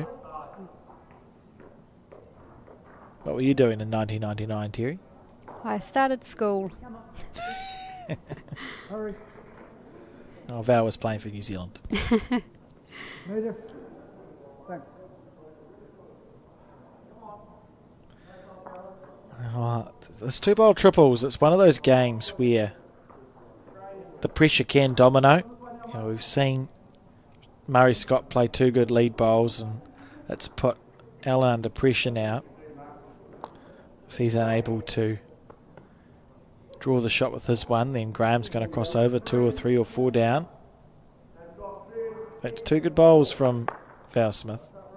Well played. Yeah, that's a lovely head shaping up for Nelson, our defending champions.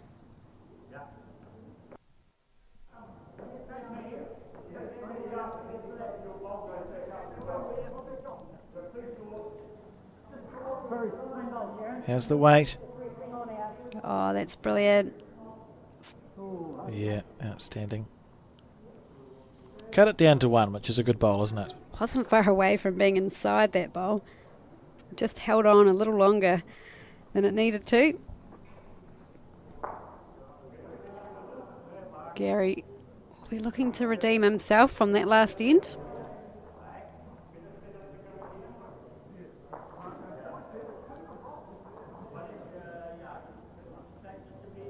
Nelson have some cool club gear, don't they? I really like their hoodies.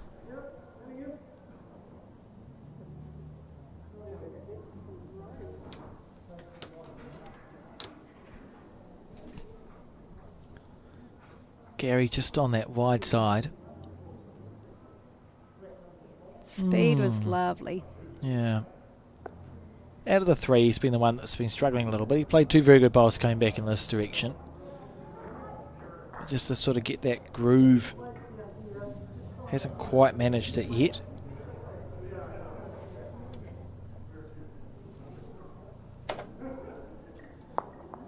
Oh, great shot there by Beautiful Graham bowl. Hill. Should be one to the Milton Hillbillies.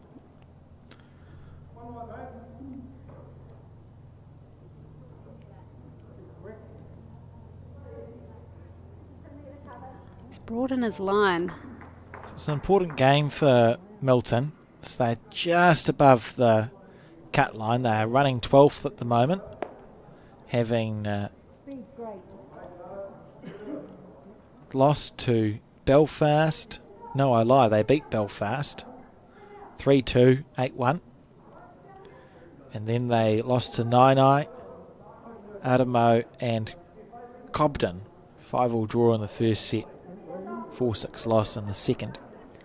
So they find themselves ahead on point stiff in 12th place, just over Cobden. So were they able to win this? If Milton can win this, they've probably guaranteed themselves play tomorrow. If they lose and Cobden win their game or Coopers Beach win their game, it could be a little bit stressy to be the Milton team.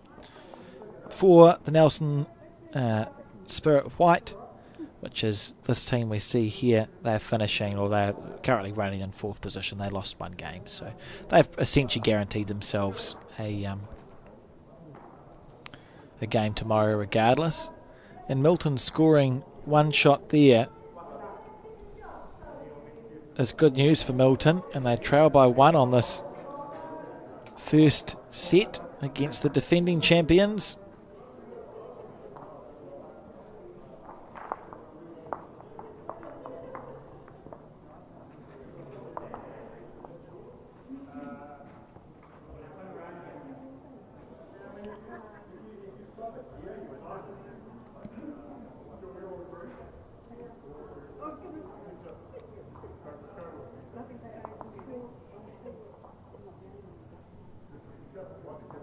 Oh, here's a chance.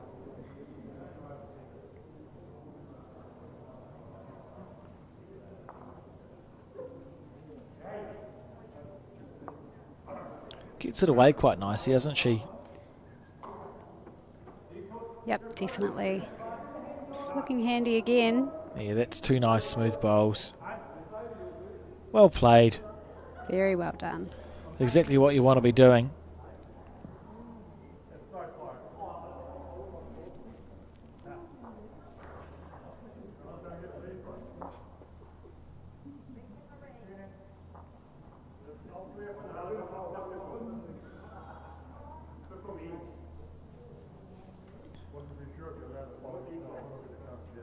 Oh, is he going to use his first bowl? Not quite. Handy enough, but still feels like Milton have the advantage.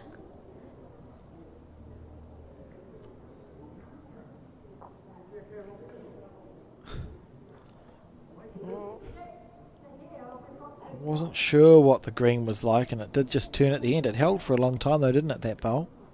It did. His speed was really good for that draw shot.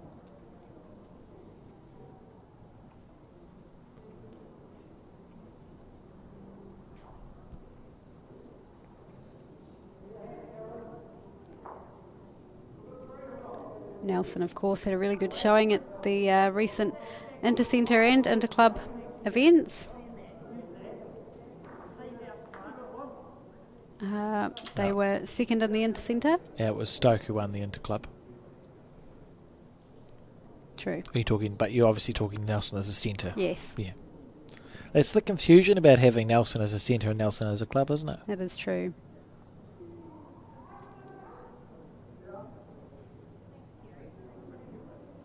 How good is that bowl? Lovely bowl there. On the forehand as well, where it's easy to move the jack towards Val. He's backed himself to have perfect weight.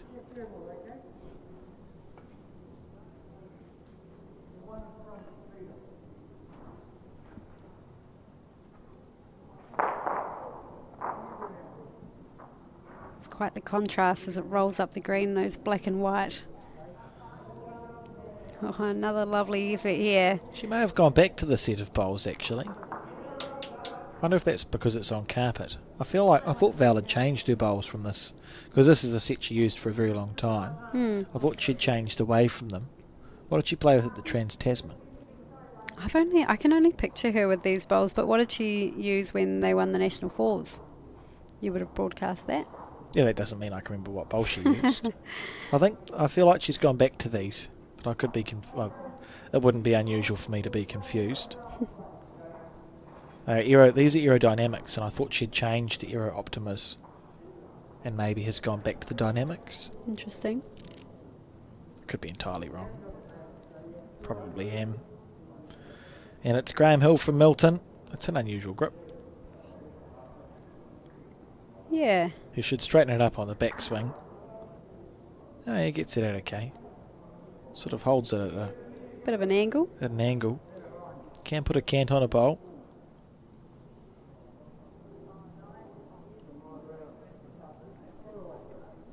It's come to a good home. So Gary, I suppose there's catching bowls everywhere. So Gary would be on his backhand, which is to our left as we see it.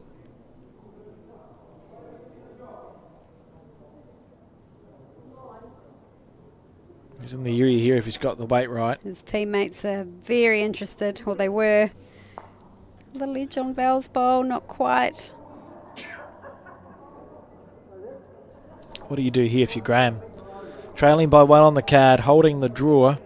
You got to try and sit with two, don't you? And Win that set. cross your fingers that your opposition twitches. Well, he's under that line. Is it easier for Gary just to try and chip the bowl off, or is it too dangerous?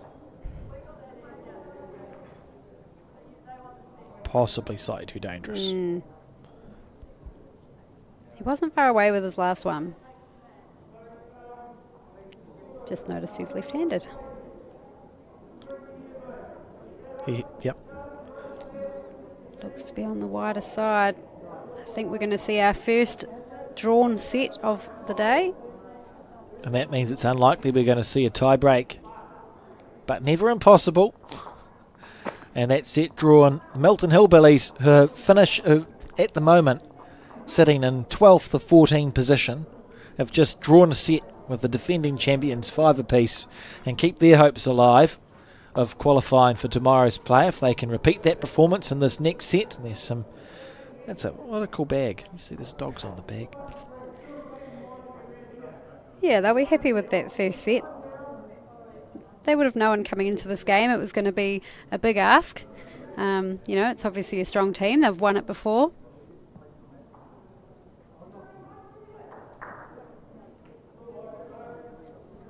Been impressed with Murray's bowls, particularly considering the fact that she is a first-year bowler, as we've spoken about. Showing a lot of composure.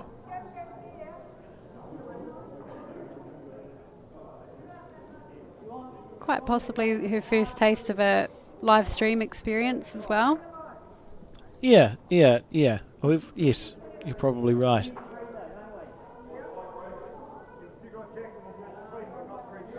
That's a good bowl from Murray Scott.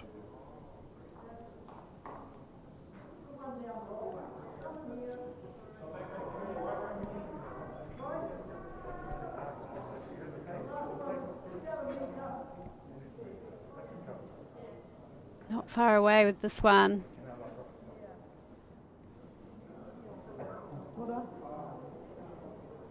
It's going pretty steady.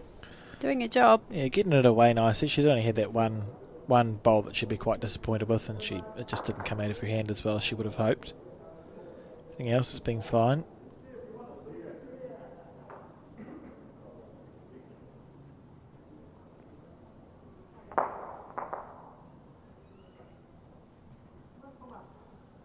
Not sure if that's going to come back.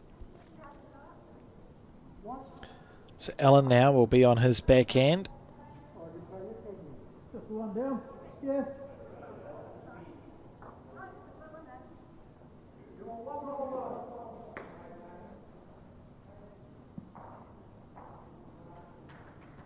Still looking to draw to the jack, aren't you? But if you finish slightly wide of it, you've got one handy on that side. What is it, mate? Up to you, Val.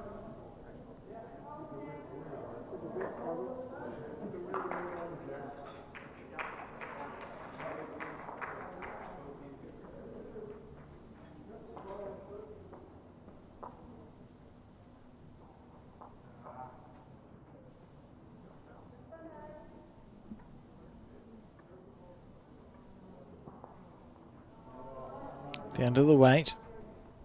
Yeah, it has big potential. She's been drawing really consistently, Val. Nice jack level.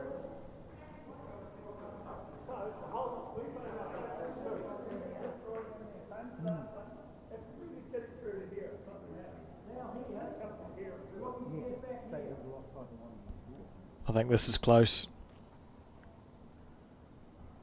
Find a rest. Oh, didn't need the hole. Only half a bowl out. If he'd held a little bit longer, he would have been okay. Split them up. All good.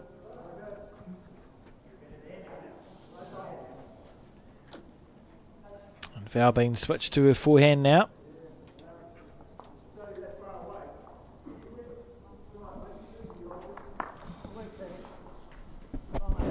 Joined in commentary again by Peter Thornton. You've been out and about watching the bowls. What have you got to report for us, Peter? Well, it's all go out there at the moment. I think after this, the fifth game, there's been some magic results actually happening out there. The ones that were leading the ladder, basically, they're having some ups and downs. And as you see there just now, we're getting a good crowd, and we've just been seeing on the far rink there that there was not so much of an upset there. They took a set off, I think it was the Nelson team there. So she's all go at the moment, and this one has been very, very interesting. I was watching Gary and Val there, and I just starting to think, well, there's some little chemistry thing there about the different shot options, with Val being the New Zealand team as the skip, and Gary being there's some options of shots being played. So, how good was that from Graham Hill? But I don't think this one here is going to go to a tiebreaker for us, so it could be an early day here, guys. Well, early would be an exaggeration. It'll be earlier than it could have been. Yeah, and we all like to have the tiebreak makes it all very interesting in that. Imagine if it's 2 drawn sets and we go to an extra end then. Well, and then that's what we want to see. The viewers would like to see it as well. Be exciting. That's a good bowl. Yeah, well played. And it's good to see that, that they were last year's winners, and they've got the target on their back at the moment. I think great from Milton, who, like we were saying just before you came into the broadcast, they're sitting in 12th position, so in the final position you can be in to qualify, playing the defending champions. No, you're right. Look at this. If he gets an edge, Gary. Oh no, they've got the back bowl. There's the shot there. Gary's bowl. Let's see what Val says. One down, she says. It's one down. Great bowl. What's Gary going to play here, Peter? Well, Gary, he'll have to follow him down, and you got no worries about being a metre through it. Yeah.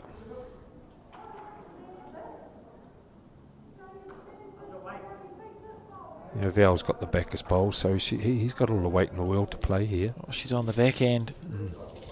He's on the back end, sorry. That's all right. Been a long day. I've only had one coffee. No tea at the moment, mate. What's going on? No, I forgot to get the tea. I think I've been a little bit disappointed in that weight. Shorter than what he would have Yes. been visualising. Yes. Well, it'll definitely be a red. Yep. Is it red or brown? Oh, the lights are going now. See, the sun's off that area now, so... They're both red, Right. I think. I won't argue with you. Aren't they? They're both red bowls. But as you say, sorry I interrupted with Milton. Yeah, this, they're 12th.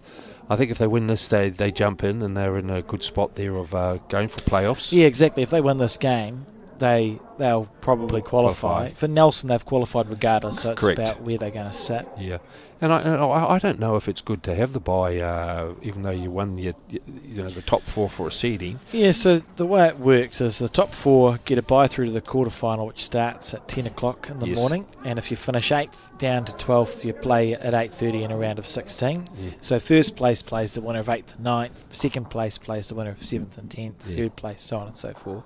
So there is a seeding of sorts. But you're right, sometimes it's nice just to get stuck into the bowls, isn't it? Get stuck into. As we all know, Muzza here, that's his nickname here, is Murray Scott. The name is Muzza. He's a very consistent lead around the place. Not very often you see him too far away from the jack at times. Oh, here we go, perfect Yeah. timing. And he's got a good head on him. You know, he knows as a lead, if I've got one on it, his one will be over. And he's a great thinker of the game. And wouldn't you be if you got Val there in the middle there, giving you a bit of encouragement if you are. But in saying that, Murray's right up to the... He's been a good singles player, or Oh, he is a good he's- singles player too, Murray. Yeah, as we've talked about before with some of the players that are here that we don't know, that viewers may not know, that some of these people have won huge amounts of titles in their own centre.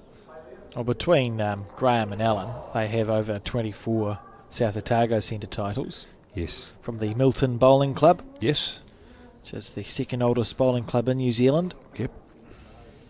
And they took part in the first ever interclub match in the 1890s, from memory.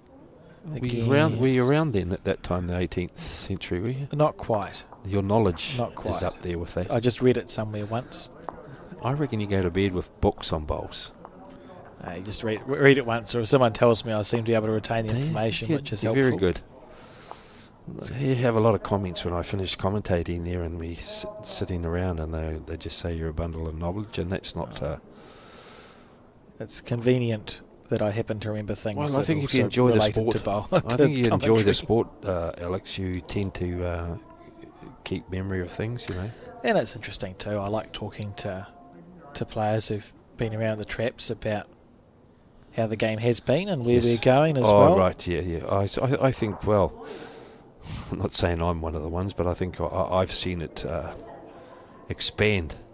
You know, look at this, the way now we've got Sky on board, which we've got to thank, and Bowls New Zealand, of course, for approaching them, and how easy it is now, and, you know, the YouTube now, and just communications for bowls. You know, we're all up to it a lot more, and we're actually starting to know more about bowlers. Exactly. We like to think we're in a space where more people are watching bowls than what they have probably for 20 or 30 years. Yes.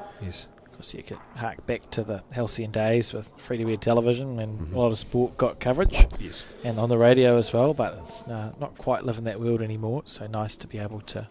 I was down in basically I was in a tournament at Alexandra down there, and I was staying in Comerall, but we played in the tournament that was called the Anzac Fours.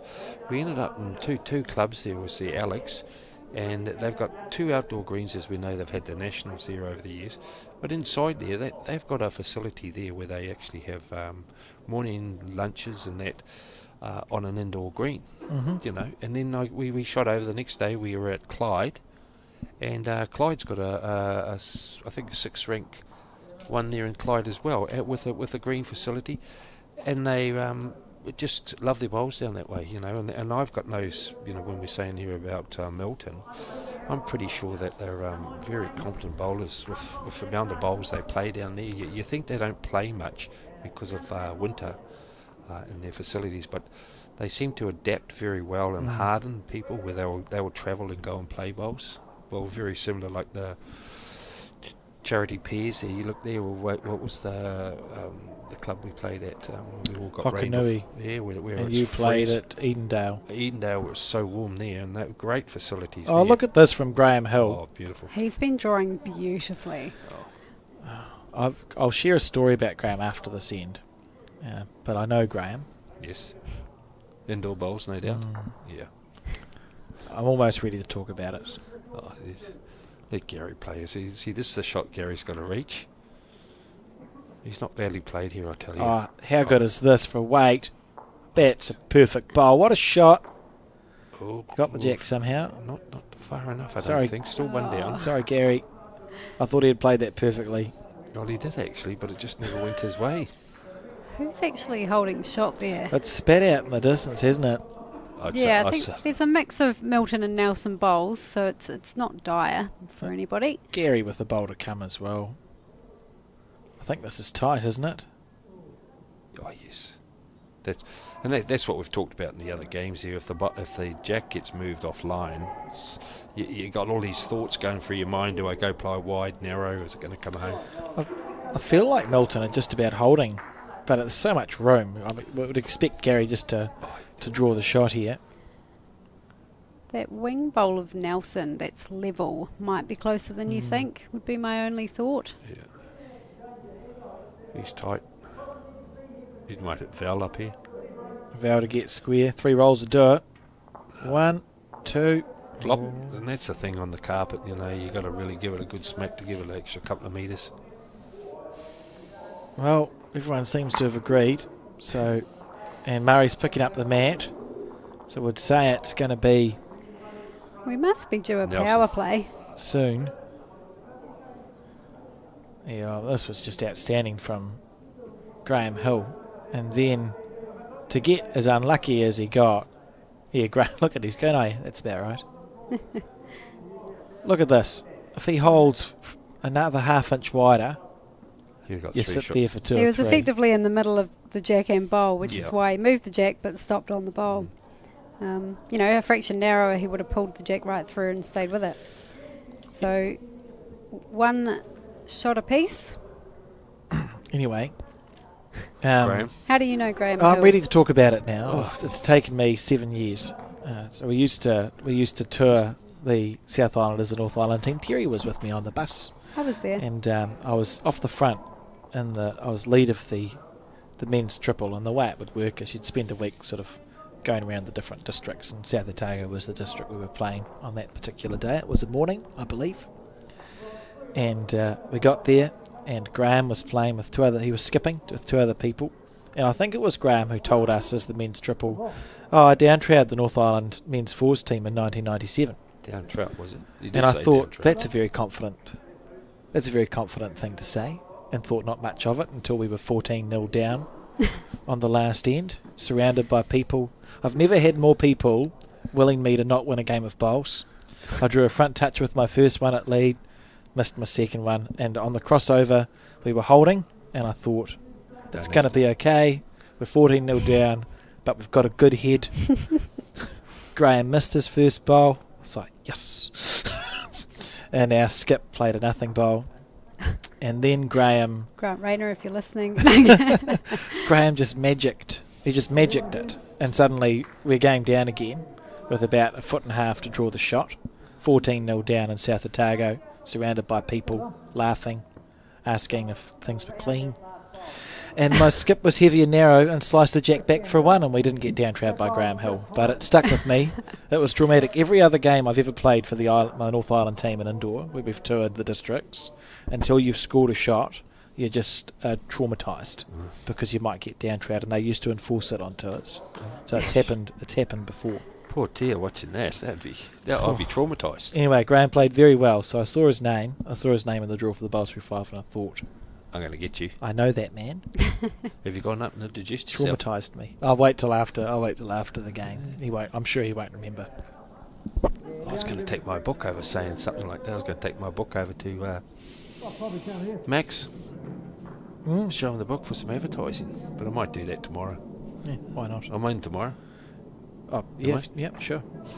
Am I in? Yeah, I haven't thought that far ahead. Back to the Okay. bowls, Terry. Bring us back. Sorry. Yeah, well, I just want to touch on Mari's 2 bowls again. Again, this is our first year bowler on stream, and she's got those 2 bowls beautifully sitting by the jack. I'd get her swabbed. So no, she's going really steady with some touches of magic, and Val, loosest bowl from Val that we've seen this game, but no doubt we'll see her correct here. Hasn't Joe and Val got the same styles, you know, the Little head dip. dips and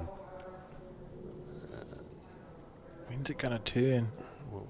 hopefully shortly. Here She'll be we saying, go. here she comes.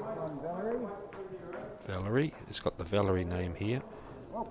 How good is that as a correction, eh? Oh, whatever, if it's... Sits. No, it doesn't sit, but yeah, very, very good And bowl. it wasn't a power play. Would you be going down next, Gary? Would you be playing the opposite hand now I'm going to need to take another look at that head. and sit that bowl? Or follow? Potentially. He has been struggling with his line a little bit Yeah. on that hand. It's either holding or ducking for him. The trouble is But if I he think played, it has He has to be to there now. now. Yeah. Yeah, the trouble is if he played too much weight, he could clip his own out and go 3 down on that hand. That's the only thing. So to the right as we see it here. Yeah, just try and duck around, and you're pretty well covered. You're not going to take your own out. You got more chance. You got 2 options there of sit basically the 11 o'clock bowl or jack level bowl and come off it, and then go to Val, and you end up with 2 shots. Simple as that. Sounded easy. Never lost a game sitting in here. Certainly it is easy to watch it. So yeah, I think we will see him on his backhand.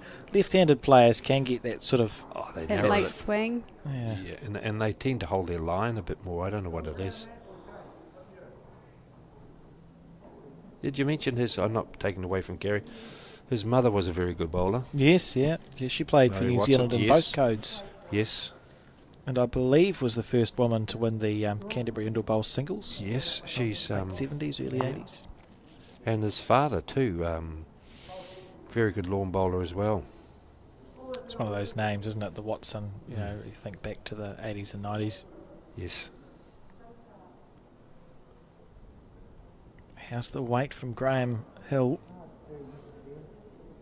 Not there. Perfect green. You'd see that bowl would have finished right on the centre line. Yeah, he wants a metre more to that. Yeah. That's really good towing from Val, isn't it? And that's what I was It saying is. with the chemistry, with Val and Gary. You know, they got that chemistry where they'll respect one another. I would imagine they would have played a lot of bowls together. Yes. Yeah. If that turns, so he'll come in more of a draw Yeah. weight here. This is it. See how he's got that hook? Oh, look at this. Yeah, great bowl. Touch it, you get 2. Classy shot. That's as good a bowl as you'll ever see. Yeah. And not even a smile. He's very serious bowler, old Gary. Oh, it's just tripped But over a something. very sociable guy off the green. Very sociable. On the green, he'll fights to the end. So Graham wandering up to the green to have a Yeah. look at the situation. Spray chalk, here we go. What do you think about that, Tia? You know, would you like people using chalk now or pencil? I think the spray chalk is the way to go, and I think internationally those are the rules as well. You need to avoid touching the bowl, which I can understand. Does Jenny still draw on your bowls? When I have touches, few and far between. I- Yeah, some people have the pens, and I personally, well, the ones that my mum uses can be hard to You wipe can't off the get bowl. the chalk off the bowl. Yeah, but what I do like about the pen is that she writes little messages, and I look forward to reading them. I totally agree. I'm the same. Especially if the bowl's flat, I'll put a nice smiley face on Yeah. it. Or, oh, look at this. A good track too. He's close here. Oh, 2 good bowls. Whatever. Wow, what Oh. are we watching? This is. oh Two, and two it's down. worth 2. Could be 2 down here. What a shot. He looks unsurprised. He knows what he's capable of. That's an incredible shot there from Graham Hill from the Milton Bowling Club. Surely it's time for a power play. But did you notice it was two different greens coming down? Mm-hmm. Am I allowed to say, can we have another look? Oh, here it comes. Sorry. Yeah, it's right in front. It's right in front of you. Sorry.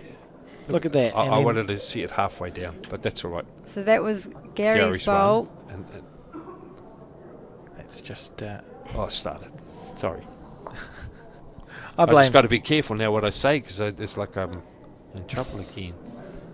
You'd never be in trouble with us, Peter. Yeah. Maybe they called the power play really quietly.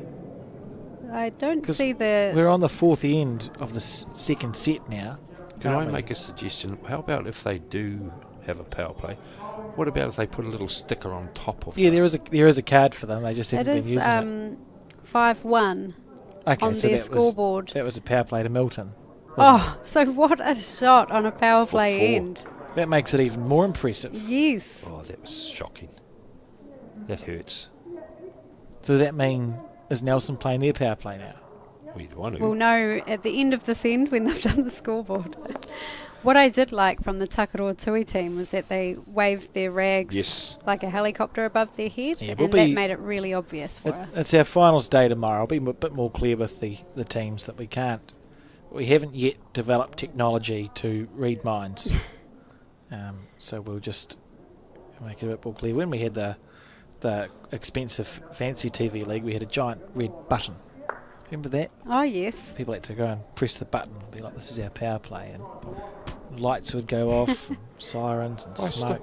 I still have. We haven't had the kill over here where the bowl. You know, you had the kitty and 2 little eyes and a happy face. I've got that, Have yeah. it? I haven't pressed it yet. A bit of excitement. We haven't had a kill yet.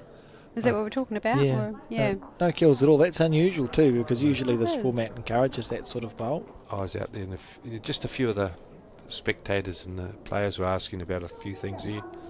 Was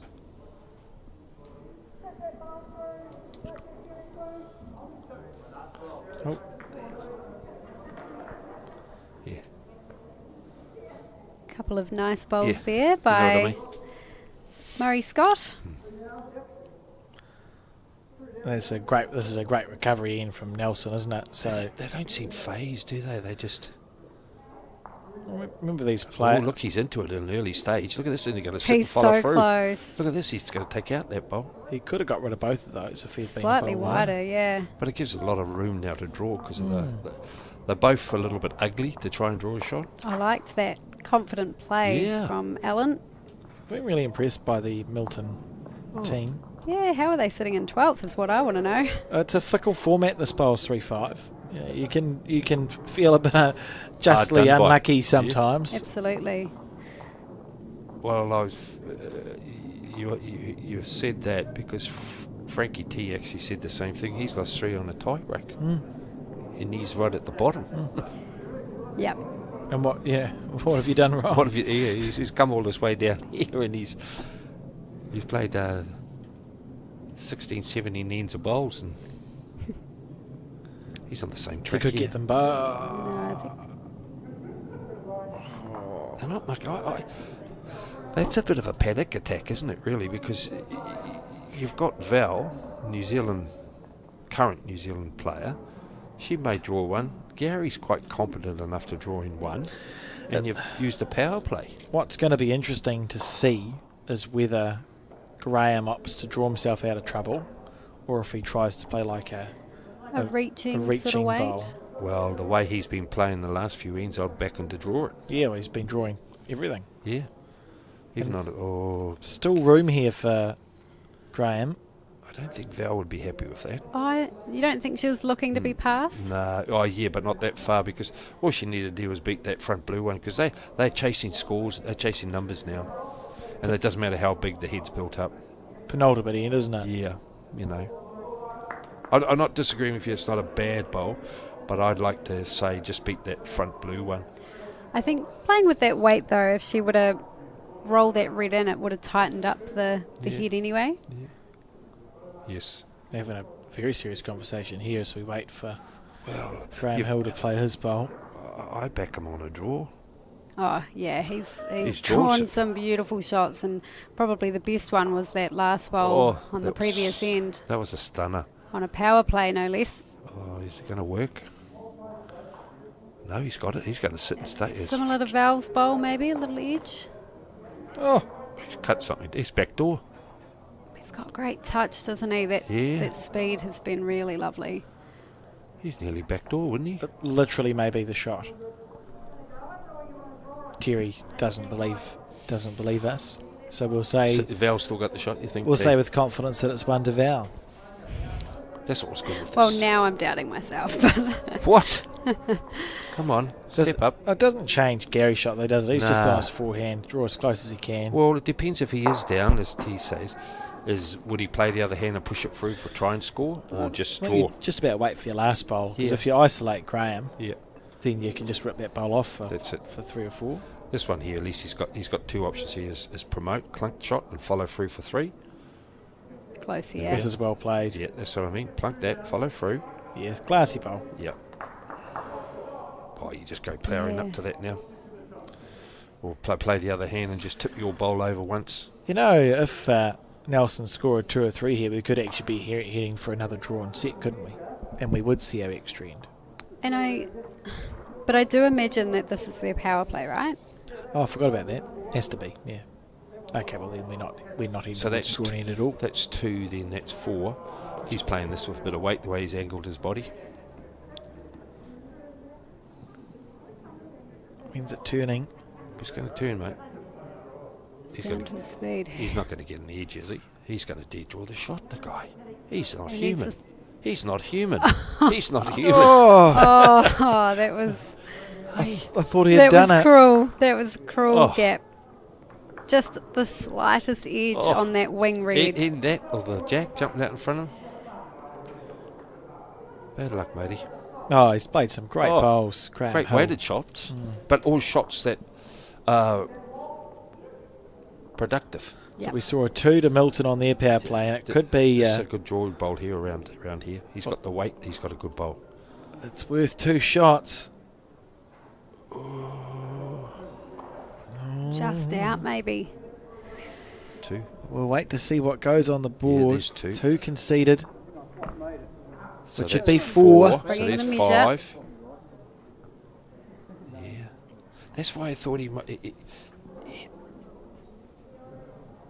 That weight he played was very good weight. Might be 5 all here, So boys. that's Graham's. Val's getting down a bit further. Well, my knees would have crunked by now. Oh, So that's in. So that's 3, which is 6. Unless. Well, we'll just wait and see what they put on the scoreboard. I'd hate to say it's 6 shots if it's 3 shots. Yeah. We're on different angles. Maybe if Max could just put his finger up to us. So 5-1, and there's a power play written. Oh, this is going to be easy to watch. Oh, we're zooming right in here. Well done, Max. Have they just... Oh no, I can see a P. Yes, it was a power 7. play. Thank you, Max. Great stuff there. Now I know why you got your job. So 2 the difference now. Nelson with the advantage. What a turnaround. The importance of power plays. We saw 2 well-used power plays too, didn't we? Oh, very unlucky. This whole set has been marvellous, really, when you think of it. The way Graham's been playing, and Gary's come with some honeys, and Graham, even in that last end there, he just went through the hole a tad. I don't think a tiebreaker end is out of the question yet. Well- I think the Milton team have shown they're capable of scoring 2s. You know, Graham's playing well. He's got last bowl. That'll be the thing, is Graham has last bowl. So, yeah, it should be possible to score a 2 here. Head built I for think him. if Murray can run She's- this one out. As you say, she hasn't been... For a first-year bowler, First- she should be only very proud first-year of bowler. how she's played, yeah. Well, I'm pretty sure back home there that there'll be a few gentlemen wanting to play with her in the mixed pairs or some type of pairs event I would with her. hope that Graham No, Graham's not allowed. sharing a last name. No, that's when they get into trouble. So Fair enough. she might have thought, well, if I can't beat him, I've got to join him. Possibly. Yeah, could be. You never know. So, she'll stay on her forehand. I was just going to say, but it's not sounding horrible. Just play your one hand when you're in this type. You don't want to be blocking And the it other means hand you're not as going to well. block the other hand Yeah. either, he says, as she blocks the backhand potentially. Yeah, Yeah, so- she wasn't happy with that one out of the hand. And then even if you were playing a bit of a shocker, and that's experience, you'd learn by this, is maybe Graham should have said play to my feet and split those 2 red bowls, you know. I know it's easy sitting in here saying that, but So it means there's a bit of work to do, isn't there, Yes. for Alan and Graham here to Yeah. find the 2 shots that they need. but the Alan way, probably needs to play 2 effective bowls. God, the way Graham's playing, he'd draw 2 inside that anyway. Correct.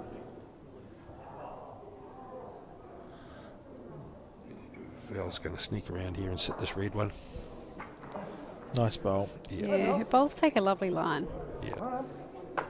She usually has pretty good weight for them, so they just come back at that nice at a nice angle. Would you start attacking those two, and then even if you put the kitty in the drink, that you can draw to it and give yourself a chance for this extra end? Maybe a reaching draw. Yeah, and then sit the bowls. A reaching draw is Yeah. good because you don't want to be. The last thing you want to be is short. Yeah. This bowl here has to be a metre over. And he's got something to sit. He's close. That's a good bowl here. Great bowl. Yeah, classy bowl, and now the two's doable, right? Yeah. Yep. And then now Gary's just got to put Val on that a metre to it, and then touch the jack back. You may have heard Gary say then touch the white. It's actually yellow, but just in case you know it's white. And they call it the cat as well, don't they? And down south. Oh, the cat. Yeah. There's other words too that a lot of people call It it. depends how the game goes. Yeah. That might go out on Val here. Edge. Well, Oh, this is going to be interesting now. that was Mari's block. Yeah. Yeah. Well thought out. It's a very experienced lady. If he can make this sit Oh. too, suddenly it's a completely different dynamic to this end. Well, Absolutely. well, that's a good guide. If you come inside Valerie's bowl, you're going to get another shot. I'll tell you. If you come inside He's that close. No, he's tricked out. bowl, oh, wouldn't that rip your nightie? I don't mean to sound biased, but I want to see an extra end. I thought he had that absolutely perfect. Oh, you do in a way, because you want That's- the underdogs to get up, and you know they're struggling on the 12th position, and you want them to get there after what we've just seen. Oh, they've been playing some great bowls. They have. That's for sure. But I'm backing Graham to draw this. I think with a clean run there, he would have been. Yeah, Two it's- shots. Yeah, the way it was riding. That'd be interesting. Eh? 2 5s, draw, and an extra end. Stranger things have happened. Gary's got 2 bowls. This left-handed swing at the end. Is he up? That's potentially brilliant. If he's up, he's got a goodie. Oof. Nearly brilliant.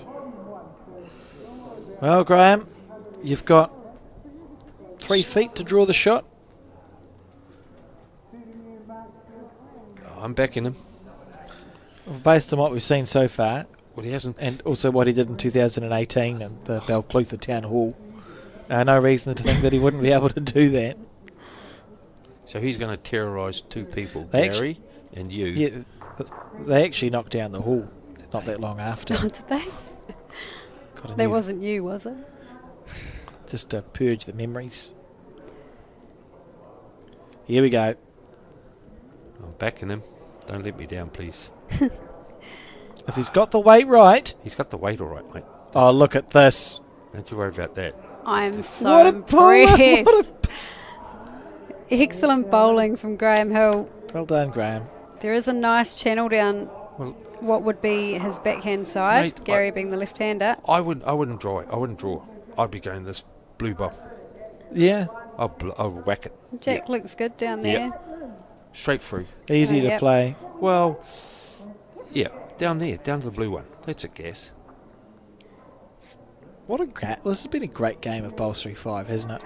I mean, and he's got a chance. Sorry to interrupt you. And he's got a chance to win the game. that's what I if was he just misses. about to say. Oh, yeah. sorry. No, you're all over Oh, it. But look at this. He's but all it over does look like He's a got good shot here. He's got them He's got both. the 2 of them. Oh! Locked. What did he do wrong? What did he do wrong? how does he still I do don't down? understand. Gary, Now, with a chance To to win the draw game. for 3. and Oh. I backed him. Did I back him? I'll back him. I'll back him. I think everybody who's watched this game was backing him the way he's been playing. Come on. We need a replay of Gary's bowl What? after this. Oh, Well We watch followed. it, Well travel. followed, Max. Oh, he's going to run out of puff, is he?